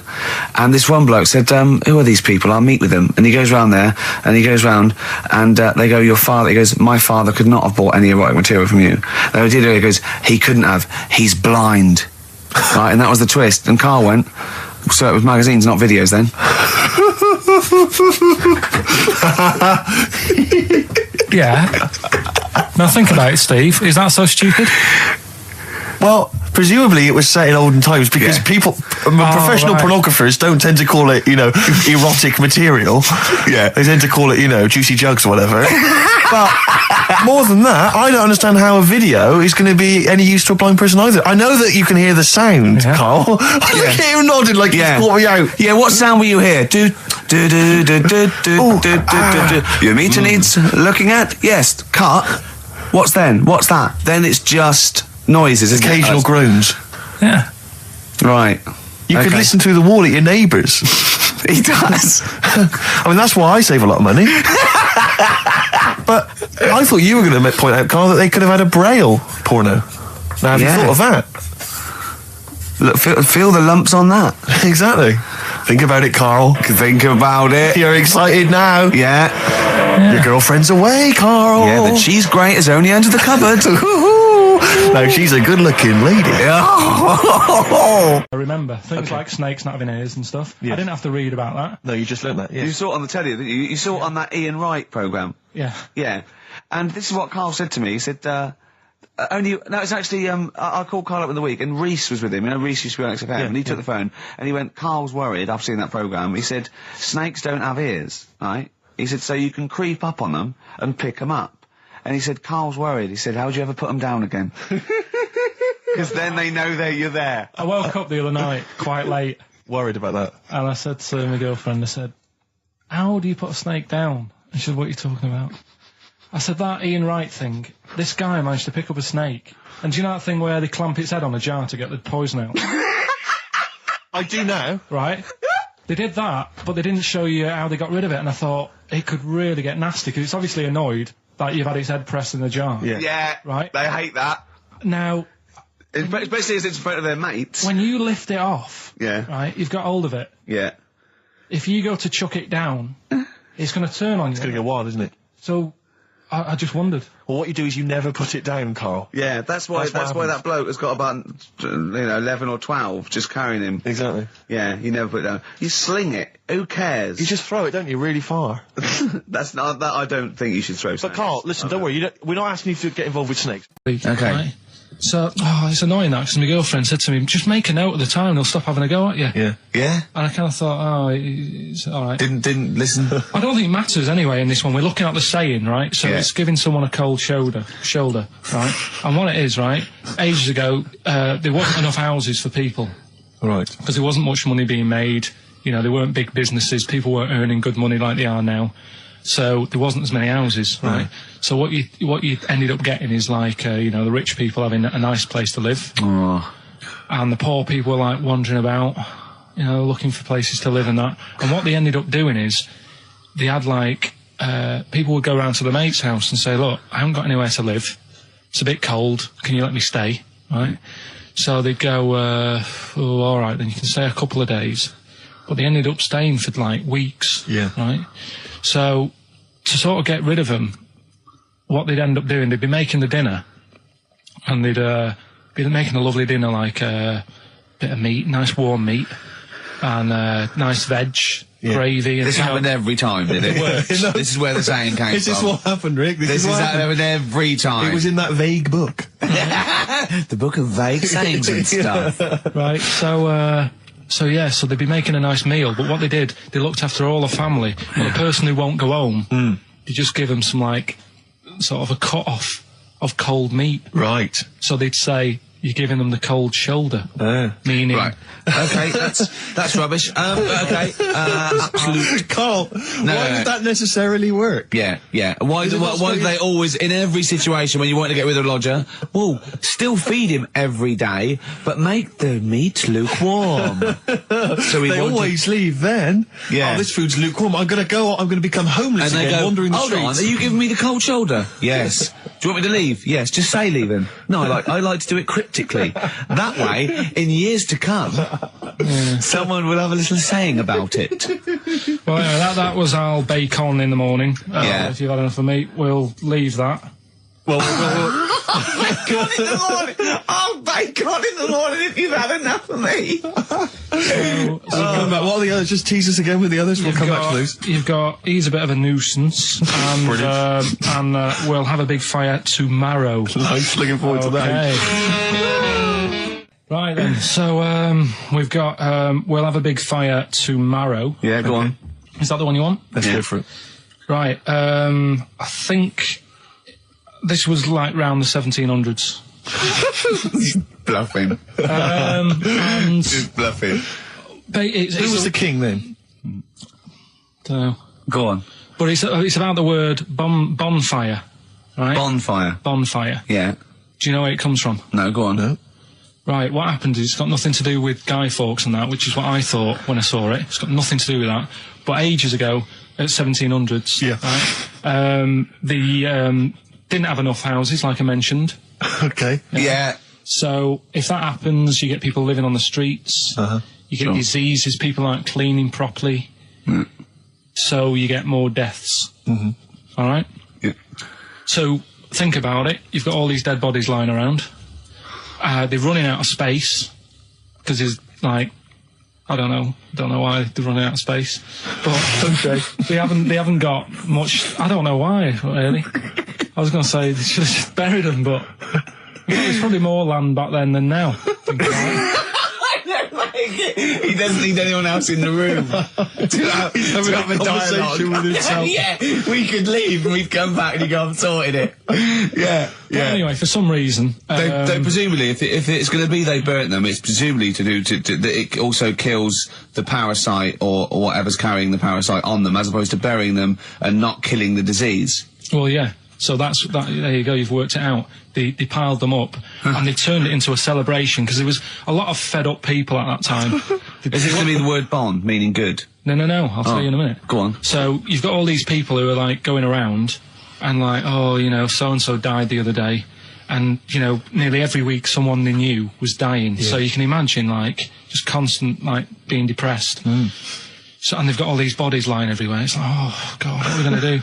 So they said, we're all too fed up at the moment. Said, let's make this a better world. This was 1701 by the time they got together. Yeah. So they said, what we need to do is have a big party. So they said, yeah. Good thinking. See what you're thinking. So they go, right, well, we'll put all the bodies in a big pile. And they're all diseased and that, so they set fire to the bodies, and they said, let's have this as a celebration to remember them by, and you know, we'll have a drink and that, and have a chat. We'll have this big fire going, and it came from bone fire. Ah, right. So it was all the bones. Bonfire is bone fire. Yeah, excellent. Yeah, that's interesting. So that's how it came about. Yeah, in the 1700s. Yeah, that was. No, probably. Okay. I reckon it was 1600. Probably earlier. I reckon it was the plague. I reckon it came from. But interesting stuff. Interesting. Yeah. stuff. So that's. Did you celebrate Bonfire Night? Is that a big celebration for you? Do you like the fireworks? So I'm sick of fireworks. I just think they're rubbish. I'm not impressed. I've never been impressed by fireworks. Even as a kid, you know, you have to go to like sort of community kind of gatherings with a bonfire and fireworks, and some local vicar or whatever would come out and. But I also think the adults think the kids love it, and if they just got together and said, "Should we go this year?" They'd all go, "No." Yeah, absolutely. Let's not go this year. What would be better is if the vicar had wheeled out like a massive rocket, climbed in, gone last one to the moon is a bender, and then fired himself off. Now that, I'd pay to see. That's a firework display I'd like to see. As it is, it's just rubbish. Oh dear. Yeah. That's excellent. I'm not keen. No. Sorry, what clue was that? We'll have a big fire tomorrow. Bone marrow. Monkey news. Yeah, monkey news. So, monkey news. Right, if you're a new listener, this is where we do a bit of monkey news. Oh, imagine him giving these charts on a news programme, like News Night Review or News at 10, over to Karl Pilkington. Yeah, all right. This monkey's gone mad again. Go on. Right, we've done quite a lot of good stuff. The one that sort of kicked up most of the fuss was probably Ollie the monkey. I love the fact that they're all monkeys. He's a chimpanzee. Wow. Right. It's an ape. Well, today, right, we're looking at one that's it's called Coco. Oh yeah, the sign language one. Well, what I've read about him is he speaks, right? Oh, God. Highly educated. Yeah. Photographer. Carl! Right. I love the fact that when he gets a gifted ape, he has to look up to him. He realises that he is superior. I love that. Right. Oh. And he also likes going on computer chat rooms. This anymore, Steve. I'm going to be sick. Oh, God. Which, right, that's pretty amazing. You know, if an infinite number of monkeys are in an infinite number of chat rooms, they'll eventually type, which is your favourite episode of Buffy the Vampire Slayer? Exactly, yeah. Karl Pilkington, you're an idiot. But the thing is, right, you're saying about the infinite thing again, about monkeys, if you put them in a room with a typewriter, they'll come up with Shakespeare. Yeah. I'd sort of agree with that, right? With monkeys who can't do other stuff, but this one I reckon's going to be busy taking pictures and stuff. Yeah. I think monkeys that are boring. Is there a boring monkey? Would you ever have a chimp and you'd go, Suzanne would go, I've got your birthday present. It's a chimp fella. He's about, about a sort of like a middle-aged chimp. No, I'd love it. I'm talking on Would you ever go, I'll tell you what, Suzanne, that one's boring. No, but I bet the monkey would get bored, Do you know what I mean? The monkey would be bored. I'd be loving it. I'd love to have a little monkey, right? But what I'm saying is... You really would, wouldn't you? Yeah. If you buy him a camera, he'd be happy again, wouldn't he? Well, yeah, but that's just it. You wouldn't get him... It's like... If you can do other stuff, you don't want to do the boring stuff. Forget the typing. Forget the monkey's typing. Talk about this monkey that's a photographer. No, but we are in a way. I'm just saying that would be happier... monkeys that have got nothing else to do, if they can't take pictures and that, and they can't go on chat rooms, They're happy to sit in a room typing away for infinity, yeah. Do you know what I mean? But he's got maybe a little exhibition to put on. Do you think... Do you know that most chimps and apes and monkeys still actually just live in trees? These are in laboratories and zoos and things. You know, that's not the norm. These monkeys walking around sort of chatting and riding bikes. Yeah. You know, that's not natural. Exactly. No, I know, but if you left a bike in the jungle and then came back a few years later, there wouldn't be monkeys riding around on it and a book. If you left a bike with a book in the basket, right, and you went away for 10 years and you came back, there wouldn't be a whole new transport system and schools. No. They'd eat it. They'd throw it round and eat it. All right, then, so what you're saying is you can't... See, what I think is, right, and don't take this the wrong way in that, right, Stephen Hawking, Yes. right, now he had a bad illness. Now, I wonder if he'd be as bright as he is if he didn't have that. Right. Because he's had time to sit down, he's like, well, what can I do? Yeah. They've gone give him a book, and he read it. I like that. Give us another one. Yes. He's got a lot of time on his hands. Yes. Now, what I'm saying is monkeys... Yeah, Right. This one here, Coco, which I think was a gorilla, Right. right? That wouldn't have been happy on a little keyboard, just doing that all day, because it'd be going, well, I could be out taking pictures. Sure. Play a record! Yeah. Do you know what I mean? Play a record! Yeah. Done. You're an idiot! There it was. There's the catchphrase. Once more. He is! He's an idiot! Sure. Well, we never had any disasters, right? But my mate did one, right? And I don't know if it's that funny, really, but I'll have to tell you anyway, right? He was doing this gig, and it was probably one of the biggest gigs, right, that he ever had. Must have been a couple of hundred people there. Yeah. And in like a big sort of warehouse thing. Anyway, for some reason, there was some problem with a big speaker that fell, right? So the police turn up and stuff. Right. And they try to control the night, and they're going, can everyone sit down? We try to control it. Can you sit down?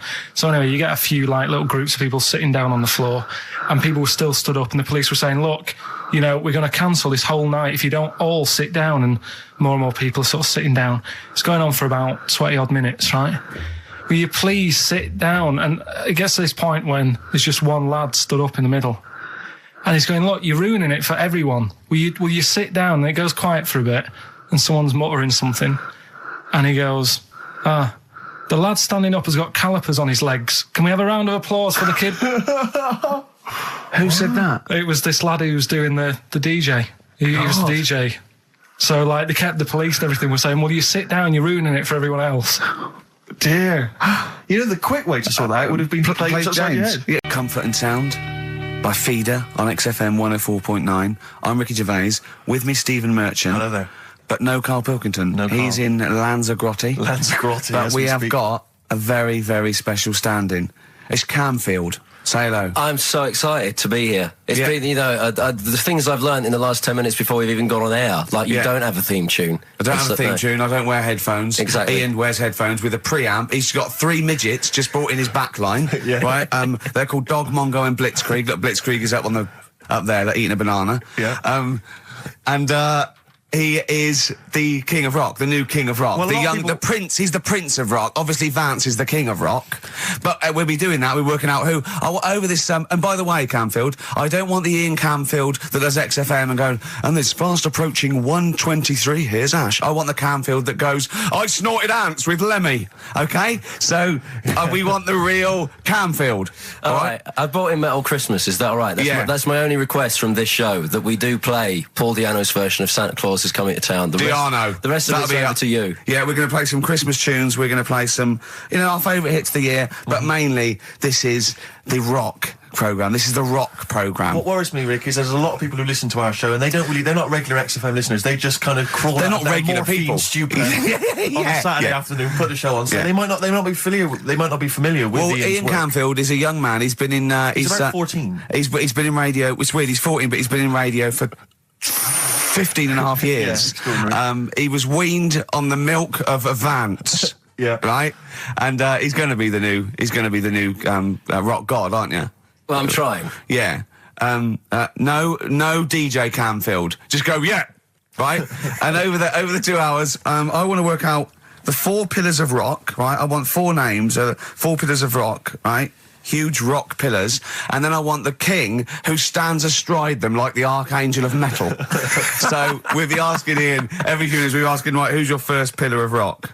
And then, keeping the one that stands astride them, okay? And how many do we need? Well, we need 5 names then, don't we? The 4 pillars of rock and who stands astride them. Right, okay. Like the Overlord with these Axe Attack albums. Yeah. Yeah. This is Oasis. Christmas. A lot of people ask me, Camfield, I'm sure you can you've probably got experiences of your own that you might want to talk about, but people ask me what Ricky's like in real life. And I don't want to get grotesque. It's Christmas, people are listening, people are eating sandwiches, but he has a flatulence problem. I don't know if you're aware of this. It is... It's not a problem. Right. Well, it is for us. Yeah.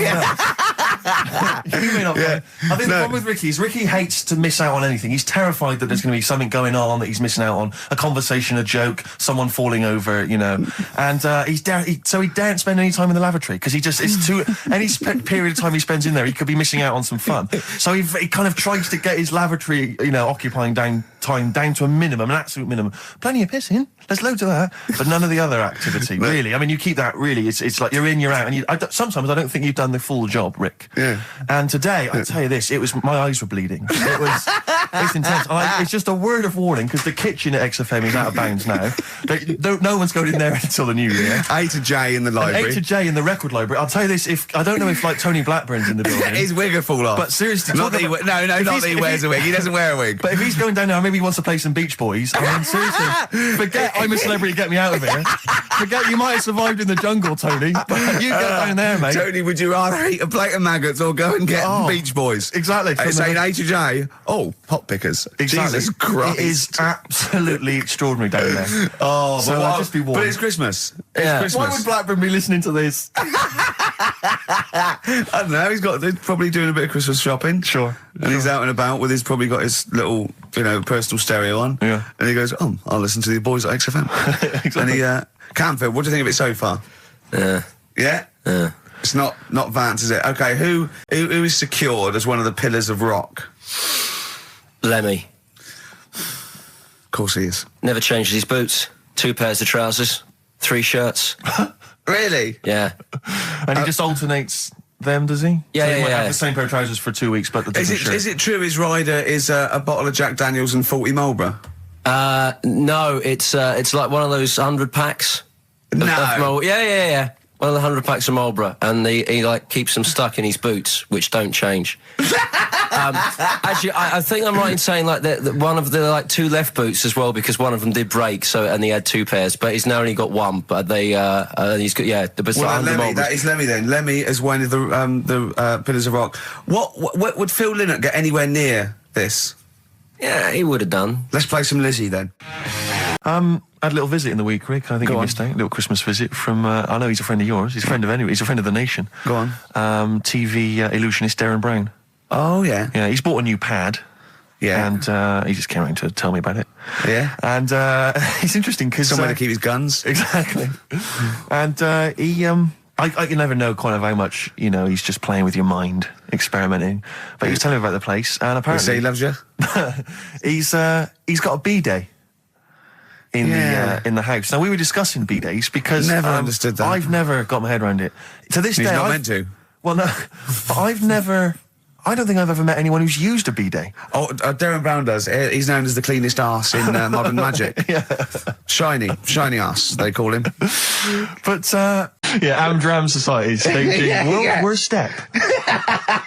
Because I was in the Pirates of Penzance once in an amateur production. You used to like Whose Line Is It Anyway? I did, that was Although I did watch it when it first came on Channel 4 about 15, 20 years ago. But we did the Pirates of Penzance when I was in an amateur dramatic society in Bristol, the Bristol Operatic Society, Light Operatic Society. I don't know why I was involved, because I can't sing. My audition, I thought, this is how desperate they were for blokes. I swear to God, I can't sing, Well, you? Yeah, all right, calm down. And I went in and they said, "So what are you going to sing?" I went, "Well, I want to surprise you." They said, "Do you want a piano accompaniment?" I said, "No, I don't think so." I went to the back. I swear to God, I went to the back of the room and I just sang Thumbelina, Thumbelina, tiny little thing. Thumbelina dance, Thumbelina sing. Thumbelina, what's the difference if you're very small? 'Cause when your heart is full of love, you're 6 feet tall. I just did that. And they just looked at me like I was the weirdest freak they'd ever had. Immediately put me in the chorus, because that was how desperate they were for blokes. We rehearsed it. I couldn't remember the lyrics. Thank God you were doing Thumbelina. Yeah. Oh, but dear. I couldn't remember the lyrics. What was it for? Was it Gilbert and Sullivan? It was the Pirates of Penzance. Oh. There weren't enough blokes, right? So that we had to double up. So some of the pirates had to double up as the policemen who were chasing the pirates. A little bit problematic in the scene when the policemen and the pirates have a fight. That was a little bit tricky. And the worst things, there's this sequence where like the daughters of the Major General all kind of like, oh beautiful, something like, oh beautiful little girls are we, la la la la la la la. And the women they must have all been over 40. I mean, real kind of toothless crones creeping around in their 90s. Is it the sort of women that buy one of those sort of porcelain dolls from the TV and go, look, I've had a baby. It's not a real baby. It is a real baby. I'm going to stab you. Yeah. One of those. Exactly. It's the sort of women that you'd see maybe on TV's Bargain Hunt. The kind of contestants you get on there. Those are women who sort of, they're in Amdram and they think they've clung on to their looks, but they have never made it in the guy who was playing there's a guy who's supposed to be an 18-year-old prince, an 18-year-old pirate, the Pirate King. He must have been 40 years a day. He also directed the show though, so he got to prance around in these thigh-high boots. Ludicrous. It was so embarrassing. It was shameful, really. I'd love to go to Amdram. Amdram is a whole other world. It's such an incredible place. Because there's so much backbiting and envy and... Really? Oh, it's incredible. It's worse than the real world of theatre and TV. It's unbelievable. Because the same old people get to do it every year because they can hold a note. Can we go along? You would absolutely adore it, Gervais. It is film it, a secret camera. Is it true? We're talking about when his dad said that, and then you told me something that I find amazing. Oh, the thing is, it's Christmas. Obviously, I've got to go back to Bristol. I love seeing my family. Well, yeah, I do. But it means I'd see my grandparents, who were, brilliant people. I mean, lovely people, but mental. I mean, utterly mental. And they've taken now there must be sort of 80 apiece. And it is quite an old age, but they're fairly good health, relatively speaking. And they just spend their time in bed. I mean, that's all they do, is that's their profession. They've retired to go to bed. And they spend all the time in bed. I tell you what they're like. They're like that old guy, they're like all that old family in Charlie and the Chocolate Factory. Oh, yeah. Remember, none of them had got up for like 25 years. Yeah. And you said that they go to bed and they go to sleep, but then when they wake up, what they do is put an extra pillow so they're slightly more upright, and that's them in the day in bed. That's the daytime thing. But they get up and cook and stuff. What they do is they've got about 6 teeth between them. I mean, my grandmother needs false teeth, but refuses to go and have the old ones extracted and the false teeth fitted. So she's working with about 3 or 4 teeth. Oh. My grandfather had false teeth given to him during the war.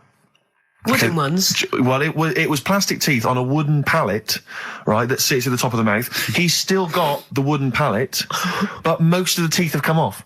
So there's about 4 teeth left, 4 false teeth. He's got a set of false teeth that make him look like he needs false teeth. I mean, that's pretty bizarre. So the problem is that they have to get up. They get up about 7 in the morning to put on, say, some beef or lamb, whichever they're going to cook. They put it on at 6 in the morning, 7 in the morning, so that by the time they eat it at 6 at night, they can use the phrase, this is what a good meal is for my grandparents, if they can use the phrase, oh, that's lovely, you could suck it away. You could suck it away. Who wants that from a roast dinner? You may as well blend it up and serve it as a broth. I don't want that phrase coming from old people without teeth. No, indeed. Because it must remind you of your rent boy days. Exactly. It brings it all flooding back. Oh, God. Flooding's the word. Exactly. Should we play a record before we get really disgusting about your grandparents and blowjob? Please. The worst thing we've said the word blowjob far too many times today. And in the same sentence as I can't believe. Anyway. And it's Christmas. Yeah. Oh. Did I ever tell you about the time that my father, when I was young, we went on holiday, my dad he bought a little boat. little sort of wooden boat, make a 3-seater, and he and a friend of his went out with me in the boat. I was maybe 12 or 13. Went out, and we sort of went, so I think we were on we had the little motor, outboard motor, chugging out. We just thought we thought this was real seafaring stuff. Brilliant. We'd lost sight of the beach because we'd gone round a corner of like a mountain, or like a, what do you call it, like a cliff. And so we were just round the corner, and there was this boy, just floating in the water. Not a boy, but like a boy. And, very tricky to explain that on the radio. It's the same word, isn't it? Boy, a boy, and a boy. Yeah. And so we float past that, and we're just chugging along. The motor conks out. Oh, I can't believe it. We have to row back in. So they're rowing away. I'm just sat there. And we noticed that every time we sort of think we've got past this buoy, it just seems to be back where it started again. And we realised that the tide is taking us but not taking us out, taking us towards these rocks. And we've got ravaged rocks. And we were a bit pretty scared because I can't swim very well, or I couldn't at the time. I think when my dad had maybe bought, he didn't, I'll be honest with you, I inherited a lot of things from him, one of which was his carefulness with money. just the one life jacket. How deep was the water? Which I seem to remember he tore off my back and put on himself. So the water's pretty. I mean, I'm not saying we would have necessarily died, but it was pretty scary because the boat, we were going to crash into these rocks and stuff. It was getting pretty unnerving, and so they're sort of rowing like mad, trying to get. We're just not making any progress, and we're beginning to think that this might be the end. And this boat, this kind of ferry boat, comes chugging by doing tours, ching ching ching ching ching, and it comes by and. My dad goes, oh, wow. We were going, brilliant, they can help us. They'll throw us a rope, they'll tow us back in. He was going, you've got to be careful, hang on, because according to the laws of the sea, if he rescues us, Steve, he can claim my boat.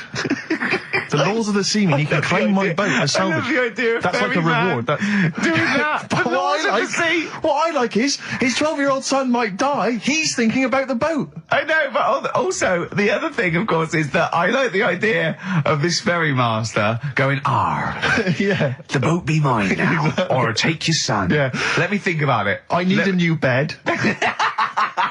That'll be just right. King size.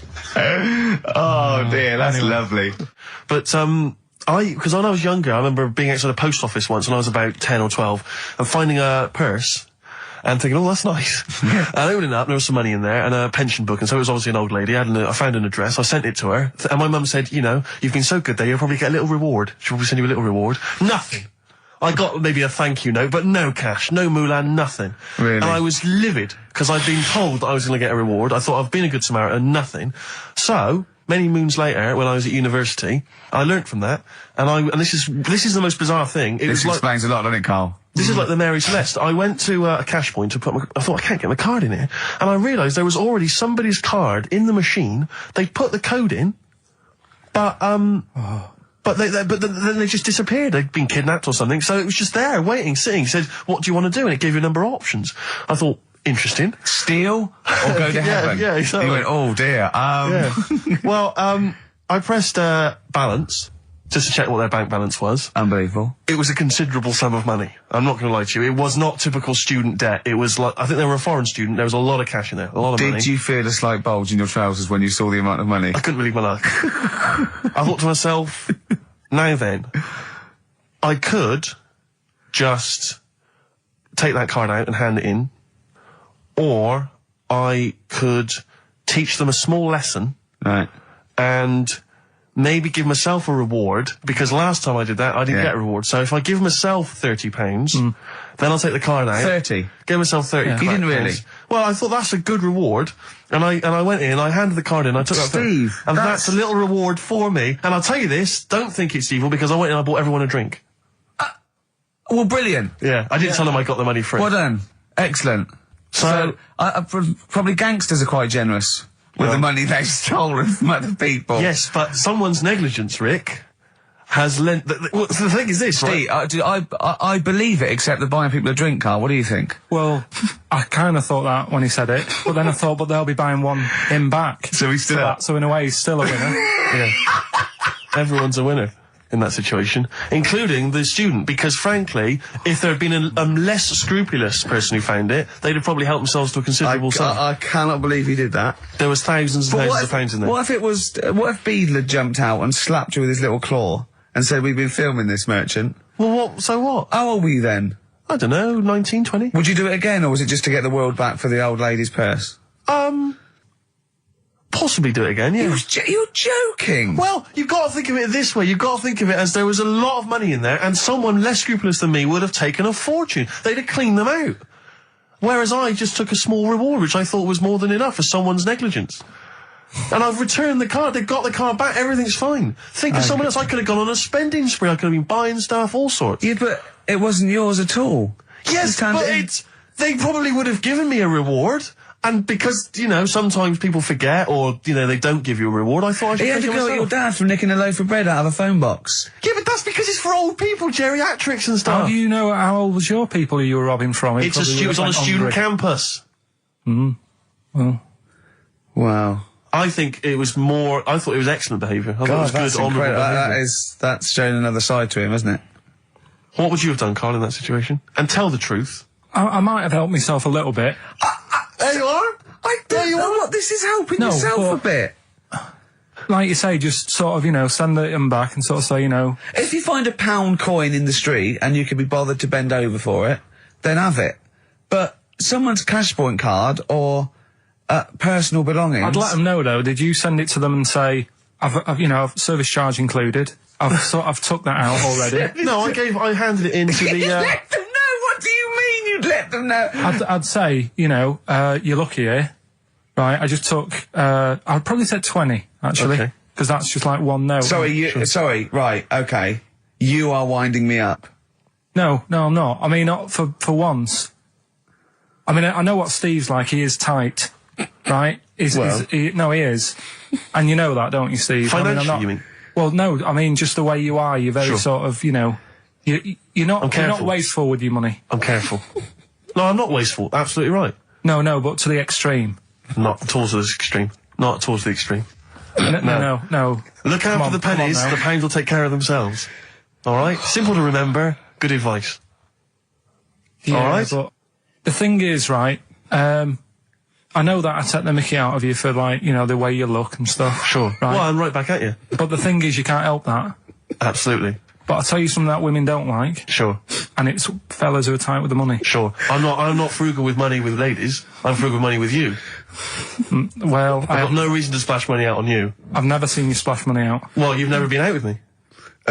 Steve, have you ever splashed out on a lady? No, but I hope to one day. The right lady. Play a record. Sorry, just suddenly struck me something. I don't know if I mentioned it before. You mentioned that you tried to catch your guy out when you came back once. You opened the door really quickly to see what he was up to. Did I ever tell you when I was at university? Now I'm very tall and I've got enormous feet. Size 14. Size 14 shoes. And when I was at university, everyone, it seemed to me, was wearing Dr. Martens. It was like you had to wear a pair of Dr. Martens. It was kind of the rule. Dr. Martens is too big for you. Yeah, so that's a big pair of Dr. Martens. That's where the myth of the old woman who lived in a shoe, I think, came from. People with my size shoes. Anyway, I just literally kind of moved to university. I'd been there for like literally a couple of months. And obviously in that first period, you're quite keen to kind of, you know, reinvent yourself, strike yourself, you know, try and give an impression of perhaps being quite sophisticated, worldly, cool, all those things that, you know, you've left behind all your childhood friends, so you're trying to, you know, develop something. But you didn't bother, you didn't? What, sorry? You didn't bother? No, I was working hard on it, and I was kind of, you know, I was doing alright, you know, and I had a tie-dye shirt, and everything, you know, I was looking good. And, so I was trying, you know, working hard to try and seem kind of cool and not freakish. And I came back from studies once, and I came in, and there was a little old cleaning lady that kind of would always come in every day and clean up our halls of residence. And I came back, and my door of my room was open, and there was like a little huddle of people just peering in, right? And I thought, this is odd, you know, that my door's open and I'm not in there, and there's people staring in the door. And I looked in, and the little cleaning lady had my Dr. Martens on and was clomping around. Making them all laugh. Making them all laugh, doing an impression of me. That's amazing. Imagine that. Imagine the psychological scars that has. I know that she's more popular than you. Yeah, exactly. And they go, come on, Maud, let's go to the JCR. Exactly. And they carry her down. They go, drink. And she goes to, Steve, you better have that spotless by the time I come back.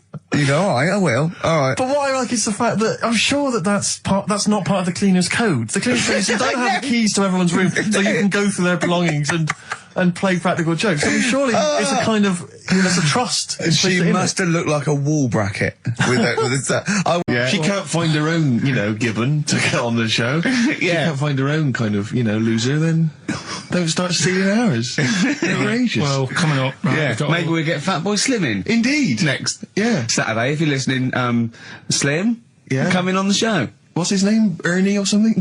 What's his name? Norman. Oh, yeah. Right.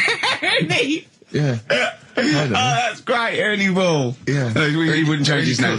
That's it, yeah. That's great. Anyway, coming up today, we have got Educating Ricky. Right, Yeah. okay. Is this the last one? You've promised it might be. I believe there's a book out that might help me with this feature, so we'll see how it goes. I was thinking of new features in the week. I've got, wanted to come up with, I wanted to do Celebrity Fact Club.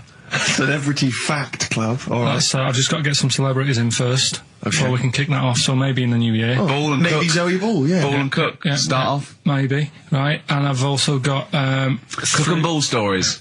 Yeah. That's nice. good one.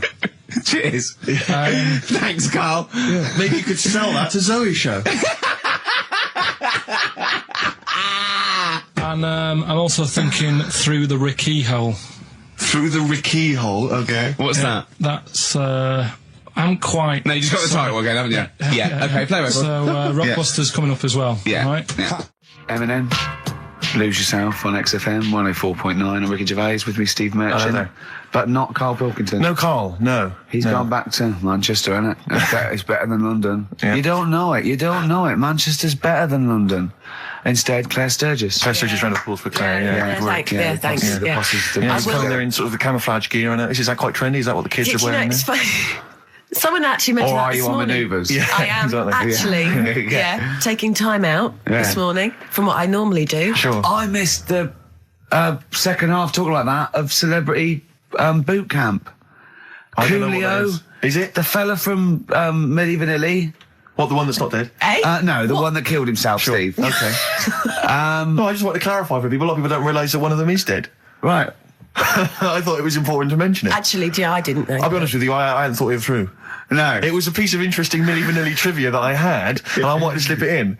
It wasn't really trivia, because it was a question. You went, what? The one Rick, who's not what dead. I'm saying, Rick, is I could have found a more tactful way of bringing up the death of one of Milli Vanilli, because I think there's a lot of people out there now upset. Maybe Actually, didn't realise. people who didn't know. That's quite a shock. I didn't see. I mean, I should have sat people down. Who died? Vanilli or Millie? I think it was Millie. No, right, it's okay. Leave. No, I don't know. but I didn't know. I'm that guessing. is- Actually, I'm guessing. What? Wait, no, I'm about not that? confusing Milli Vanilli and Scritti Pilli, because I mean that is a danger. Oh no, you're thinking of the fellow out of Grandpa Palumpa. He was amazing. He was amazing. It's a great shame that he topped Grandpa himself. Palumpa, they're not around us. Anyway, cool, we've got some great tunes lined up. We're going to play today our favourite singles It's of the a year. favourite tune, some of which didn't yeah. quite make it as singles maybe, but tunes of the year, because obviously Christmas very soon and we'll be away for a short time. And, I think next week we'll be doing our favourite Christmas songs of all time. yeah, I'm worried we're not going to fill 2 hours with that. I mean, how many times can you play Shakin' Stevens before... Fairy Tale of New York. yeah, exactly. I mean, that's the only one, isn't it, really? That's the best one. That's the best Christmas That one's song good, ever. but obviously there's Joni Mitchell's The River. That starts with a kind of Christmassy Beautiful, feel. beautiful. I don't think if there's anything else. Not a great deal. The so Waitresses, this Christmas rapping. is that one? Is that Favourite brilliant? of mine. Is that good? Yeah. So this is Christmas. John Lennon.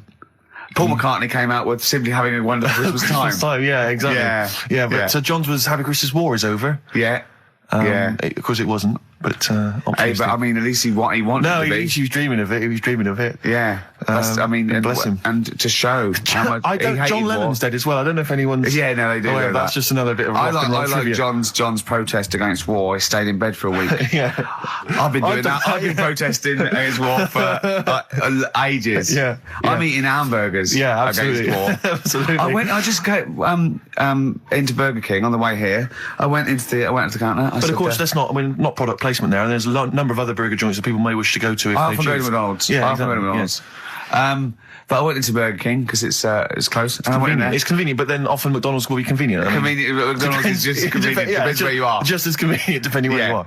And I said, can I have a cheeseburger and small fries? Take away, please. And he recognised me. He went, oh, I've seen you on telly enough, won't you? He went, there's your meal. So I went, thanks. He went, he winked and went, "I'll put large fries in."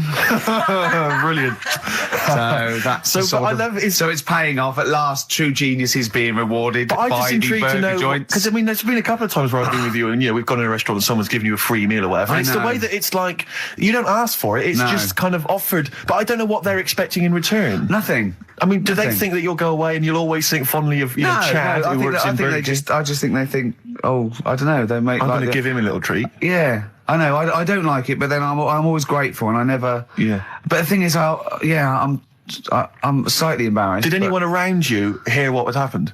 No. Because I imagine the resentment, just the whole room No, turning they on didn't. you. I had to go around telling them. Yeah, I went. I said, "Excuse me, did you hear that?" He goes, "No." I go, he just gave me the free thing because I'm on the telly. And I went, Yeah. "I don't recognise." I went, "You don't recognise me?" I'm terrified now that that someone could be listening at Burger King HQ. You know, I'm that assuming little this fella- is an unorthodox procedure. and you that know. little fella's got Well, fired. they know it's Leicester Square now because I just mentioned it, so they know which Burger King it is. Oh my God. I don't know. What was his name? Ralph Littleton. He had a name badge. Yeah. Number 342. Well, I just hope Littleton doesn't get in trouble. So, what are we going to that play could be a first? sad Christmas for him. He's probably keeping his whole family afloat.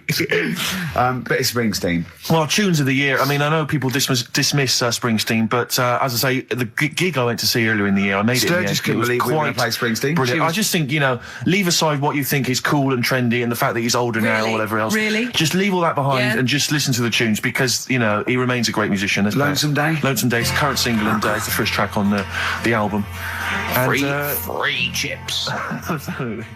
That was the record before us, and here we are, pre-recorded, because we did this a few weeks ago, because we're not here at the moment, are we? We're away in that. I'm Ricky Gervais, with me Stephen Merchant. Hello there. And Karl Pilkington. Well, He's not actually with us. No. He'll be in some of the best of clips. So then I was thinking, imagine like going to the doctors and he's saying, yeah, everything's all right, your heart's good and everything, but Your art's good. What, your Larry's or? yeah, your heart, you're in good form and whatever. Sure. Yeah, it's good news. I had Giano in earlier. He's not looking good. Yeah. Fat swaller. But you're all right. But your hands need to come off. Right. Blimey. But That's bad. Like, I get a second opinion initially. But I better good news, I've got a nice pair of feet I can sort you out with. Yeah. And he puts them on, and then I was thinking, right, first of all, washing up, what would that be like? I thought, Steve!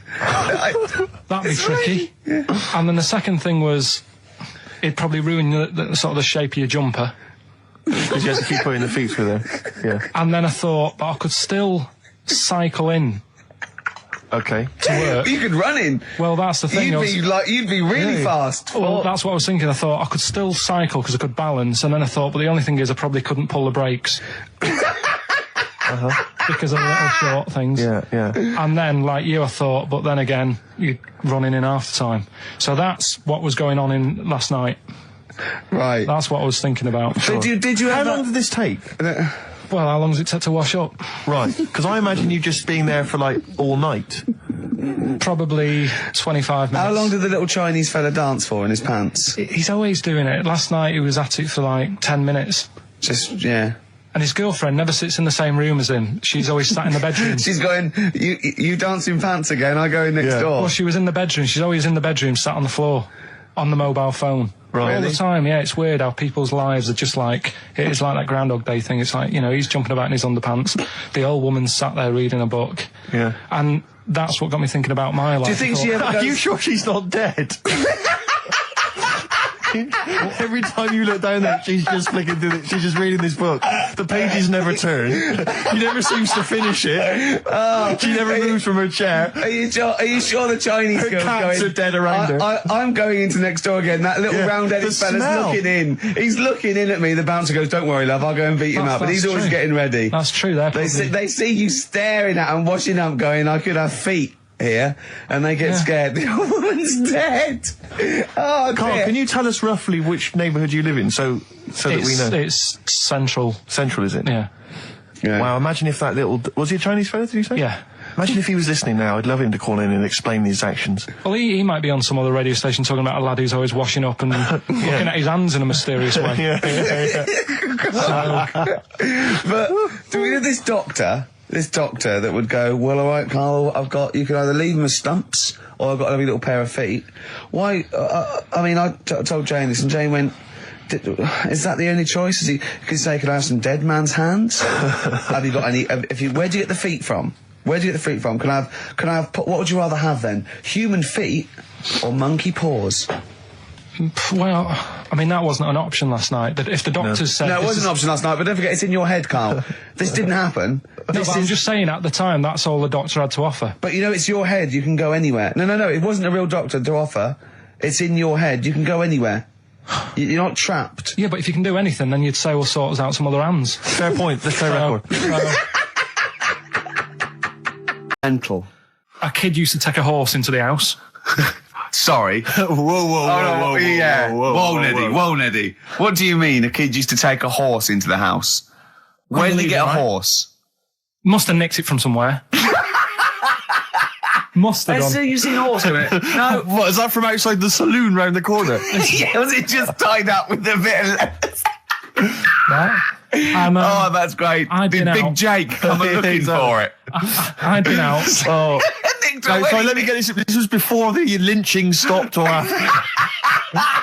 Where did he get a horse from? What do you mean he must have nicked it? His mum said, where'd you get that from? I bought it. All right then. But keep it out the kitchen. I don't want you going Catlin rustling. Where did he get a horse from, Carl? And how long did he have it for? Was he leading it or riding it? Mum, open the door, I can't stop! I can't stop it. Open the patio door as well. Looks like we got us a runaway. What do you mean? I've sort of... I don't think you can ever be boring. No, but what I've done, I've took like different ones. So I've took a good one that I think, that's a good quote. That was worth putting in a book. I've put one that isn't really a quote, so I don't understand it. Oh, yeah. One that isn't clever. and a funny one. So a bit of variation out of one book. Oh, how long did this take you? What did you do? Did you sort of like sit? About half an hour last night. And did you sit sort of like quietly at a desk or something? No, just in the lounge with the telly turned down. Oh, right. Just to give a bit of light to the room. Just had it on, but turned down. Have you figured out lights yet? So the first one, and it was like they stuck some bacon on his head. And as ever, the vital piece of information, i.e. the reason, Carl seems to have forgotten. Because the worm was in his body, and they said everyone likes the smell of bacon. Including worms. Even a Vietnamese lake worm. They love bacon.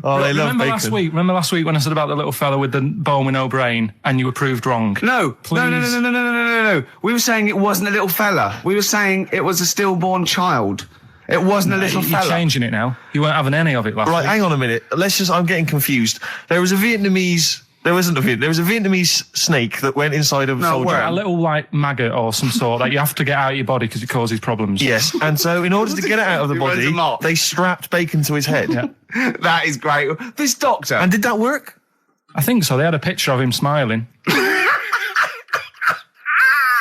Oh, God, what, the worm or the bloke? The bloke. Oh, dear. Honestly, I hope someone knows the story. Right. It was about 3 years ago, I reckon. Okay. And, it did work. GI bacon. So this is why the worm burrowed out of his head to get the bacon? Get to the bacon. Right. That's great. When my dad was when he was a taxi driver, yeah, you used to have to sort of do your bit for the local area. Oh God! By taking the Forest Gump people to Blackpool. Yeah. Is that what they're called now, the Forrest Gump people? Is that what the organisations that support them ask for them to be referred to? A minibus with life is a box of chocolates.com. Forrest Gump types. It must have been, so you work with these people? The people with learning difficulties. And he used to get 5. Coming home must have been a busman's holiday. So he got 5 of them in the cab. Yeah. And he had to go to Blackpool, and 4 of them were really good, behaving themselves, didn't mess about, weren't fighting and stuff, but there was one who was just causing loads of trouble and he couldn't control him. Oh, and what you've got to be able to do with people like that, you don't want them to get stressed out because it's not good for them. It stresses them out, and you could end up with a bit... Thanks, Dr. Carl. You could end up with a bit of a riot on your hands. So he thought, I'll nip this one in the bud right now. And he pulled up just on the outskirts of Blackpool, and he took the one out that was causing problems and put it in a wheelie bin. Oh, no. Oh, I'm sorry. I apologise. He did what? Oh, He did it for the good of the others. He put it in a wheelie bin. He was having a good time. He thought it was one of the rides. Can you stop saying it? He had another problem similar to it, where he had a little minibus, and it was his job to take a load of old women to the bingo hall, and it was miles away. And he took him there. There was no problem. About 10 old women in a minibus. One of them was causing trouble. So he pulled over it. No, right? So he took him there. Everything's fine. He dropped him off. They had a lovely night. Yeah. Right? They had a lovely night. Won a bit of cash. Coming back, it's a bit of a late night, and they all started moaning at him, going, "I want to be dropped off here. Take me there. I want to be dropped off first. I've got to get up early. Blah blah. You know, my husband's expecting me. I'm already late. Take me here first. Take me there." And he just pulled up in the middle of nowhere, said, "Get out." And he made them get out, and they all called for taxis. They charged that company who was meant to be taking him home in the minibus, and he got the sack. My mate, Anthony, his mum called up my mum and said, I've got to meet up with you. I've got to have a word with you. And she said, what about? She said, I don't want to talk about it over the phone. So she goes, oh, right. Well, yeah, come round tonight then. So anyway, my mum sees me. She don't want to be in an awkward position and, like, be a bit embarrassed and what have you. So she sees me and she goes, right, Anthony's mum's coming round. What have you been doing? Yeah. So I go, oh, God. I said, I've been nicking stuff. So she goes, like, what? So, not big stuff. I've had a few calculators, Mars bars and stuff. How many? I'll just work it out. Hold on. Works out at 7.2 per day. So, how many calculators do you need? So it was when that phase. You failed maths, didn't you? Everyone wanted a calculator. It was like a trendy thing, wasn't it? Right. Oh, yeah. In Manchester a couple of years ago, yeah. So anyway, so I told her all this and I confessed to, like, Computers will make it there one day. I confessed to There's magic in the back of battery. Go on. confessed to nicking all this stuff. She comes round. She only wanted to borrow some money. Brilliant. She said, oh, I don't like asking. I was a bit embarrassed to ask you over the phone, but can I borrow 20 quid? Oh, that's fantastic. And there's me. That's great. And it's similar sort of thing to yours. And did you... And he went, hold on, Mum, let's just work out the interest on that. I think 10%. She'll owe you £4.40. Oh, so your mum was a loan shark. yeah. And did she mention? She went, I just with that other, because what I'm saying is presumably you got your mate in trouble. No. Right, you didn't. No. She went, no worries, I'll just go and get my purse. It's on the dressing table. Exactly. Yeah. Carl, Do you want a cigar? Well, quite, yeah, but what is exciting, surely, is the razzmatazz and the brushing shoulders with the rich and famous. I'm not into that. You're not? No. I don't feel you're going to appreciate this like we thought It's you would. weird because Suzanne said to me this morning, who would you like to meet there? Yeah. Is there anyone who, like, you can get close to and it's like, God, I really admire your, big fan of yours or whatever. and this is me and Steve, so you're here now. Well, I really admire your big fanny. I didn't... What did you say? What did you say? if you're a big fan of it. Oh, right. Oh, right, yeah. And, Sorry. there isn't anyone, really. Do you know what I mean? I like, you two are alright. Thanks. Jonathan Ross, is he going? He might do, I don't know. Hang on, wait a minute. I can't help but feel we could have exploited this more. We could have maybe run a competition to let someone win. Yeah. You know, if you're not going to appreciate it, Carl. Yeah. Are you going to get a trouser suit? Are you going to get a ladies' trouser suit? I just think then, if you go sort of like looking macho and walking down with him, they know that you're not really partners. And I just think it's a slap in the face for BAFTA. That's true enough. No, it doesn't matter what you wear, though. Look at Elton Can't John's. you mince a little bit? Can't you at least sort of walk a little bit mincy? Because you've got such a macho sort of mank walk. Elton John's fella doesn't look gay and the stuff he wears and that, does he? Do you know what I mean? It means nothing. No, but that's because Elton's doing the work for him. No, but... By dressing as like some kind of restoration dame. Yeah. Right. Go on then, Carl. Second one, then. I said in the past to you, Rick, that my grandparents, so I love them dearly, but it's like for the last 30 years they've been waiting to die. I know, It's yeah. like they just sort of, it's like, the novelty wore off of like... just, Life in the 50s. Yeah, they got kind of bored of it. Like, in the 40s it was brilliant. All sat around the old Joanna as the bombs Yeah. fell, singing. They loved that. The 50s, that was great as well, because that was the post-war years. It was, it was a bit tight in the pocket, but it was all right. Everyone pulled together. Then the 60s came along, all the crazy music, the funny hair. Let's stay in bed. Exactly. They basically stayed in bed. And it was one Christmas when my grandmother said to my dad, what do you like for Christmas? What do you fancy for Christmas? And this must have been I don't know, 20 years ago. She said, what do you fancy for Christmas, Ron? And he went, well, you know, I could do with a nice big kind of warm winter overcoat. She said, don't worry about that. Don't worry about that, because your father will be dead soon. It's right, you can have his. Meaning my granddad. Well, to be honest with you, my father's still waiting. Which is good news. Good news for my grandfather. Less good news for my dad. He's freezing. He's freezing. He finds out, how is he today? He's fine. Oh, okay. Oh, I'm freezing. It is such a weird mindset, that. I think that, to me, is what sums up people from that older generation, the 40s and 50s. And it seems to me that you've got that kind of mindset. It's like you were born in the 30s. And whenever you talk of your childhood, it's like you had like a baked potato to take to school. And a hoop and a stick is a Christmas gift. The other thing is, I think that that sort of generation, it seems that the man is dependent on the woman.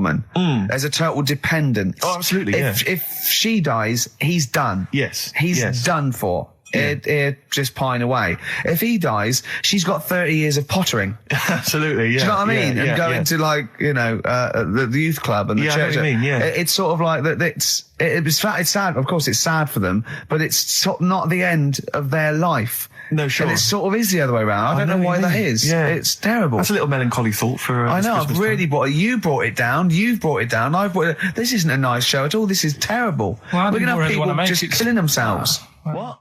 Because my Auntie Nora, she same thing, pumped her with loads of drugs. She used to have a cabinet next to the bed is like boots. She's got loads of stuff, right, for all sorts of stuff.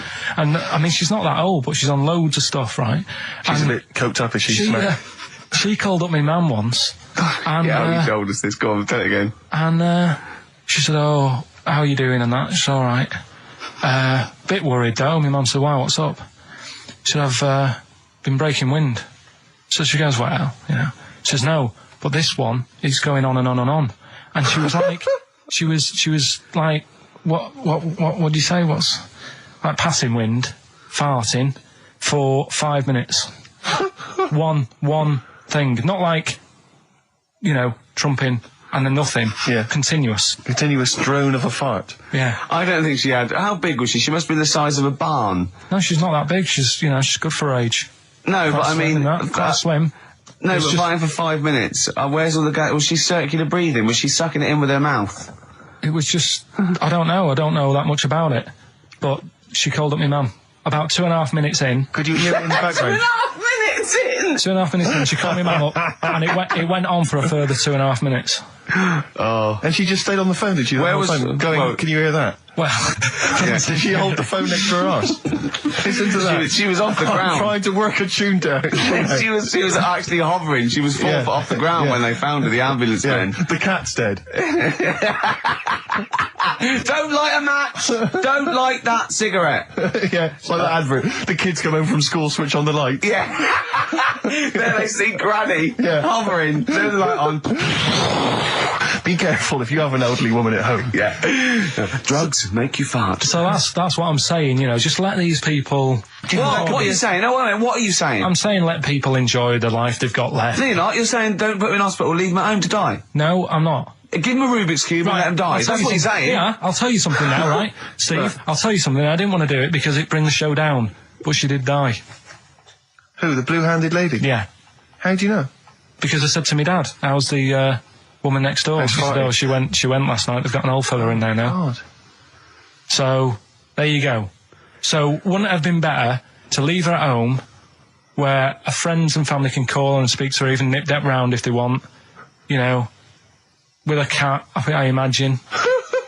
No, it's definitely a cat now. What was that cat's called, do you imagine? Probably, I'm seeing like a big ginger one, so I don't know, something like, I don't know, maybe ginger or whatever. Maybe I had a budgie. But that's what I'm saying, just let them enjoy this life, because dying in hospital, I wouldn't like to do it. If I went to the doctors and they said, you haven't got long life left, I'd say, well, I'll stay at home. Yeah. And that's the point I'm getting at. It's time for White Van Man, which is where we ask Karl the questions that the Sun asks someone else. Exactly.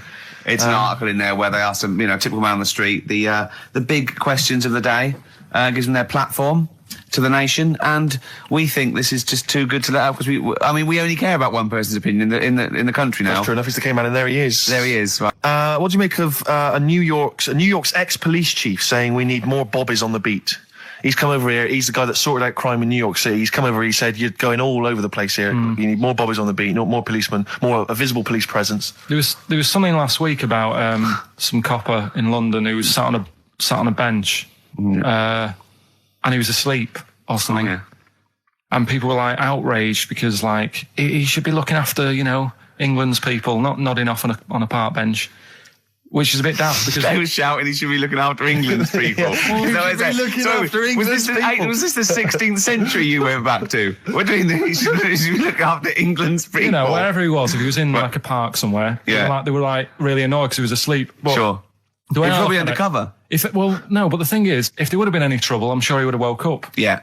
If there was any sort of, if someone needed help and he screamed, he would have woke up. So I don't know why they were having a go at him. Yeah. And he might not have been there at all. So, you know, it was, you know, so he probably have his radio turned on, didn't he? Yeah. Listening to Heart. So you're not concerned then that there's not the crime's going up? I think there's enough. I see quite a lot of them whizzing around. Okay. You're happy then? Yeah. As long as you're happy, Carl. So you don't think it's too much crime? No. Just the right amount of crime? Yeah. What about the fact that new gambling laws give Blackpool the green light to become a British Las Vegas? What do you make of that? Are you a gambler? Little bit when I go on holiday, like going in the arcade and having a little flutter. Sure. What's your favourite? I have a go on the fruit machines. Yeah. There's a good one called The Simpsons. Right. Is that your favourite? Yeah, it's quite good. Is that a tie-in with the TV show The Simpsons? Yeah. Okay. Will he make Blackpool the next Vegas? I don't think so. No, nor do Can't see I. it happening. No. You been to Blackpool? Yeah. What was it? It's a bit rank. Is it? It is a bit rough. Okay. Needs a lot of work doing on it. Yeah.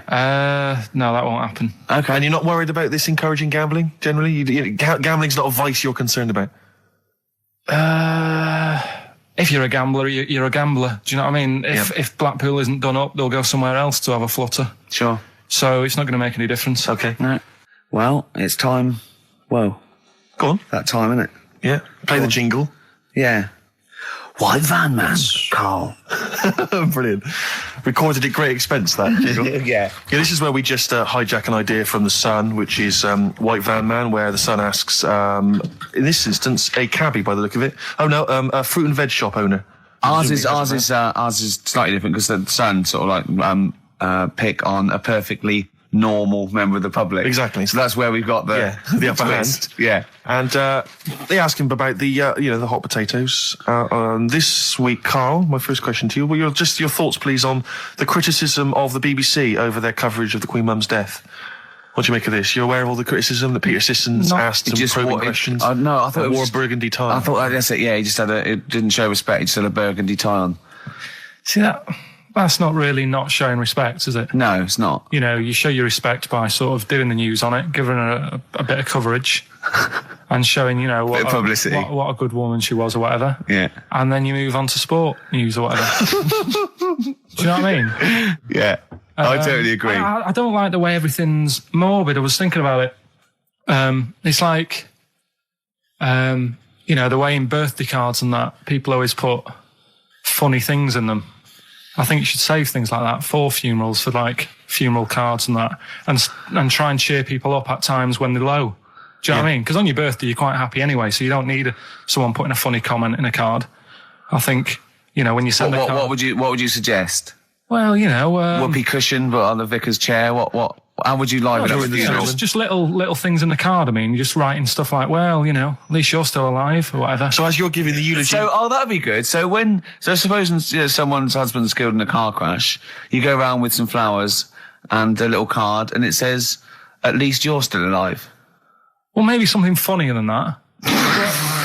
Well, maybe like if you got up to give the eulogy during a funeral, just wear a pair of comedy tits. Yeah, or those glasses that are eyes on sort of springs. But why has everyone got to be so sad about someone dying? No, what annoys me is that when you see the people on television, the sort of members of the public, and they're crying about the Queen Mother, who was sad when anyone dies, sad when anyone nan dies. She was 102, and it's sort of like they think they should cry. Well, there's a picture in the paper today. I don't understand it. There's a picture in the paper today of various people who were lining the funeral kind of route yesterday, and there's a picture of a very young child, maybe sort of 5 or 6, on the arms of her dad, and her head bowed, and it says a young girl there weeps for the Queen Mother. And I was looking at it, and you can tell she's just tired. Well, she's she just doesn't tired know, and why bored. would It's she so cry? transparent that it's not crying. It's Most just, people what are don't we cry doing when their here? nan dies. Exactly. You know, it's sort of like... But what is a 5-year-old girl going to be? Why is she going to be crying? The Queen Mum said, I can't believe it. Yeah. Teletubbies? No. The Queen Mum. Oh, not the Tweenies. No, it's all in a minute. Yeah. It's like... Oh, dear. I mean, I know. I'm sure, I don't know much about her. I don't know if she was a great woman. And obviously, it's always sad when someone dies. But it's like, it's interesting that there was a lot of tourists in that long line of people that are now queuing for hours upon hours to see her dying in state. Because it's clearly just people who want to be a part of Must be history. gutting if you're over from Sweden and you find out that, the Queen Mum's died. Oh, you must be devastated. You probably don't want to carry on with your visit. Exactly. Really. Okay, listen, Carl. I think we've covered that. What do you make of the... what do you make of the first genetically modified baby? Oh. Are you worried about this? Do you know what did they do? What? Let me see what it says here. It Well, says, isn't it just choosing the, eye colour? Well, this is the concern, isn't it? That in the future you'll be able to decide whether it's a boy or a girl, how intelligent it is, what it looks like, is it handsome, is it ugly? Obviously, no one will choose an ugly baby, and so on and so on and so on. And so it means that where will it lead? Where will it end, Carl? Are you concerned? I've thought about this a lot. What will us three look like in the future if they're being, genetically modified, beautiful people? What will we be like? How will we be considered in society? True, yeah. But we've talked about this before, haven't we? About the cloning thing. Yeah. That's a bit weird. Yeah. But I don't think it matters, because at the end of the day, right, you might look like some other kid, but it's the way you brought up that will change your features and the way you are, your personality. If you lie, you get a long nose, don't you? Well, no, but listen, right, because I remember when we, I was growing up on this estate. This is going to be good. Go on. No, it's not. It's just an example of how this doesn't work. Go on. So we don't need to worry, sort of thing. Sure. Right? Okay. So I'm growing up on this estate, and there was this woman about 4 houses down, right, who's a bit rough. All right. Didn't fancy her. Oh God, no. Right, but she had a Why? baby. Well, tell me about her first. I'm interested in this woman. Why was she? It was a Was very. it like being a man in a I mean, dress? I didn't grow up in a posh house or anything. And I'm not saying that if you live in a bit of a rough house, you're a bad person. What does she look like? But anyone can Tattoos? clean up. Look And like Tony Green with a fag on. they didn't clean up much, right? Oh. Which, even if you've not got a lot of money, you can still try and make Get the some place look jiff. nice. Yeah. Right? But she didn't. And a kid used to take a horse into the house. Sorry. Whoa, Yeah. Whoa, Neddy. What do you mean a kid used to take a horse into the house? Where did he get a horse? Must have nicked it from somewhere. Must have done. You've seen a horse with it? No. What, is that from outside the saloon round the corner? Yeah, was it just tied up with a bit of lettuce? Right? Oh, that's great. I'd Big been out. Jake coming looking for it. I'd been out. Oh. Nicked No, away. sorry, let me get this. This was before the lynching stopped or after. Where did he get a horse from? What do you mean he must have nicked it? His mum said, where'd you get that from? I bought it. All right then. But keep it out of the kitchen. I don't want you going Catlin rustling. Where did he get a horse from, Carl? And how long did he have it for? Was he leading it or riding it?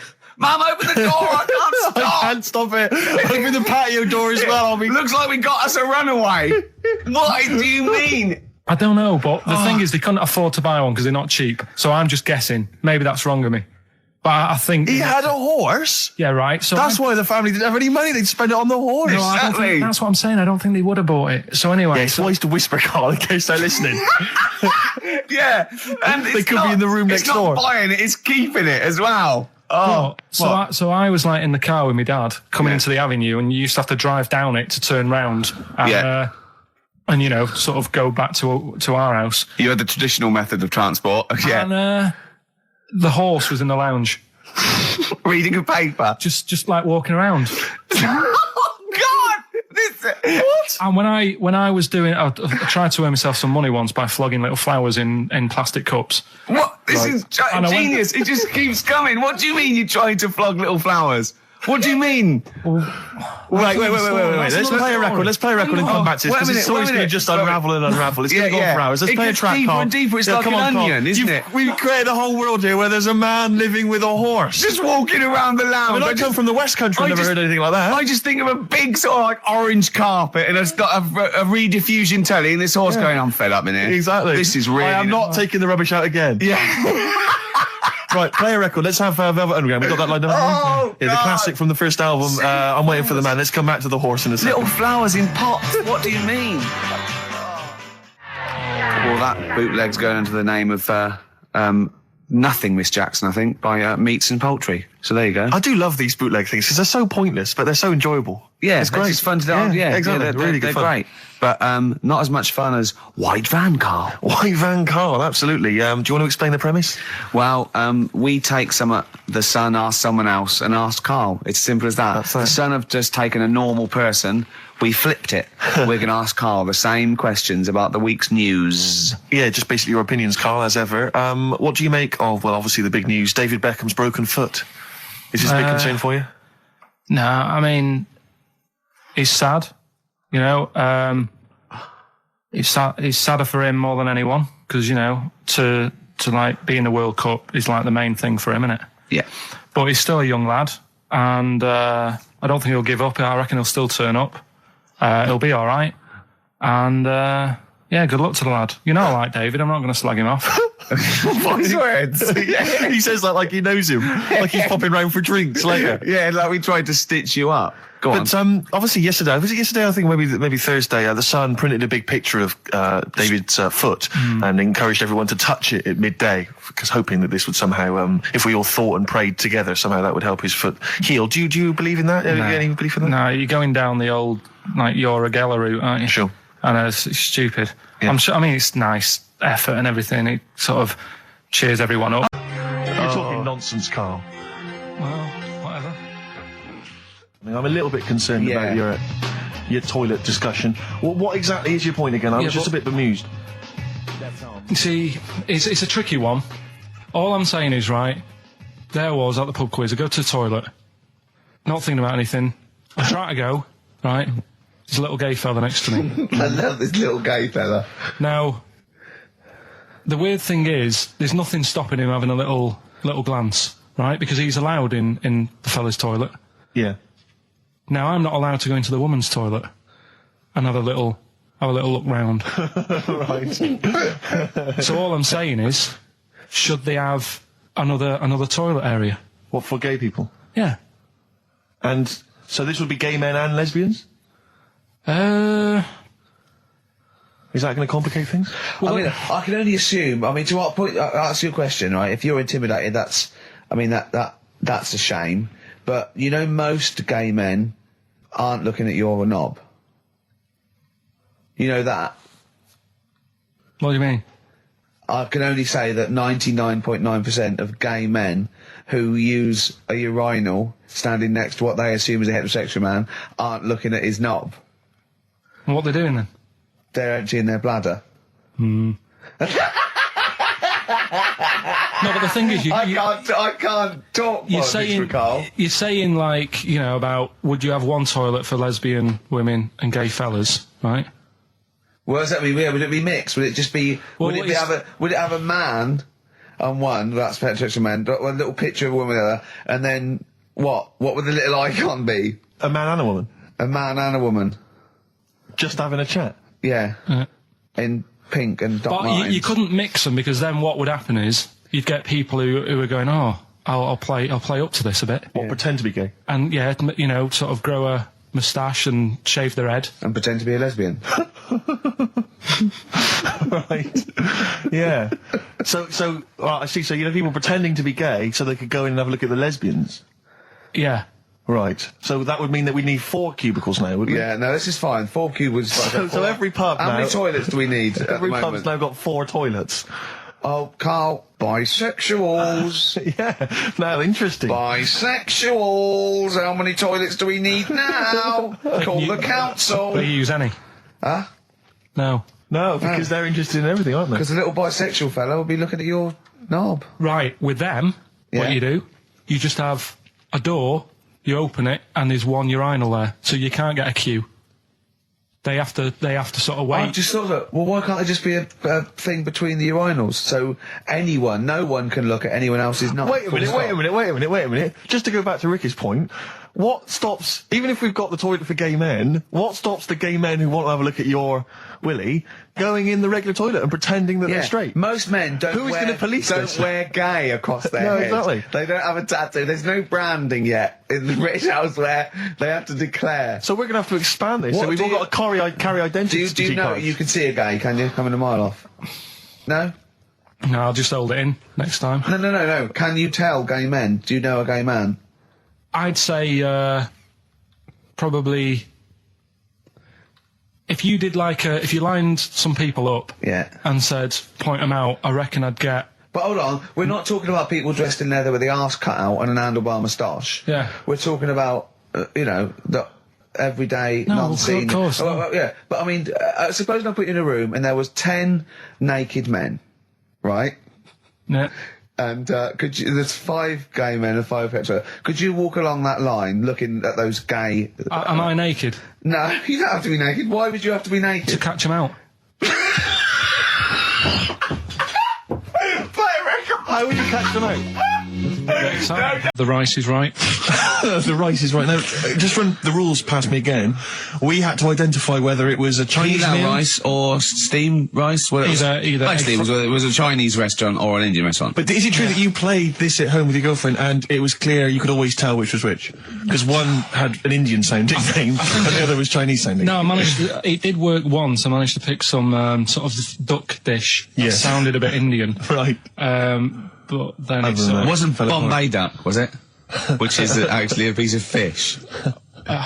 You don't know. He wouldn't let me put, that whipped cream in the fridge. I saw that. I thought that's fun. Yeah, he wouldn't let me put it on. He was shaming foam. Oh. Yeah, but every week we have this. Do you know the other week, Steve? I didn't tell you this, right? He comes in straight away. I'm trying to talk about sorting the show out. What we're going to do? How we're going to keep it good for 2 hours and that. Grabs a pen. He says, "Let me draw 666 on your head." Because you can see the scalp. I said, don't do that. He goes, all right, then how about we meet halfway, put 333. Every week it's the same thing. But I quite like the cream. Did you get any cream on him at all? No. Is it the spray cream in a tube? Yeah, he said no. Carl, can I just make some, just spray on some glasses? Just some round glasses on your face. Father Christmas! Hello. It's nearly Christmas, hello! Come on, it is Ricky Gervais' show. Yeah, should we play a record and then come back to this mayhem? This crazy mayhem. Yeah. Foo Fighters. All My Life on XFM 104.9. I'm Ricky Gervais, with me Steve Merchant and Karl Pilkington. Indeed. Genius Karl Pilkington, as Heat magazine said. Really? Is that what he's referred to now? Yeah, yeah. Genius.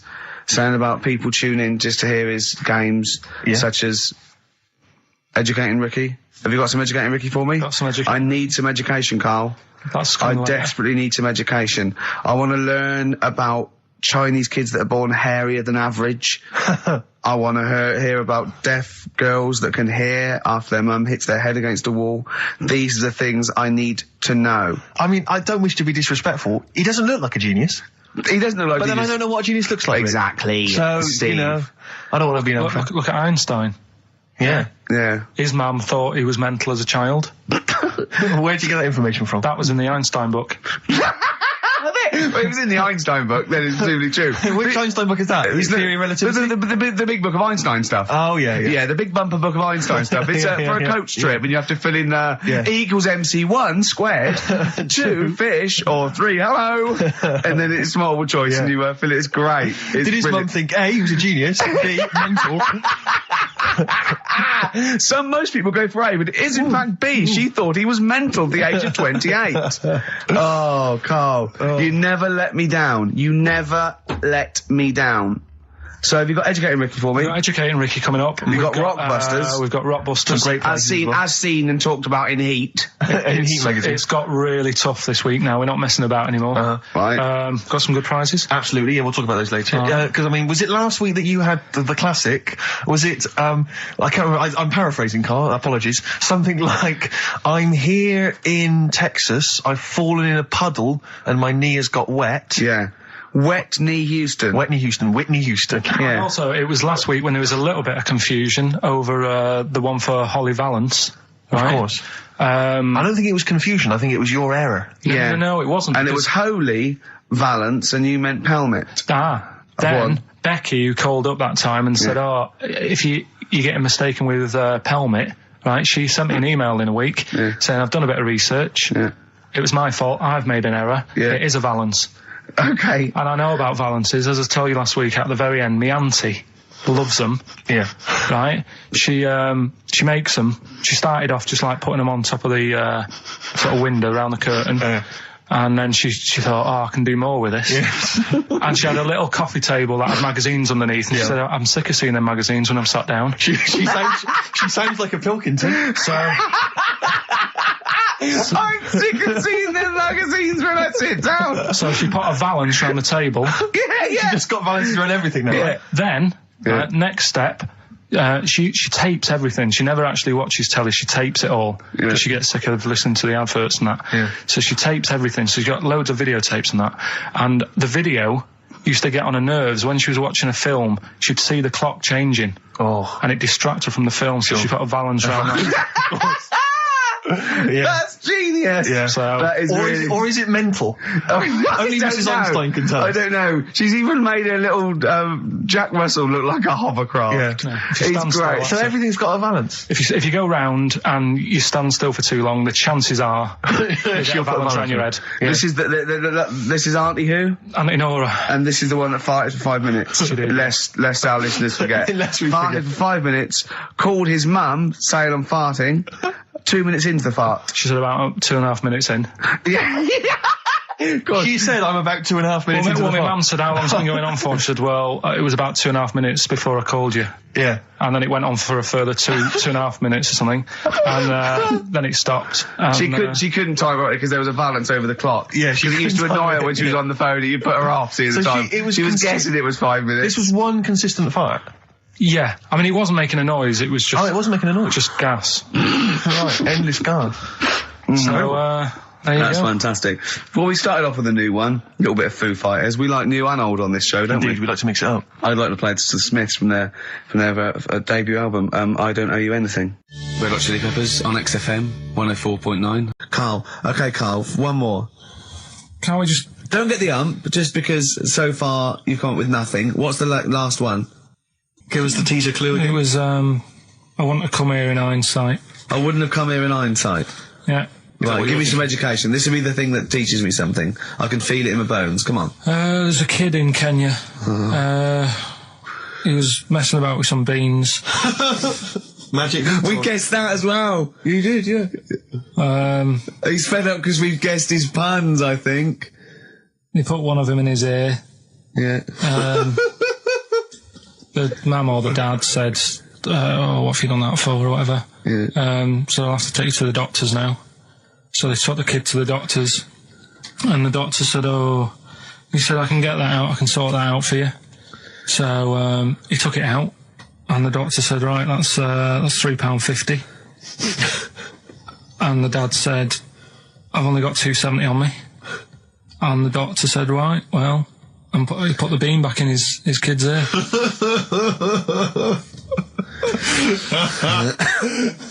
I don't know what to say. I don't know what to say. I mean, a couple of questions from me very quickly. Are you sure that those were definitely the sums involved, were they? Well, the equivalent of whatever the deal with in Kenya. Yeah. It was the equivalent of, you know. So what currency was it, Carl, that you translated into sterling? I don't know. No, it was saying in the thing, it said the equivalent of £3.15, Did it say that? Yeah. Sorry. Did it say that? Yeah. Carl, look at me. Did it say that? Yeah, it said that was the Did it say that? Yeah. Yeah, it did. It definitely said that. Definitely. Yeah. So Oasis, Live Forever on XFM 104.9. Right, we're in the swing of things. It's mine and Steve's favourite bit of the whole show. This is what we do this show for now. Educating Ricky. Yeah. Go for it, Carl. You said that learning can't be fun. Yeah. Yeah. Okay, I'll go for the one. What's the one about the butcher going down the butcher shop? You've got get your kit on. We're off down the butcher's. Yeah. You going for that one? Yeah. Well, do you know the saying? Don't let the cat out of the bag. Yeah.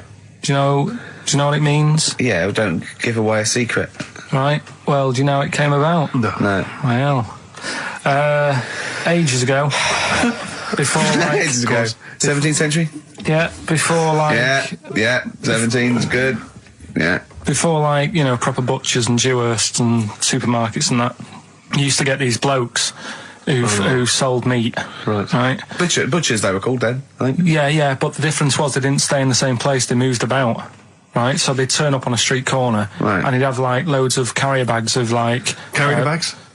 yeah, with meat in and that, and people would Plastic be carrier bags? Yeah, with whatever. mobile butcher on them. Yeah. like, right. So And an people, email address. Yeah, go on. people went, right, yeah, I need some meat, right? So they'd go up to this bloke and say, what have you got? And he'd say, well, I've got a you know, you can have a bag full of pig, or you can have whatever, a bag full of chicken, whatever. Yeah. And they'd go, yeah, how much? They go, oh, you know, call it a fiver, whatever. Yeah. And they'd buy them, and to make more money, they didn't always fill the bag with what they said was in it. Oh, I thought that might be the case. Right? So what Did they they used ever to put do... cats in there? Yeah. But I don't see what. Okay, so sometimes they would put a cat in the bag They'd put a and cat pretend in it the was bag. chicken or whatever else. Yeah, so Why was a cat any cheaper than a chicken? because cats are wandering around the streets, aren't they? Chickens aren't. So they'd get a chicken, they put a chicken on the top so that when they look in it, they'd go, yeah, that's all right. Got a bag full of chicken. They'd get home to make the dinner, and they'd be like, what are we having tonight? And they'd go, well, you'll never guess. And they'd have like, you know, well, you can have a chicken leg, and, you know... But it we've would be a we've got- cat. They'd have to defrost a pizza. Yeah. Did they mind that they were eating cat then? In those days? He didn't say. He just was saying about the saying, don't let the cat out of the bag. It's like, you know, if they see that, they're going to go mad. Well, so it was the people that were doing this, it was the dodgy butchers that coined this phrase. Were they saying to each other, don't let the cat out the bag? I.e., what I mean by that, Jack, is don't let them see the cat. Yeah. What yeah, we've stuffed in there. Yeah. Dodgy butcher, there's another phrase, isn't it? So that's the first one. Is that a euphemism or is that dodgy butcher? As his meat delivered around the back. Sure. So that's that one. So let's get your kit on. What does that Dan. mean?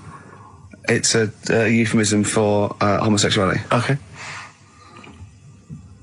And meat, presumably, in that means different things. It doesn't. It's a word that is also a male Would it bird. mean chicken or cat, necessarily, in that context? Or, well, I suppose it could. Yeah. Carl's look at him. Carl looks at you like a cat. Yeah. Whenever we leave him behind, if we don't talk like straight at him and let him see our lips moving, and it's, you know, monosyllabic and very slow. Look, he's lost in that conversation there. He just drifted off, didn't you, Carl? No, I just was also thinking on animals and that. Something else I was going to use. Go on. Alright, that's aqualung. Good time's gonna come, innit? Right, Carl, come on in, educating Ricky. So, don't let the cat out of the bag, that's where that comes from. Comes from a cry. I have to say, this is such a terrible confession. When I was doing a school play once, when I was about that age, 15, right, there was a girl who was in the cast with me, right, and she sort of, you know, she was giving me the eye. I was thinking, yeah, well, I kind of thought she was, right? And It was glass. But there was another guy there as well. I was sort of competing for affections. Oh, no. And he was quite a witty guy. His name was Scott Hansen, he had long blonde hair. Exactly, yeah. And I thought, well, the way to impress her, because I was 15 or whatever, I thought I was pretty smart. I sat in one of the adjoining dressing rooms, reading a copy of the philosophical book, Zen and the Art of Motorcycle Maintenance, which I didn't understand, but which I sat there reading it in the hope that she would walk in and think, my God, you're reading Zen and the Art of Motorcycle Maintenance. You don't go with the crowd, you don't want to come next door when we're talking about nonsense and people are flirting. We're talking about the bangles and curly whirlies. You're in here saying, look, just, if you want to come and talk to me, you're welcome, but I'm not... I'm a thinker. I bet you thought you were Kwai Chang Kane, didn't you? I thought it was like she'd think, Jesus Christ, I've never met anyone like him. That is genius. And I remember the one time she accidentally walked in, she went, oh, sorry, wrong room, and left again. And that was it. Sorry, at 15, so this is about the time you took to wearing a bow tie to I'm impress slightly people. younger wearing a bow tie. I love that. No, I used to watch a lot of Harold Lloyd films, and he always seemed to do very well. I love it. I love the idea of at 15 you going, well, it's time I went to wooing. Right.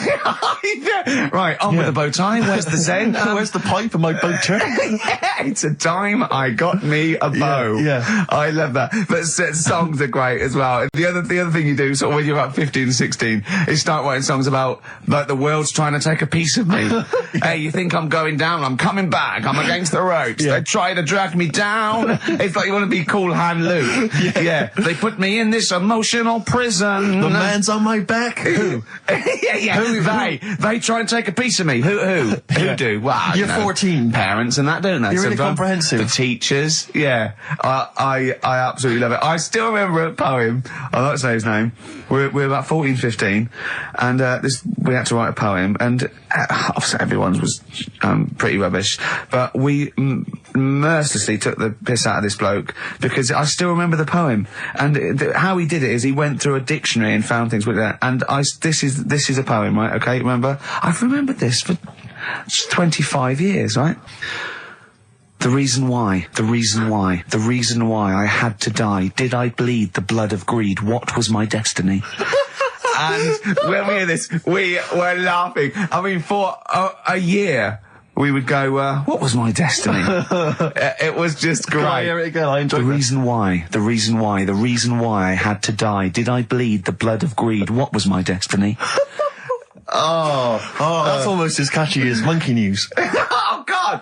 Oh! I've got some monkey news for you. But, because when I was younger, I remember being outside a post office once when I was about 10 or 12 and finding a purse and thinking, oh, that's nice. And opening it up, there was some money in there and a pension book, and so it was obviously an old lady. I found an address, I sent it to her, and my mum said, you know, you've been so good there, you'll probably get a little reward. She'll probably send you a little reward. Nothing. I got maybe a thank you note, but no cash, no moolah, nothing. Really? And I was livid, because I'd been told that I was going to get a reward. I thought I've been a good Samaritan, nothing.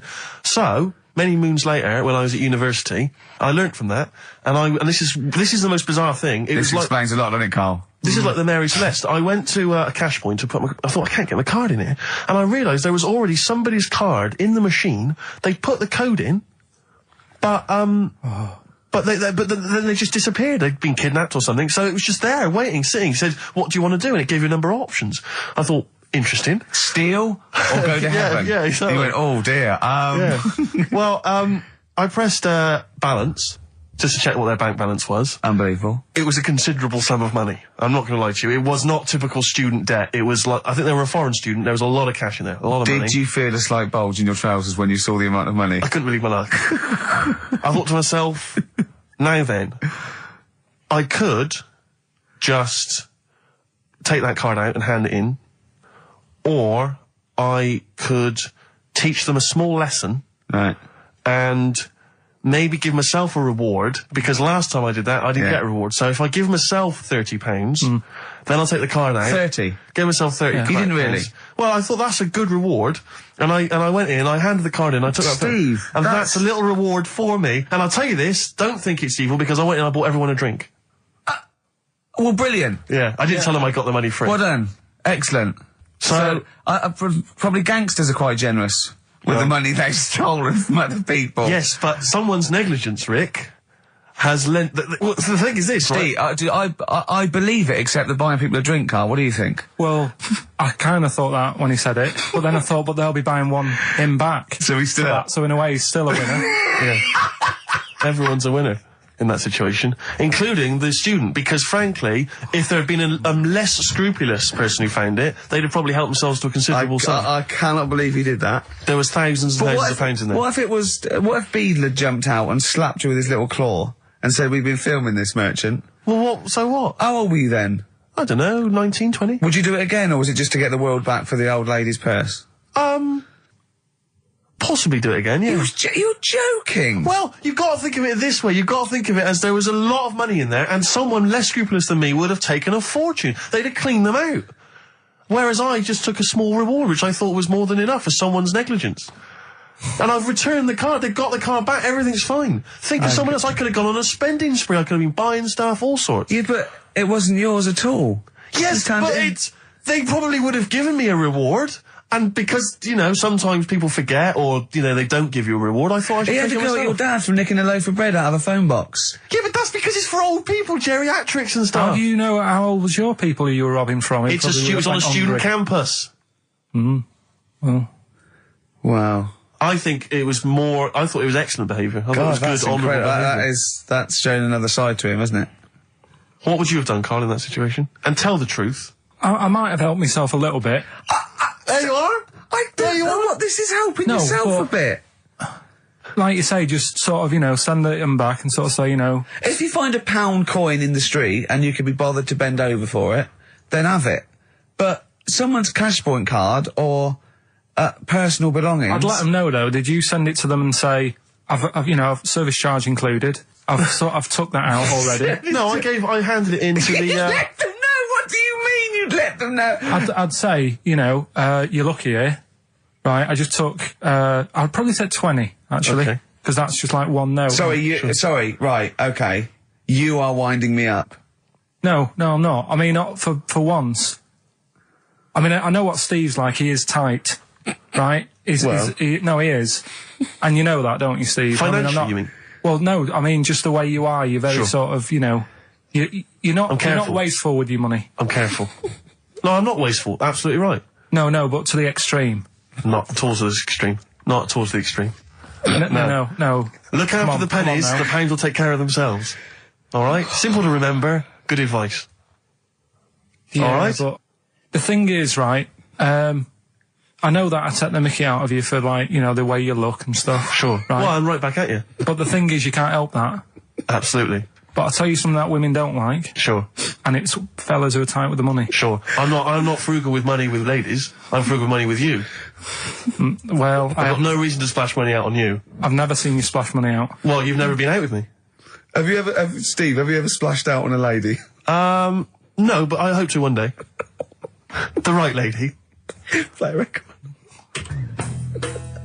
You were talking about renting an office. I'm a little bit intimidated because I'm just at the moment thinking about trying to buy a flat or something because I'm just tired of pissing money down the drain every month. I know, yeah. And, but I'm really petrified. I've put it off because I'm really gullible. When I'm confronted with anyone in a suit who sort of knows what they're talking about, they can sell me anything. I'm intimidated. It's like, how you're supposed to go in there and you're supposed to sort of act like you're the guy with the money. This is what I want, this is what no. But I go in there and it's like I'm afraid they're going to say, clear off. I don't want to sell you a house. I'm not really interested. Have you ever thought of, like, really putting on sort of like some sort of cool air? Like, sort of like kicking the door and going, what's that?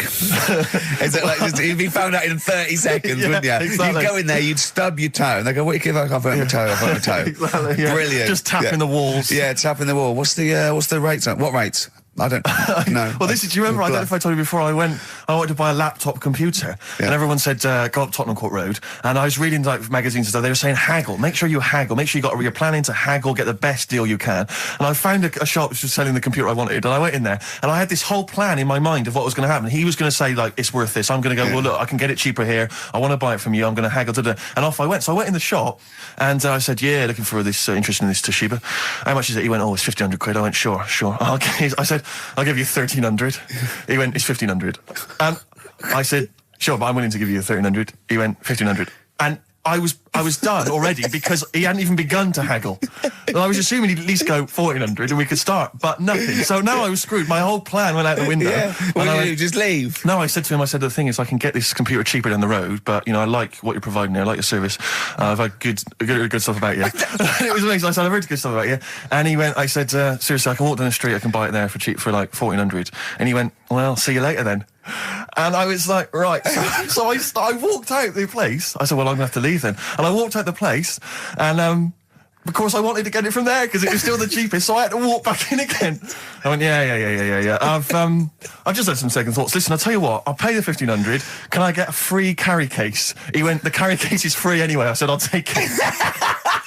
The carry case is free I got nothing. No, but how much would you charge for that if it was on sale? Carry case a tenner. Well, let's just say it is a tenner. Give it to me for free. And he went, no, it's a tenner. And you went, well, you said it was free a minute. Yeah.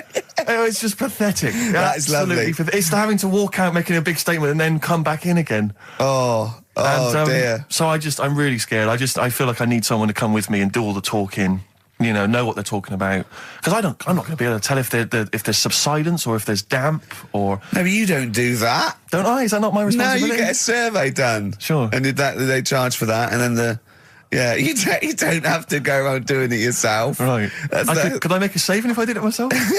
Yeah, this should be all right. Yeah. There's a hole in the wall, Steve. Yeah, but what's a hole in the wall? Put some newspaper over in that. Chaucer's day, that was the toilet. That'd be fine. I'll tell you, you're going to go along later to the Live 8 gig and you're probably going to see some bands that are going to make an effort to entertain you, but if you want entertainment, Rick, you know it. There's only one person to book. Go on. Me. If you you have perhaps something to do, because I'm obviously a top DJ on the radio, but where I really come into my own is DJing in any kind of club environment. Well, you told me you were DJing, I didn't go to it, DJing at a party, and you said the place was rocking. The place was roaring. And I loved it. Carl just said he was there and they weren't. Well, that's nonsense, Carl, because you know very well that when I'd put on a tune, they'd cheer. Yeah, but it was late on in the night. They would have done that, whatever you put on. That's nonsense. No, they said they were happy and everything. I'm not saying they weren't having a good time. It was your party. It was all right, but they weren't going mental like you're sort of making up. They were definitely going mental. When I put on the Proclaimers, they could not believe their luck.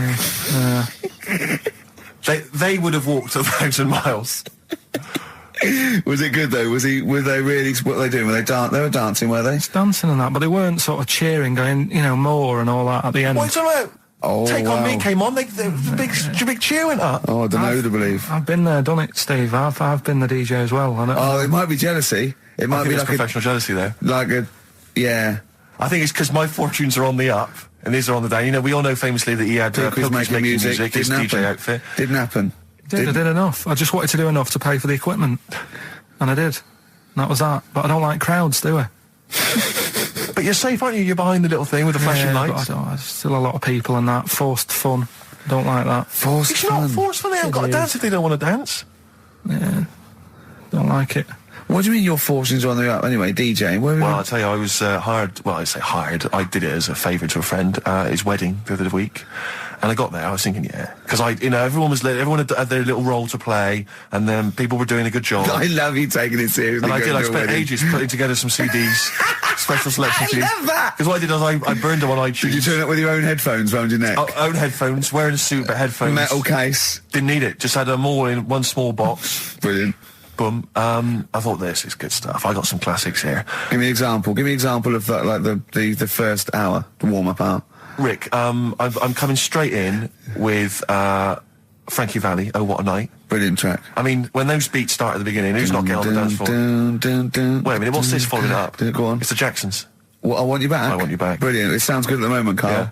So I'm thinking, at least I'm gonna roar this, because they laid on a good spread. The ceremony was nice, food was nice. I'm thinking this is going to be the piece de resistance. Yeah. Alarm bell started ringing. Why? When I realised there was a marquee outside. Of course, it's a balmy summer evening. I'm stuck inside on the dance floor. So I'm thinking I'm going to be struggling here to get them in. Even with flavours like this, I thought I'd struggle, Rick. So I'm sat there in my suit. I'm sat behind this little DJ console. I've got all the big numbers. There's one or two people making some token effort, but frankly, most people are outside everywhere. So I was livid. Of course, they couldn't hear it out there. So I was playing to an empty room, really, and I was furious. I was absolutely furious. Because, I mean, what is, they're wasting my time. They're wasting, now I could have just stuck the CD on and gone out. They're wasting Frankie Valli's. Frankie Valli's time. They're wasting the Jackson 5's time. They're wasting, D-Light's time. Yeah. And, so I'm sat there, and there's a couple of people making a cursory effort. Mainly when they come to get a drink from the bar, they might have a little quick, couple of twos. You shout, we don't want your not interested. All of your no one. All of your no one at all. And, then there's a microphone set up because people have been doing speeches. This little girl gets on the mic, right? It's being funneled through the speaker system. So every time I put my headphones on... Miss Dynamite, was it? It wasn't, sadly, Miss Dynamite. Although she decided to have a little go at MCing. She was screeching her little head How off. old is she? Oh, I don't know, 8 or 9. At their most annoying. When children are at their most annoying, because they got a bit of confidence there. They're a bit cocky. They're not shy anymore. They're a bit arrogant. Yeah. She's screeching her head off. So I'm playing, and she doesn't know it. Your face! I'm playing into the groove. No one's getting into the groove because she's going mental. She's just going, what's this? I don't know what this is. Play something I know. I'm thinking, I haven't got any bloody DJ Otsu or Crazy Frog. I'm not going to play what you... So she's just screeching along, ruining it for everyone. And I say everyone, there was no one there. So she was ruining it for me. I bet you were really angry. I was furious. But of course, as well, every time she screeched, it went through my headphones. So, of course, and then her dad comes along, right? And I'm thinking, all right, he's seen what's happening. Just imagine you in your suit, sweating, getting annoyed at someone ruining your set that no one's listening to. I think, her dad's coming over. He's going to put pay to this. He's realised that, she's causing a disturbance.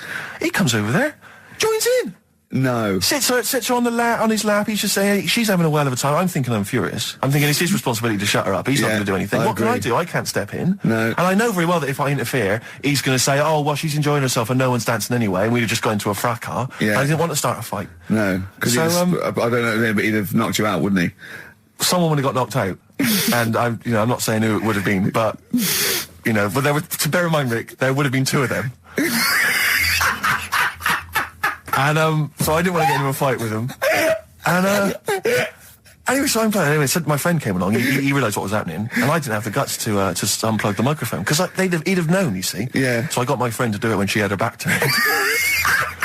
So he pulled the plug out. The microphone went dead. She went, "What's going on?" I went, "I don't know what you're talking about." I said, "I don't know." She said, "Where the microphone's at?" I said, "You must have broken it." I don't know what's going on. Someone will probably make you pay for that.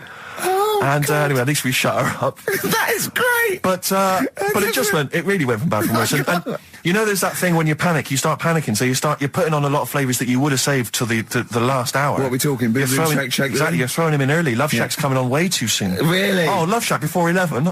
It's heresy, but I had to do it. But anyway, in the end, I made the bride go and get some people in. I said, look, it's your special night, all right, and they're going to enjoy this. I'll be honest, love, this is a washout, and it's up to you exactly. to turn this wedding around, or I'm walking. And I tell you, they're going to have a sour memory of this evening, unless you bring some people in. Get everyone in dancing. So she got him in at the end. Brilliant. And I'll tell you this, Carl. I mean, I don't know what you say, but they were loving it. They were absolutely loving it. A bloke came over and said, "Have you got Amarillo?" I said, "No," but I put on something even better, Delilah. Wedding crowds always go for Delilah. A song, of course, about old man killing his wife. But it always goes down very well, strangely, at weddings. They get into a sort of hokey-cokey thing. They went berserk for it. And I was following it up with, I had the monkeys, I had all sorts going on. Brilliant. Of course, you know what happens. What? I'm going great guns. People are absolutely loving it. They're rocking it. I throw in, I had something cracking on at the end. Come On Eileen, of course, was on. People were going berserk for it. Which is unfortunate because the bride's name was Eileen. Yeah. And then the bride pipes up. I'm throwing the bouquet. So they all traipse off outside again. Oh. I was furious. Oh, no. I plugged the microphone back in. I said, "What are you doing?" We got, but they went out there. And, of course, you can't get them back once they've done that because all the women are running around. I got the thing. And then they got to wave everyone off, throw the confetti. They ruined your day. I was having a great time and they ruined it. She ruined your special day. She ruined my special night. Oh, no. It's on her head. What would you put on about now, Carl? What if I was DJing? Yeah. Probably a bit of a world party. Go on. Interesting. Before we get into talking about maybe some of the hijinks we've had, looking forward as well. Yeah. I came in, Carl was sitting at the desk, he went, all right? I went, all right, yeah. He went, see that Alan Clark diaries? I went, no, I didn't. He went, no, I heard a lot of people talking about it. He went, I've never kept a diary. Keeping a diary will always get you into trouble. And I said, like Anne Frank. What did you say, Carl? The woman in the cupboard? That's what he said. The woman in the cupboard. And I went, save it. Save it. You never speak to Carl off air. Save it all when we're on the wireless. He went, but what did she do? What did she do except be in a cupboard? What did she have to write about? And I said, well, her thoughts. Do you know Anne Frank? That's all I know about Anne is. There's no point pretending it. Anne! That I know stuff. Yeah. Right, well, tell us everything you know about Anne Frank. She was in a cupboard. Yeah, what else? If she didn't do that, I wouldn't know about her, seriously. That's all I know about her. Yeah. So what did she do? But how do you think we know that? We know about her cupboard because of her book, don't we? But hang on, what in the bigger scheme of things, why was she in a cupboard? I don't know. Right. I honestly don't know. You don't know anything else about Anne Frank beyond the fact that, to quote you, she was in a cupboard. Well, what's she done then? You tell me. Why should I know more about her? Firstly, I don't think she was in a cupboard. She wasn't in a cupboard. She was in an attic. All right. Yeah. So what was she doing? She was hiding from the Nazis. She was hiding from the Nazis. But isn't that the first place they'd look? Sort of work from the top down. Oh, they weren't specifically looking for Anne Frank. They weren't going, where is she? Where's Franker? If she gets that book out, we are in the deep shit. We've got to stop the book. They were just looking generally. She was 13, 14, she was hiding, she was Jewish and she was hiding, lived in Amsterdam, didn't she? Yeah, as much of her family were having to hide, being helped by, friends, non-Jewish friends. In a cupboard. Cupboards, And how long did she sort of hide up there for? Until she was caught. Long enough to write a book. So she even got caught after all that? What do you mean, so she even got caught? We're talking about one of the great, humanist tragedies of our times, and you're going, she couldn't even stay hidden. What do you mean, didn't she get caught? No, I'm just saying, like, you know, it's not a great tip then, is it? Do you know what I mean? She didn't do it well. She didn't hide and say, well, I escaped it. She Her got diaries caught. are not a manual on how to hide from people. It's not how to win at hide I and don't know seek. anything about her, and we might be going down some ground that's a bit dodgy. I don't know enough about it. Maybe it's best just leaving it. All I was saying is diaries. Do you know, what do you do them for? Have you kept one, Steve? Never kept a diary, no. Right. I can understand your fear that it might get discovered, someone might read it, find out all about your inner secrets. Of course, the good thing about you is you tell everyone what you think about them. Yeah. Yeah, but... Yeah, no one's going to find a diary and go, oh, God. Can't believe it, Carl doesn't like my haircut. Yeah. Carl thinks I look like Dave Hill from Slade. Yeah, I told you that, didn't I? Yeah, I told you that. Do you think they'll last, though, diaries and that? No, because they were a bit of a time killer, weren't they? It was something to do at the end of the day, whereas now there's iPods and that. Do you know what I mean? It's fantastic. The you know what I mean? iPod of Anne Frank. Yeah. No, but that's what I mean. New from Sony. That'd be great, wouldn't it? All the greatest hits. Who could forget? Oh, well, dear. leave that then. I didn't know it was that deep. I thought it was just like a, you know... You thought it was like, didn't you? Adrian Mole type thing. Yeah, what are we doing?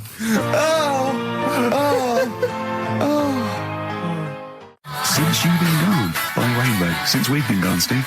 What's been going on, mate? Well, so much has happened, hasn't it, in the world? You know, politics and stuff. There's been an election and the like. I'm Ricky Gervais, with me Steve Merchant, and our producer, I say producer, Karl Pilkington. All right. Yeah, very good. We've been away for a while. I think the last show we did was January 2004. Yeah. And nothing's changed. Nothing's changed whatsoever. Nothing's been mended. I mean, I'm pretty sure I threw that away in the bin before I left. Yeah, there are some of your old bacon rinds from that sandwich. yeah. The spare ribs on the floor. Yeah, nothing's changed at all. Oh, no, that's not true. The listenership has changed. It went down slightly, didn't it, on the last radio? Well, I don't know. I don't know. Is that what happened? Did it go down slightly, Carl? A little bit, I think. I don't think XFM gets new listeners, because I think what happens is, because the reason it goes down just very slightly each time is that their old listeners die. Yeah. You know, Definitely. old Cure fans dying of... Yeah, you know, smack addictions. Gout. Yeah. But anyway, well, I haven't listened to this station for a year and a half, so that's increased by 1, which is probably quite a high percentage. Exactly. I mean, I suppose that my question, I suppose, to you, Rick, would be, you know, why now? Why have you come back now? You know, I was a bit bored of sitting at home. You know. Okay. Yeah. Because we're just here for 6 weeks. 6 weeks. Well, we're standing in for Adam and Joe, aren't we? Yeah. Yeah. How the tables have turned. I remember when they were standing in for us, but yeah, I don't know. But the only reason I'm here is because my housekeeper cleans between 1 and 3. Oh, right, that's a good idea. So I got to get out of the house. And are they listening to XFM? Well, no, she doesn't speak English. You know, I'm not made of money, Rick. Okay. You know, if I can help out, you know, a young immigrant lady, then I will do. And there are so many things I can do for her in so many ways. Yeah. But her, you know, picking up my old tea towels and stuff is ideal.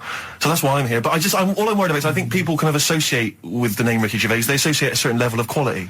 You know, your live stand-up DVDs, there's a level of quality. You've put a lot of work into them. You've honed it. The TV work you've done, likewise. Should people expect the same from the radio show? Definitely not. No.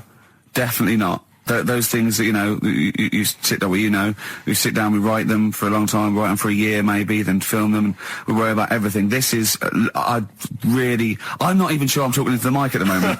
I was actually doodling, as you saw there. Yeah. I'm eating a sandwich as we speak. Yeah. You know, although we do like music, that is true. That's absolutely right. Should we play some great records? Great record now. Coldplay, Speed of Sound. Steve, I know you like an insight to my musical taste. Always. But that's my favourite Coldplay track of all time. I just thought I'd just throw that in. Not a fan of clocks? No, I think I've overplayed Parachutes a little bit, and but that's my favourite one. Like it. I'm afraid to say I'm a bit of a Philistine when it comes to Coldplay. That sounds the same as all the other ones. I'm sorry to say. Oh, you'll have to meet these boys one day. Yeah, and I'll tell them to their face. I don't care. A little bit rock and roll. I don't care. Well, I'm Ricky Gervais. That little funny little Wurzel type voice over there is Stephen Merchant, and with us our producer Karl Pilkington. All right. All right. Whenever we say producer, of course, that is in inverted commas. Yeah. Done with the fingers. Well, he didn't have it. I wanted to play some off my iPod today to record it because they didn't have it here. It's a great track called Anthony and the Johnsons. He didn't even have the lead. He went, right, it's difficult. And he went, is it any good? I went, yeah, it's really good. He went, well, why haven't we got it here already then? Oh, that's the paradigm, is it? If XFM hasn't got it, it's no good. Four Non-Blondes doing well, is it? That's still in the cupboard, is it? Unbelievable. We're a little bit annoyed today, aren't we, actually? I'm really annoyed. Yeah. All that stuff we did last week, that Landau, I sent us some sparkling wine, and we thought, right, you shamelessly plugged it. Yeah. How many times you mentioned it? I About 20 about times? 20 times. Well, the finale was hitting Karl on the head with a cork. That's on the website, by the way. Okay. RickyGervais.com. Go there and see Karl being hit in the head with a cork, right? Yeah. We said, look, send us free stuff, we'll talk about it. Nothing. The cupboard literally is nothing. empty. The cupboard is bare. No one has thought, I tell you what, there's those guys from The Office. Yeah. Let's be honest, Rick, we are taste makers. We're opinion formers, you and I. Yeah. And you'd have thought if anyone was going to send us some free stuff, yeah. You know, it makes me fume. And do you know what it is? It's because people, PR people and that, they've realised no one's listening. But not only are we going against all our principles and losing our dignity just for some free stuff. And integrity. Yeah. We're going against XFM policy because obviously they would have got thousands of pounds for Landauer to be mentioned last week. 20 times. No, wouldn't they? It's 40 quid, isn't it? XFM, Rick. It's 40 quid. Yeah. For 40 quid for a 9-minute advert. Exactly. So advertise your quality stuff here. Yeah. Jeff's Garage. Cheaper than some other garages. Actually, if Did we play an advert once for a tattoo parlour? Yes! Do you remember that? I'm sure we played an advert for a tattoo parlour. What tattoo parlour can afford to advertise on a radio station? Unless it's a tin pot one like this. Oh, God. Oh, got some good music today, though, Steve. Oh, really? I hope so. I'll be the judge of that. Go on. AC/DC. Oh. This is XFM 104.9. I'm Ricky Gervais with me, Stephen Merchant. You're listening to the best of, basically, Karl Pilkington. Check, because there are rules in place, aren't there? Yeah. There was a big bust up in the week. I'm only allowed to wind him up. I'm not allowed to wind him up socially now. I'm not allowed to. What am I not allowed to do socially? I think squeezing the head. Okay. Socially, has been crossed off. Right, okay, and I agreed to that because it got to a head where, Karl was really upset and he was thinking of just giving it all in, weren't you? Yeah. Yeah. Why was that? Because you were just winding me up too much. Yeah. I mean, do you want to bring it all up again? I don't mind. What was I doing? It was just. I should say now that there was a conversation where we were all sort of really walking on eggshells. It was frosty. It was a conference call, and Karl was on one end. And I'll tell you, I was very much a media. I was very much a UN mediator. What is it like? It was difficult to sort of keep it serious when I'm saying stuff like, "I'm sick of you putting a Burger King bag on my head." Do you know what I mean? Yeah. There's a part of me that's like, I can't believe we're doing this. What I like about it is that I'm laughing and going, well, I won't do that anymore. And he's going, you can still do it on air. And like today, I came in, I went to squeeze Eddie, went at 1 o'clock. I love those rules. Yeah. I love those rules. Well, between the hours of 1 and 3 on a Saturday, you can squeeze his head, you can put a Burger King bag on his... I can't wait. It's terrible. Oh, dear. That all started last week as well, really, because I got in a bit earlier to do an edit for you on some track that had swearing in it, right? Yeah. So I get in early, he comes in, first thing he does is go to sort of squeeze me head. And my reaction was, not now, do it later. As if it's all right to do it later. Yeah. So that's kind of what made me think this isn't normal. We should just point out, when we say squeezing your head, what exactly does that mean? I put my hand on the front. I do 2 experiments, right? Yeah. One is the side, because you can crush an egg sideways, so I think that's more dangerous. Right. And I actually put my elbows out, and I press like a vice, and I really go for it until it really hurts. And the front one it shouldn't hurt so much, if my experiment's right. I don't know. Well, it was all this that sort of, built up. Sure. And the research that you're doing there, Rick, is that going to be available online at some point? Well, that was the problem. That's what I was saying to him, because it kind of started last week. Well, it's been going on since we've known you. Yeah. Really? Yeah, but I just upped it last week. It got out of hand a bit. I upped it to when I think it got to ahead on Thursday when I filmed it. That was it, yeah. That's right, I brought in the cameraman to film me torturing him. And there was some people from the 6th floor being shown round. Yeah, some management and that, showing probably clients round. Sort of, they've probably been on all the different floors, same what all the different radio stations do. Fox. This is XFM, the sort of this sort of noise going on. Yeah. You see them all look down and saying, don't do that, right? Sure. They might want to spend a load of money. Yeah. And he's doing that, he's wrestling with me, he's filming it. So that's when I just thought, you know. Mad, isn't it? And then when we were having the argument on the phone, I was saying, you know, has this been some sort of experiment? Yeah. He did. He said that, and of course I lost it. Yeah. But it's all good now. Do isn't you it? want to squeeze his head before we play the next I record? won't at the moment because we've got to get on. It's not right, and that annoyed me as well because I was trying to find out where he was going. I was filming him. I was going on waiting for Karl. Told Johnny he's meeting a mate at 6, which annoys me on 2 counts. And I'm just doing it to the camera, you know. So I'm gonna follow him and just turn up and go. All right, where you been? But then when I came and he went, I'm meeting a mate, and he told me where it was. So I told him that spoils my fun. Of course. Because you'd want to just track him down. I don't want him to like it. Yeah. Which is pulled the rug under my carpet now that he's going to let me do you know what I mean? It's just, it's a little bit annoying. Right, is this talking about diets and stuff, right? Go on. They've come up with a drug that, they tested it out on a mouse, right?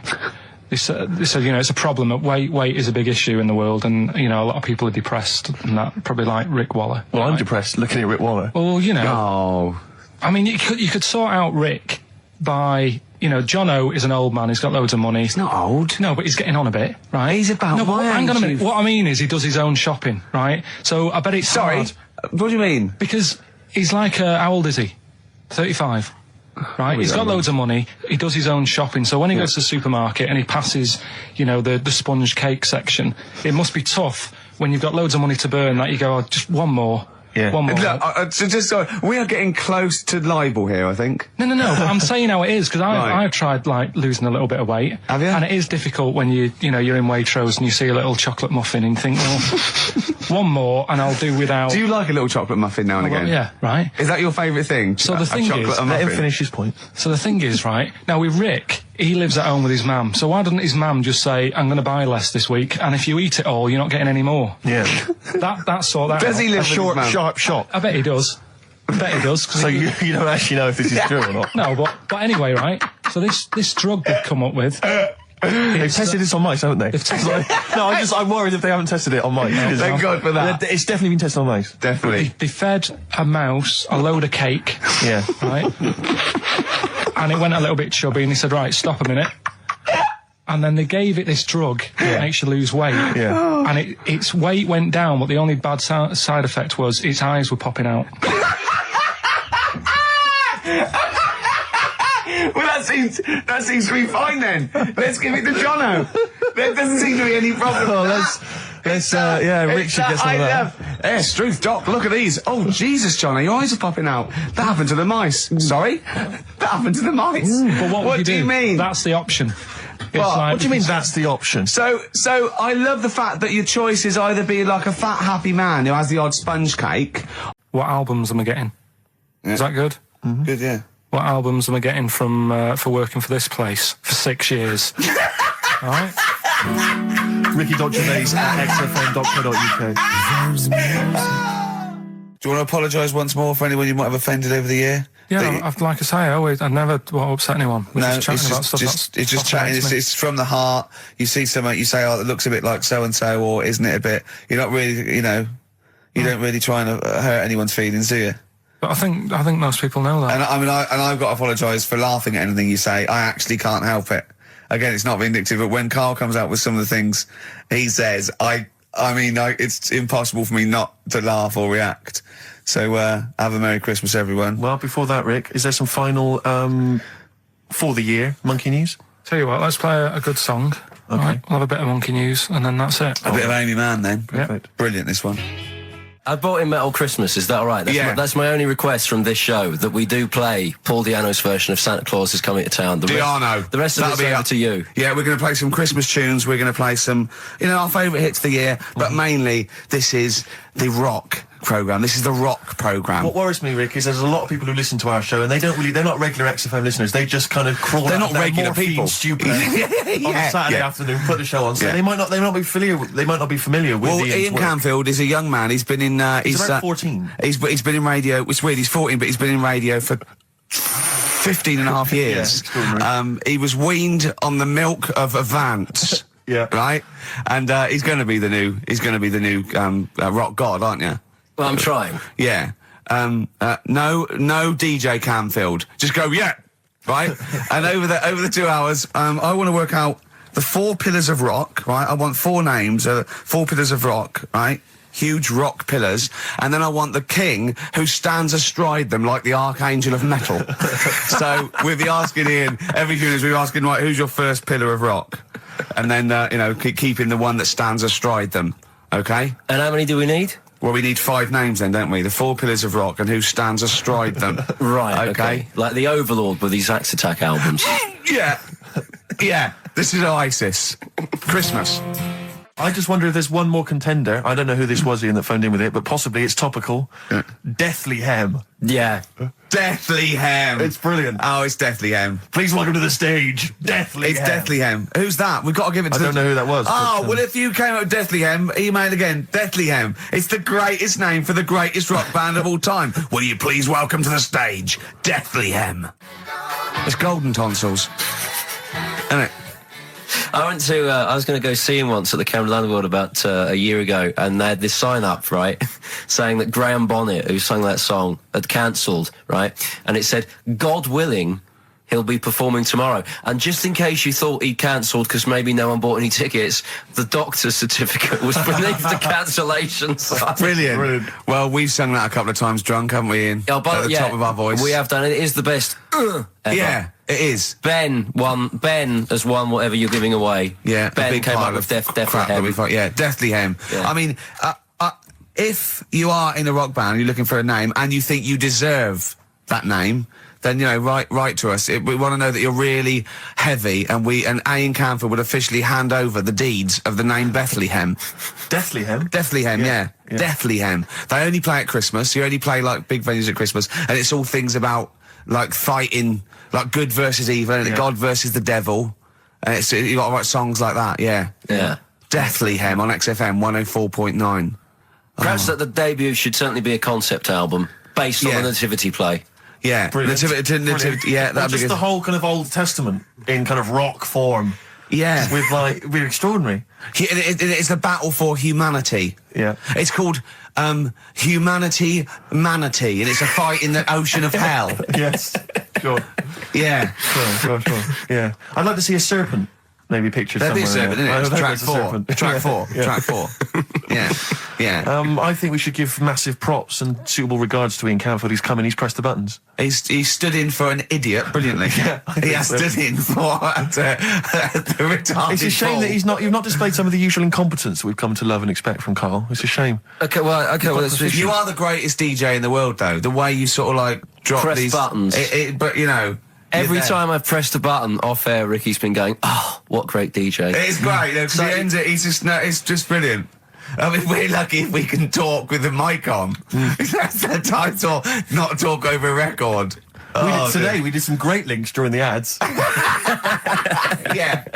And, of course, Jonathan Ross masturbating live on air. Just looking back at some of the highlights of you this don't get that on Capital Gold, do you? Like Tony Black show, is it? I just suddenly caught myself. This is nothing. I told you that before. It's been bad today. No, but I mean, it's the way, this casual way that it's like we almost have no regard for our listener. And I'm not proud of that. I just don't know what to do about it. Do you know what I mean? I don't know how to do this properly. I mean, we're just chatting here. I mean, it's only Anderson who's seen through us. And that surprises me, that more people haven't. I mean, what are the figures like? Do people listen to this show? I'll find out for you. You keep saying that. But, there's this parrot.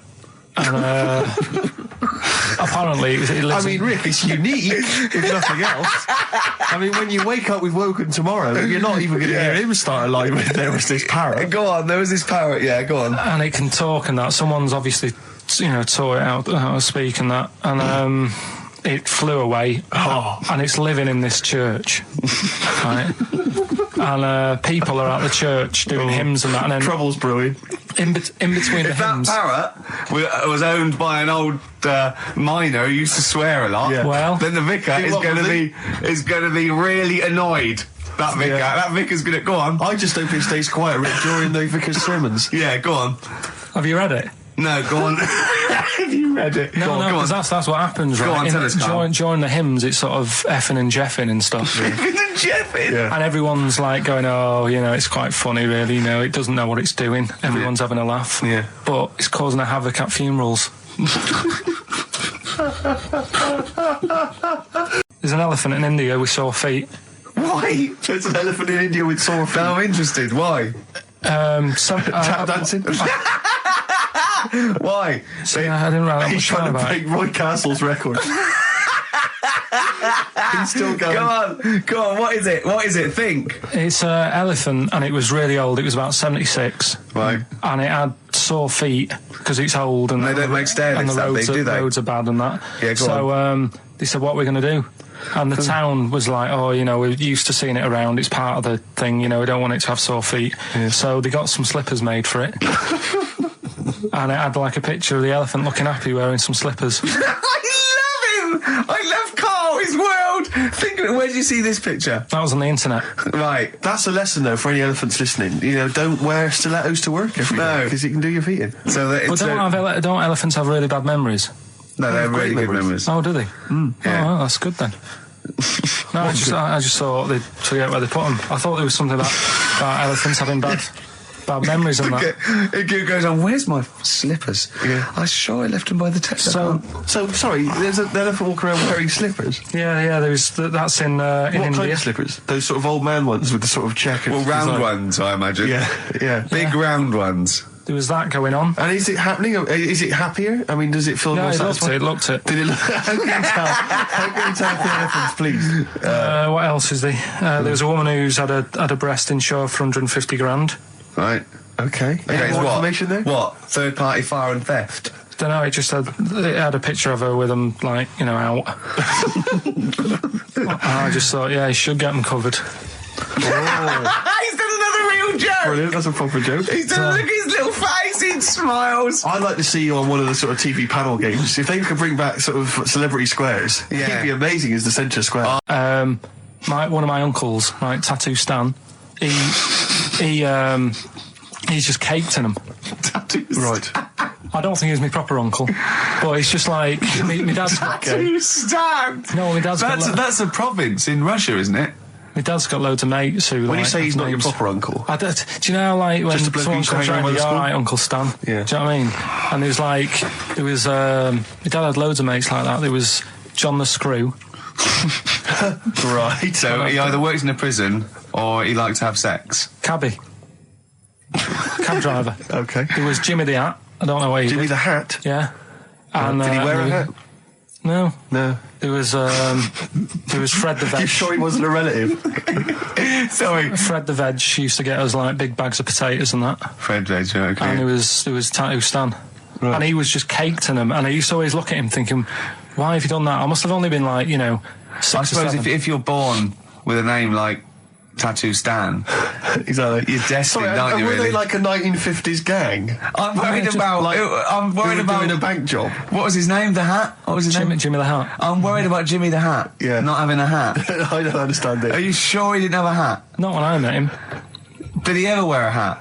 I didn't see him that much. Do you think it was a joke, like, when your mate's sort of like, 8 foot and huge, you call him Little John or Tiny? Do you think... Well, the fact that he never wore Yeah, a they hat. went, hold on, I've noticed something about Jim. Go on. No hat. And I go, oh, true, let's call him Jim the Hat. Jimmy the Hat, yeah.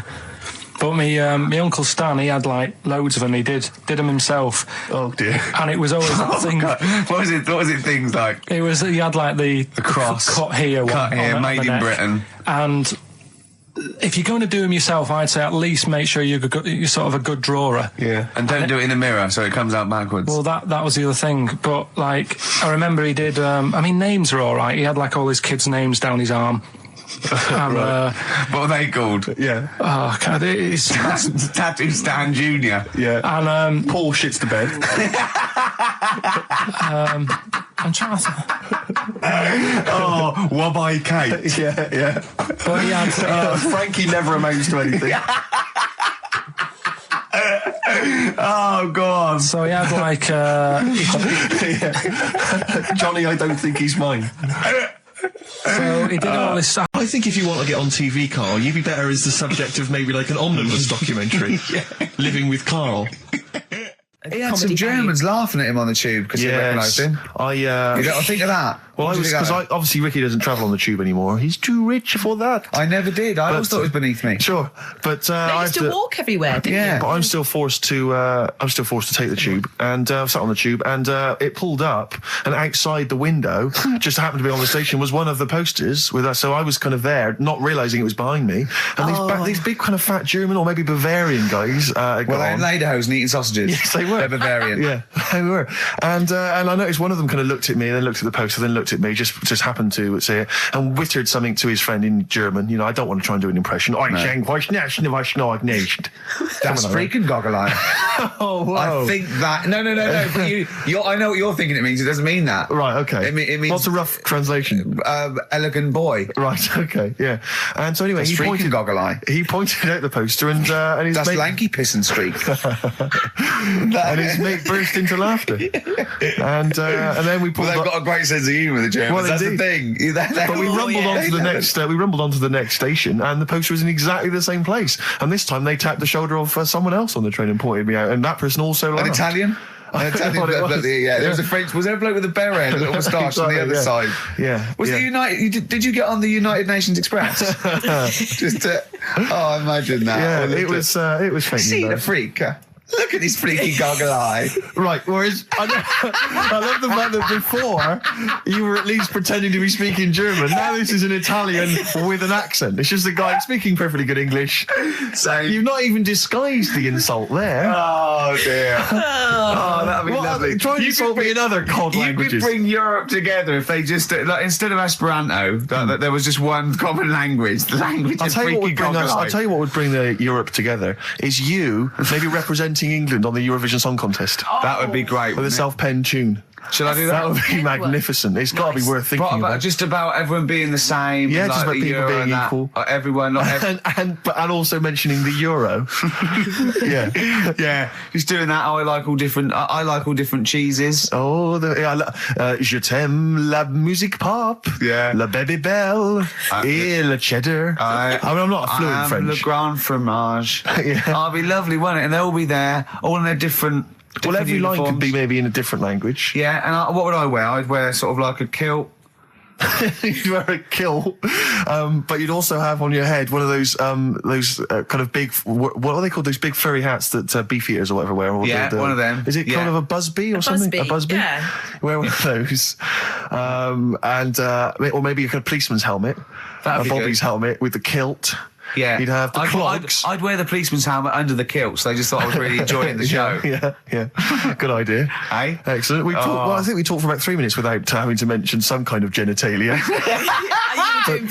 We should celebrate by playing one of my tunes of the year. Really? I said in the past to you, Rick, that my grandparents, so I love them dearly, but it's like for the last 30 years they've been waiting to die. I know. It's like they just sort of, it's like, the novelty wore off of life. Life in the 50s. Yeah, they got kind of bored of it. Life, in the 40s, it was brilliant. All sat around the old Joanna as the bombs fell, singing. They loved that. The 50s, that was great as well, because that was the post-war years. It was, it was a bit tight in the pocket, but it was all right. Everyone pulled together. And then the 60s came along, all the crazy music, the funny hair. Let's stay in bed. Exactly. They basically stayed in bed.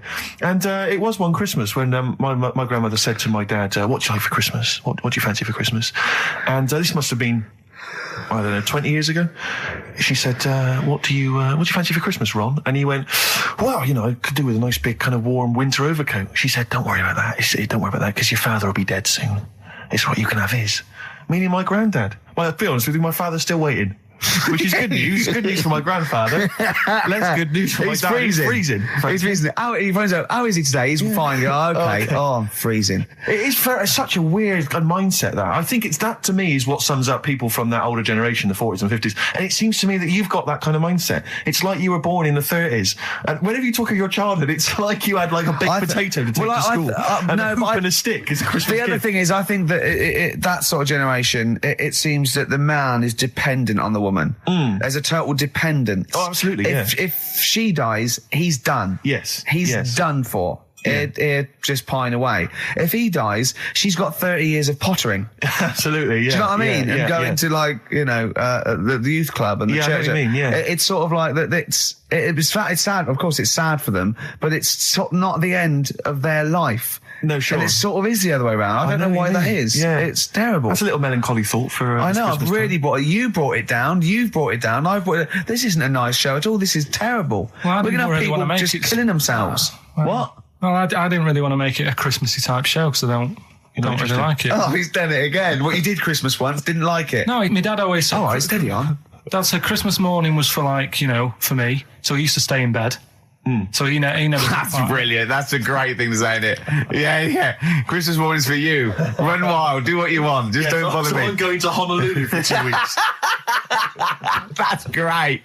Dad, it's Christmas. Do I have to do anything? No. So my mum used to get up because she used to like to see my face light up, you know, when I open my presents.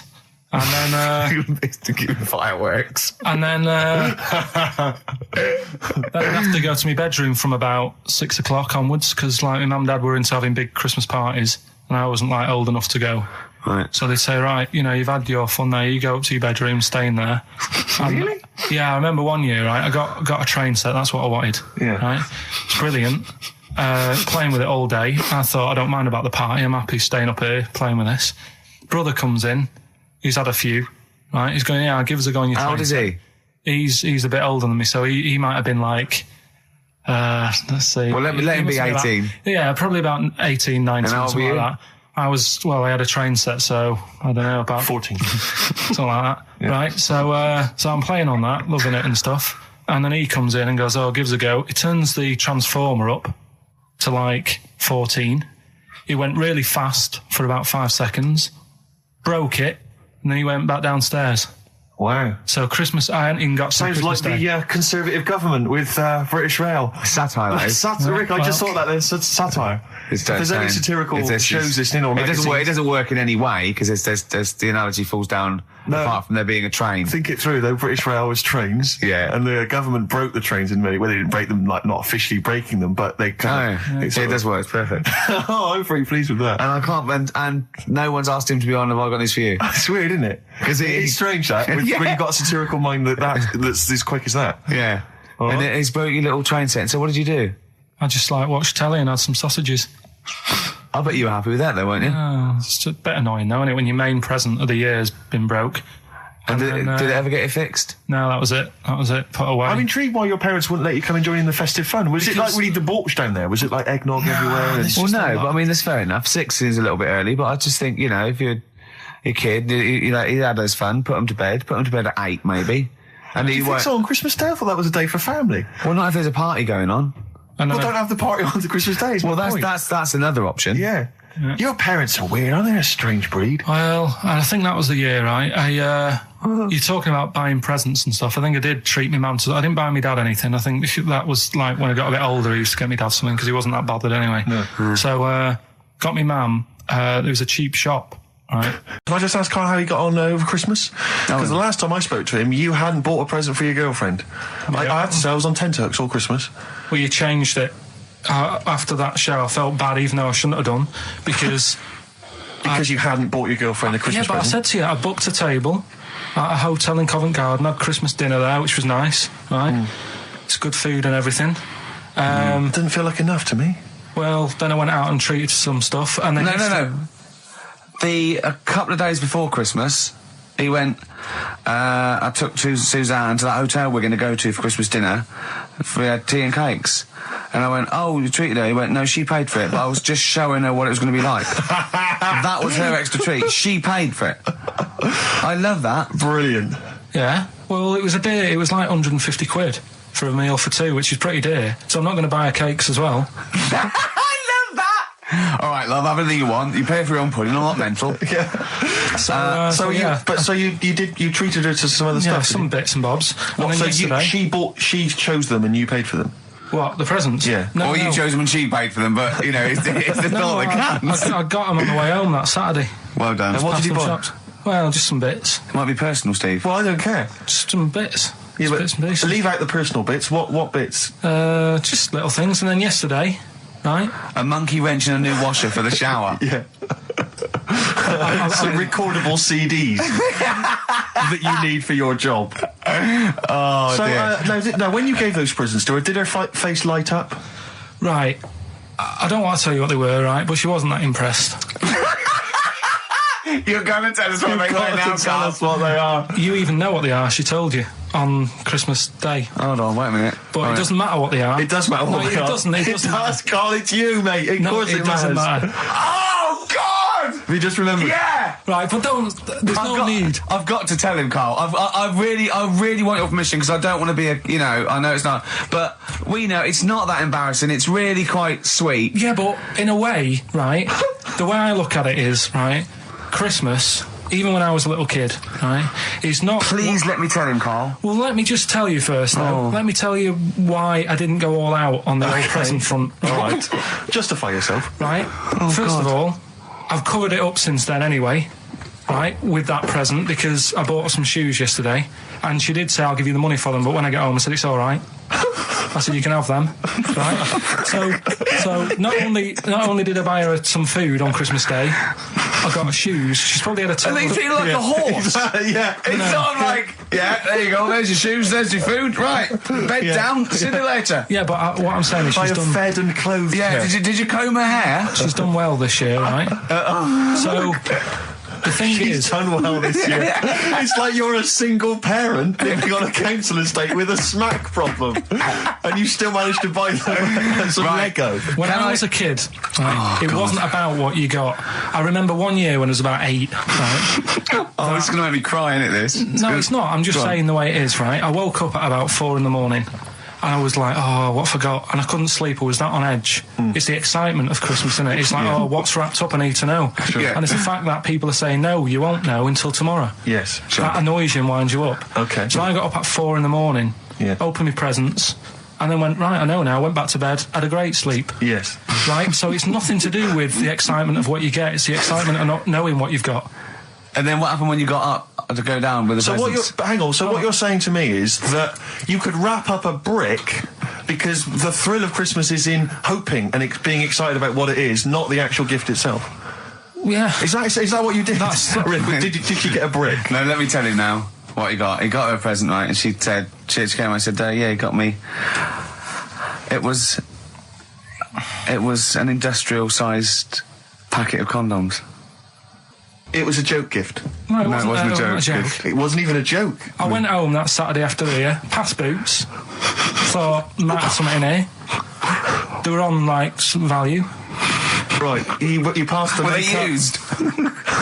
Right, but anyway. The makeup, you passed all the other... Past the makeup, stuff. past the lovely vanity cases. Yeah. The foot spas. Exactly. Yeah. Oh, hold on. How much are these, love, for 100? Yeah. $4.99. Yeah. Do I get them reduced if I buy in bulk? So how many did you buy? What was it? I don't know, probably about 100. Right, okay. And is she allowed to use those with anyone? Did you wrap them? Can she just go out and have a wild Well, you don't need to wrap. They're already wrapped, aren't they?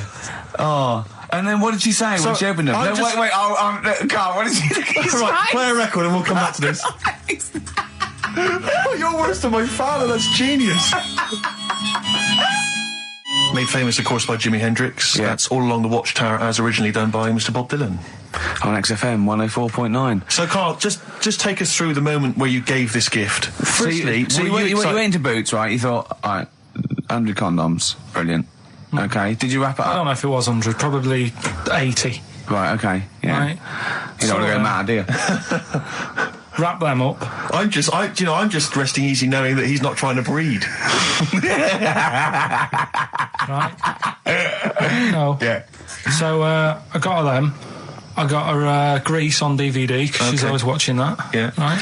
Yeah. So just think of when her mum said, what did Carl get you? Some condoms and grease. I was going to say, I'm glad he said on DVD.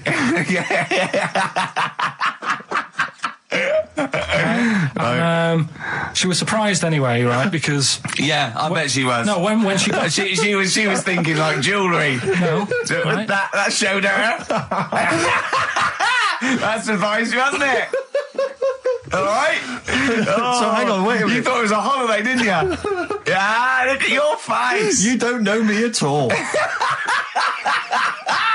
So hang on. So did you give these on Christmas Day? Right, what happened is, she got in from work that Saturday, right?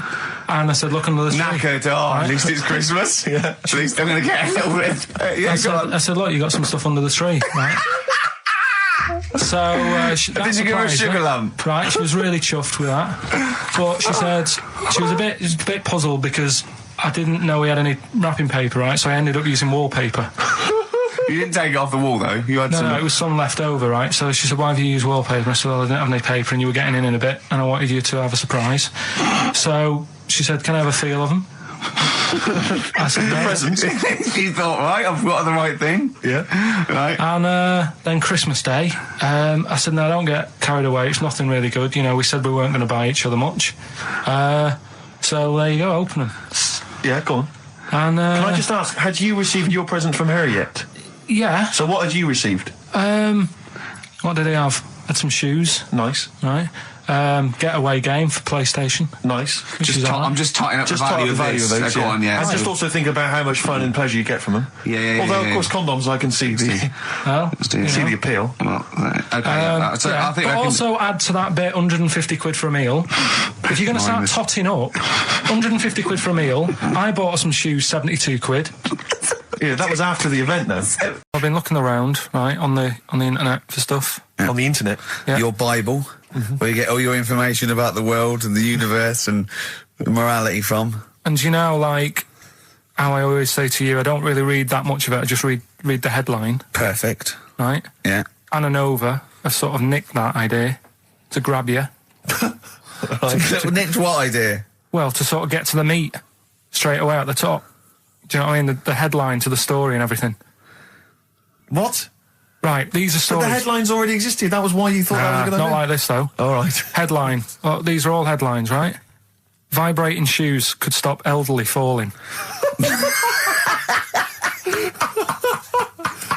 Do you know what I mean? Oh, God. You don't need... Vibrating shoes could stop elderly falling. Yeah, that's the story. You don't need to read on. That's what I'm saying. Well, Right, could you busy. read that anyway? Can't be bothered. Read on anyway. Well, Read. you have a look at that in a bit, right? All right. So, Oh, it's okay, So what interesting. this is frustrating radio if you're sitting at home. No, well, but it's not on. They've turned it off. If you want to know more, you know where to go. That's what I'm saying. That's what they should do in the news. Get the news done in Bong. in a minute. There's a good story about Iraq. Right. Bong. Have a- look it up. shoes. Look it up on the internet. Anna Nova. Give us another bong. Bong. Family sick of living on Butthole Road. Oh, brilliant. Bong. Man wears same shoes for 60 years. Oh, bong. This isn't that good. Some fella pulls a train with his teeth. And in lighter news. I know that. John McDonald, this one isn't very good. And the last one, man fails to break clothes pegs on face record. She's always good. Well, that's the one I did read on about. I love that, all those. That's the one he went on about. Go on then. Just Why is that news? He fails to make a record. So did I today. I know, yeah. I failed the long jump record today. Yeah. Didn't even take part. No, I was rubbish. But what are the rules on world records and that? I don't know if there are rules. There are certain things you can't. I mean, it's the Guinness Book of Records, isn't it? Really, that's the arbiter, isn't it? Yeah, but is there anything, if you said you wanted to do it, would they say, well, you can't do that? Yeah, they've stopped some gluttony records. Obviously, things that are in danger. It's anything that's illegal.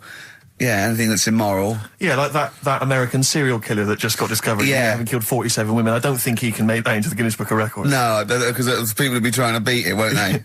But there was some other story about a fella eating watches and that. That can't be good for you. So why don't they say, look, don't do that, do something else? He wanted to stay regular. Do you know What what do you I mean, mean? though? I just wondered What do if you mean he there's was any- eating watches? He just said he was eating watches. He got about 3 in about a minute. How could he time it? I didn't know that much about it. Autism.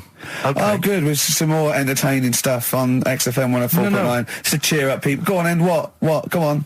No, right. Have you heard about it, Steve? What it is? Autism. Yeah, Yeah, well, It autism. scares me to death when he comes up, when he touches on a serious subject. We've been talking about wheeling a dead pope round, the Chinese don't age well, and ginger people are hated. And now didn't we're say going that. to touch on a really, I mean, No, I said- my heart's in my throat. Go Yeah, on, I Carl, said- then. I Tell said me, the little tell fat me your baby. insights to autism. Right, well, there was this, again, Channel 4 coming up with some good stuff at the moment, right? It might have been Channel 5. But what's the name? It was... It's the attention span I like! These people who, they've got like this autism thing going on. Yeah. And they sort of take in a lot of information, they get sort of they get so into it that they know everything about that subject and what have you, right? And there was this lad who, he knew everything, right, about EastEnders. Right. He sort of, the cameraman was saying to him, so, you know, why EastEnders and that? And he said, I don't know, I just like it. And he said, I remember when I first watched it was a Thursday, it was 5 to 8, Pauline Fowler walked in, she had a pink jumper on, she said, all right, love. And he remembers everything from that moment on. Yeah. Right, and everything, which is great, but then the way the programme was making out, it was almost like they were saying it's a disability. Right. When in a way, it's more like a superpower. Sure. Like Rain Man. But if you can take It's Rain Man. No, I'm he not. has special autistic powers. Oh, God, we were so for Rain Man. I don't know what to do. So I what don't you know mean, what to so do. he would be a But great there's contestant other on Mastermind, things. sort of autistic Sorry. Mastermind, he'd be Well, what I'm dynamite. saying is, don't be watching EastEnders though. Sort of, why didn't they give him an encyclopedia and say, get into that? Sure. That'll be useful. Yeah. Keep him away from EastEnders. Wasting his time there. But I don't think it is a disability. No. Yeah, there are other things, and they're not. It's also autism is a matter of degrees, from what I know. And I'm sorry to have to do this, but I feel that I have to at least be the voice of reason, as ill-educated as I am on the subject. But I think there's degrees of autism. I think some are higher performance than others. There's other issues with it. It's not they're just got good memories. They don't go around doing tricks for people because they can remember stuff. There are other issues with it. Do you know what I mean? Right, well, I mean, they seemed a bit... But you watched the programme. What did you learn? That he knows when Pauline Fowler came in. Yeah, I mean, there was other bits where they couldn't control her emotions and stuff. Oh, that other little bit, yeah. But the main bit of it was he can soak up information and stuff, and I'm just saying it didn't seem really bad. Do you know what I mean? There's disabilities where people say that's a bad disability. It's like how people say about... This is brilliant. This is just like this is amazing to be in a room with this man. It's incredible. You just wind him up and listen to what comes out. And I'm going to sit back now. I'm not going to defend you or explain anything. Just go on and tell me about the other disabilities that are worse. No, what I mean is how people can sometimes easily get mixed up. How people are scared of like a cyclop. Well, at the end of the day, he's got a disability. A bloke with Who's scared of a cyclop? No, it's apart just from like Jason and his Argonauts. Where's this cyclop that you're scared of? No, I'm just saying in history and in books and that. No, not in history. History happened. Yeah. What are you thinking of? You're mixing history with Greek mythology and Roman mythology and every other type of mythology. What do you mean there wasn't really a giant cyclop that went round picking up ships and throwing them around? That's not history, Carl. Do you think Batman's history?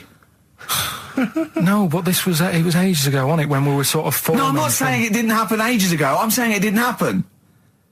Well, it might have done. I mean, what's so ridiculous about a fellow with one eye?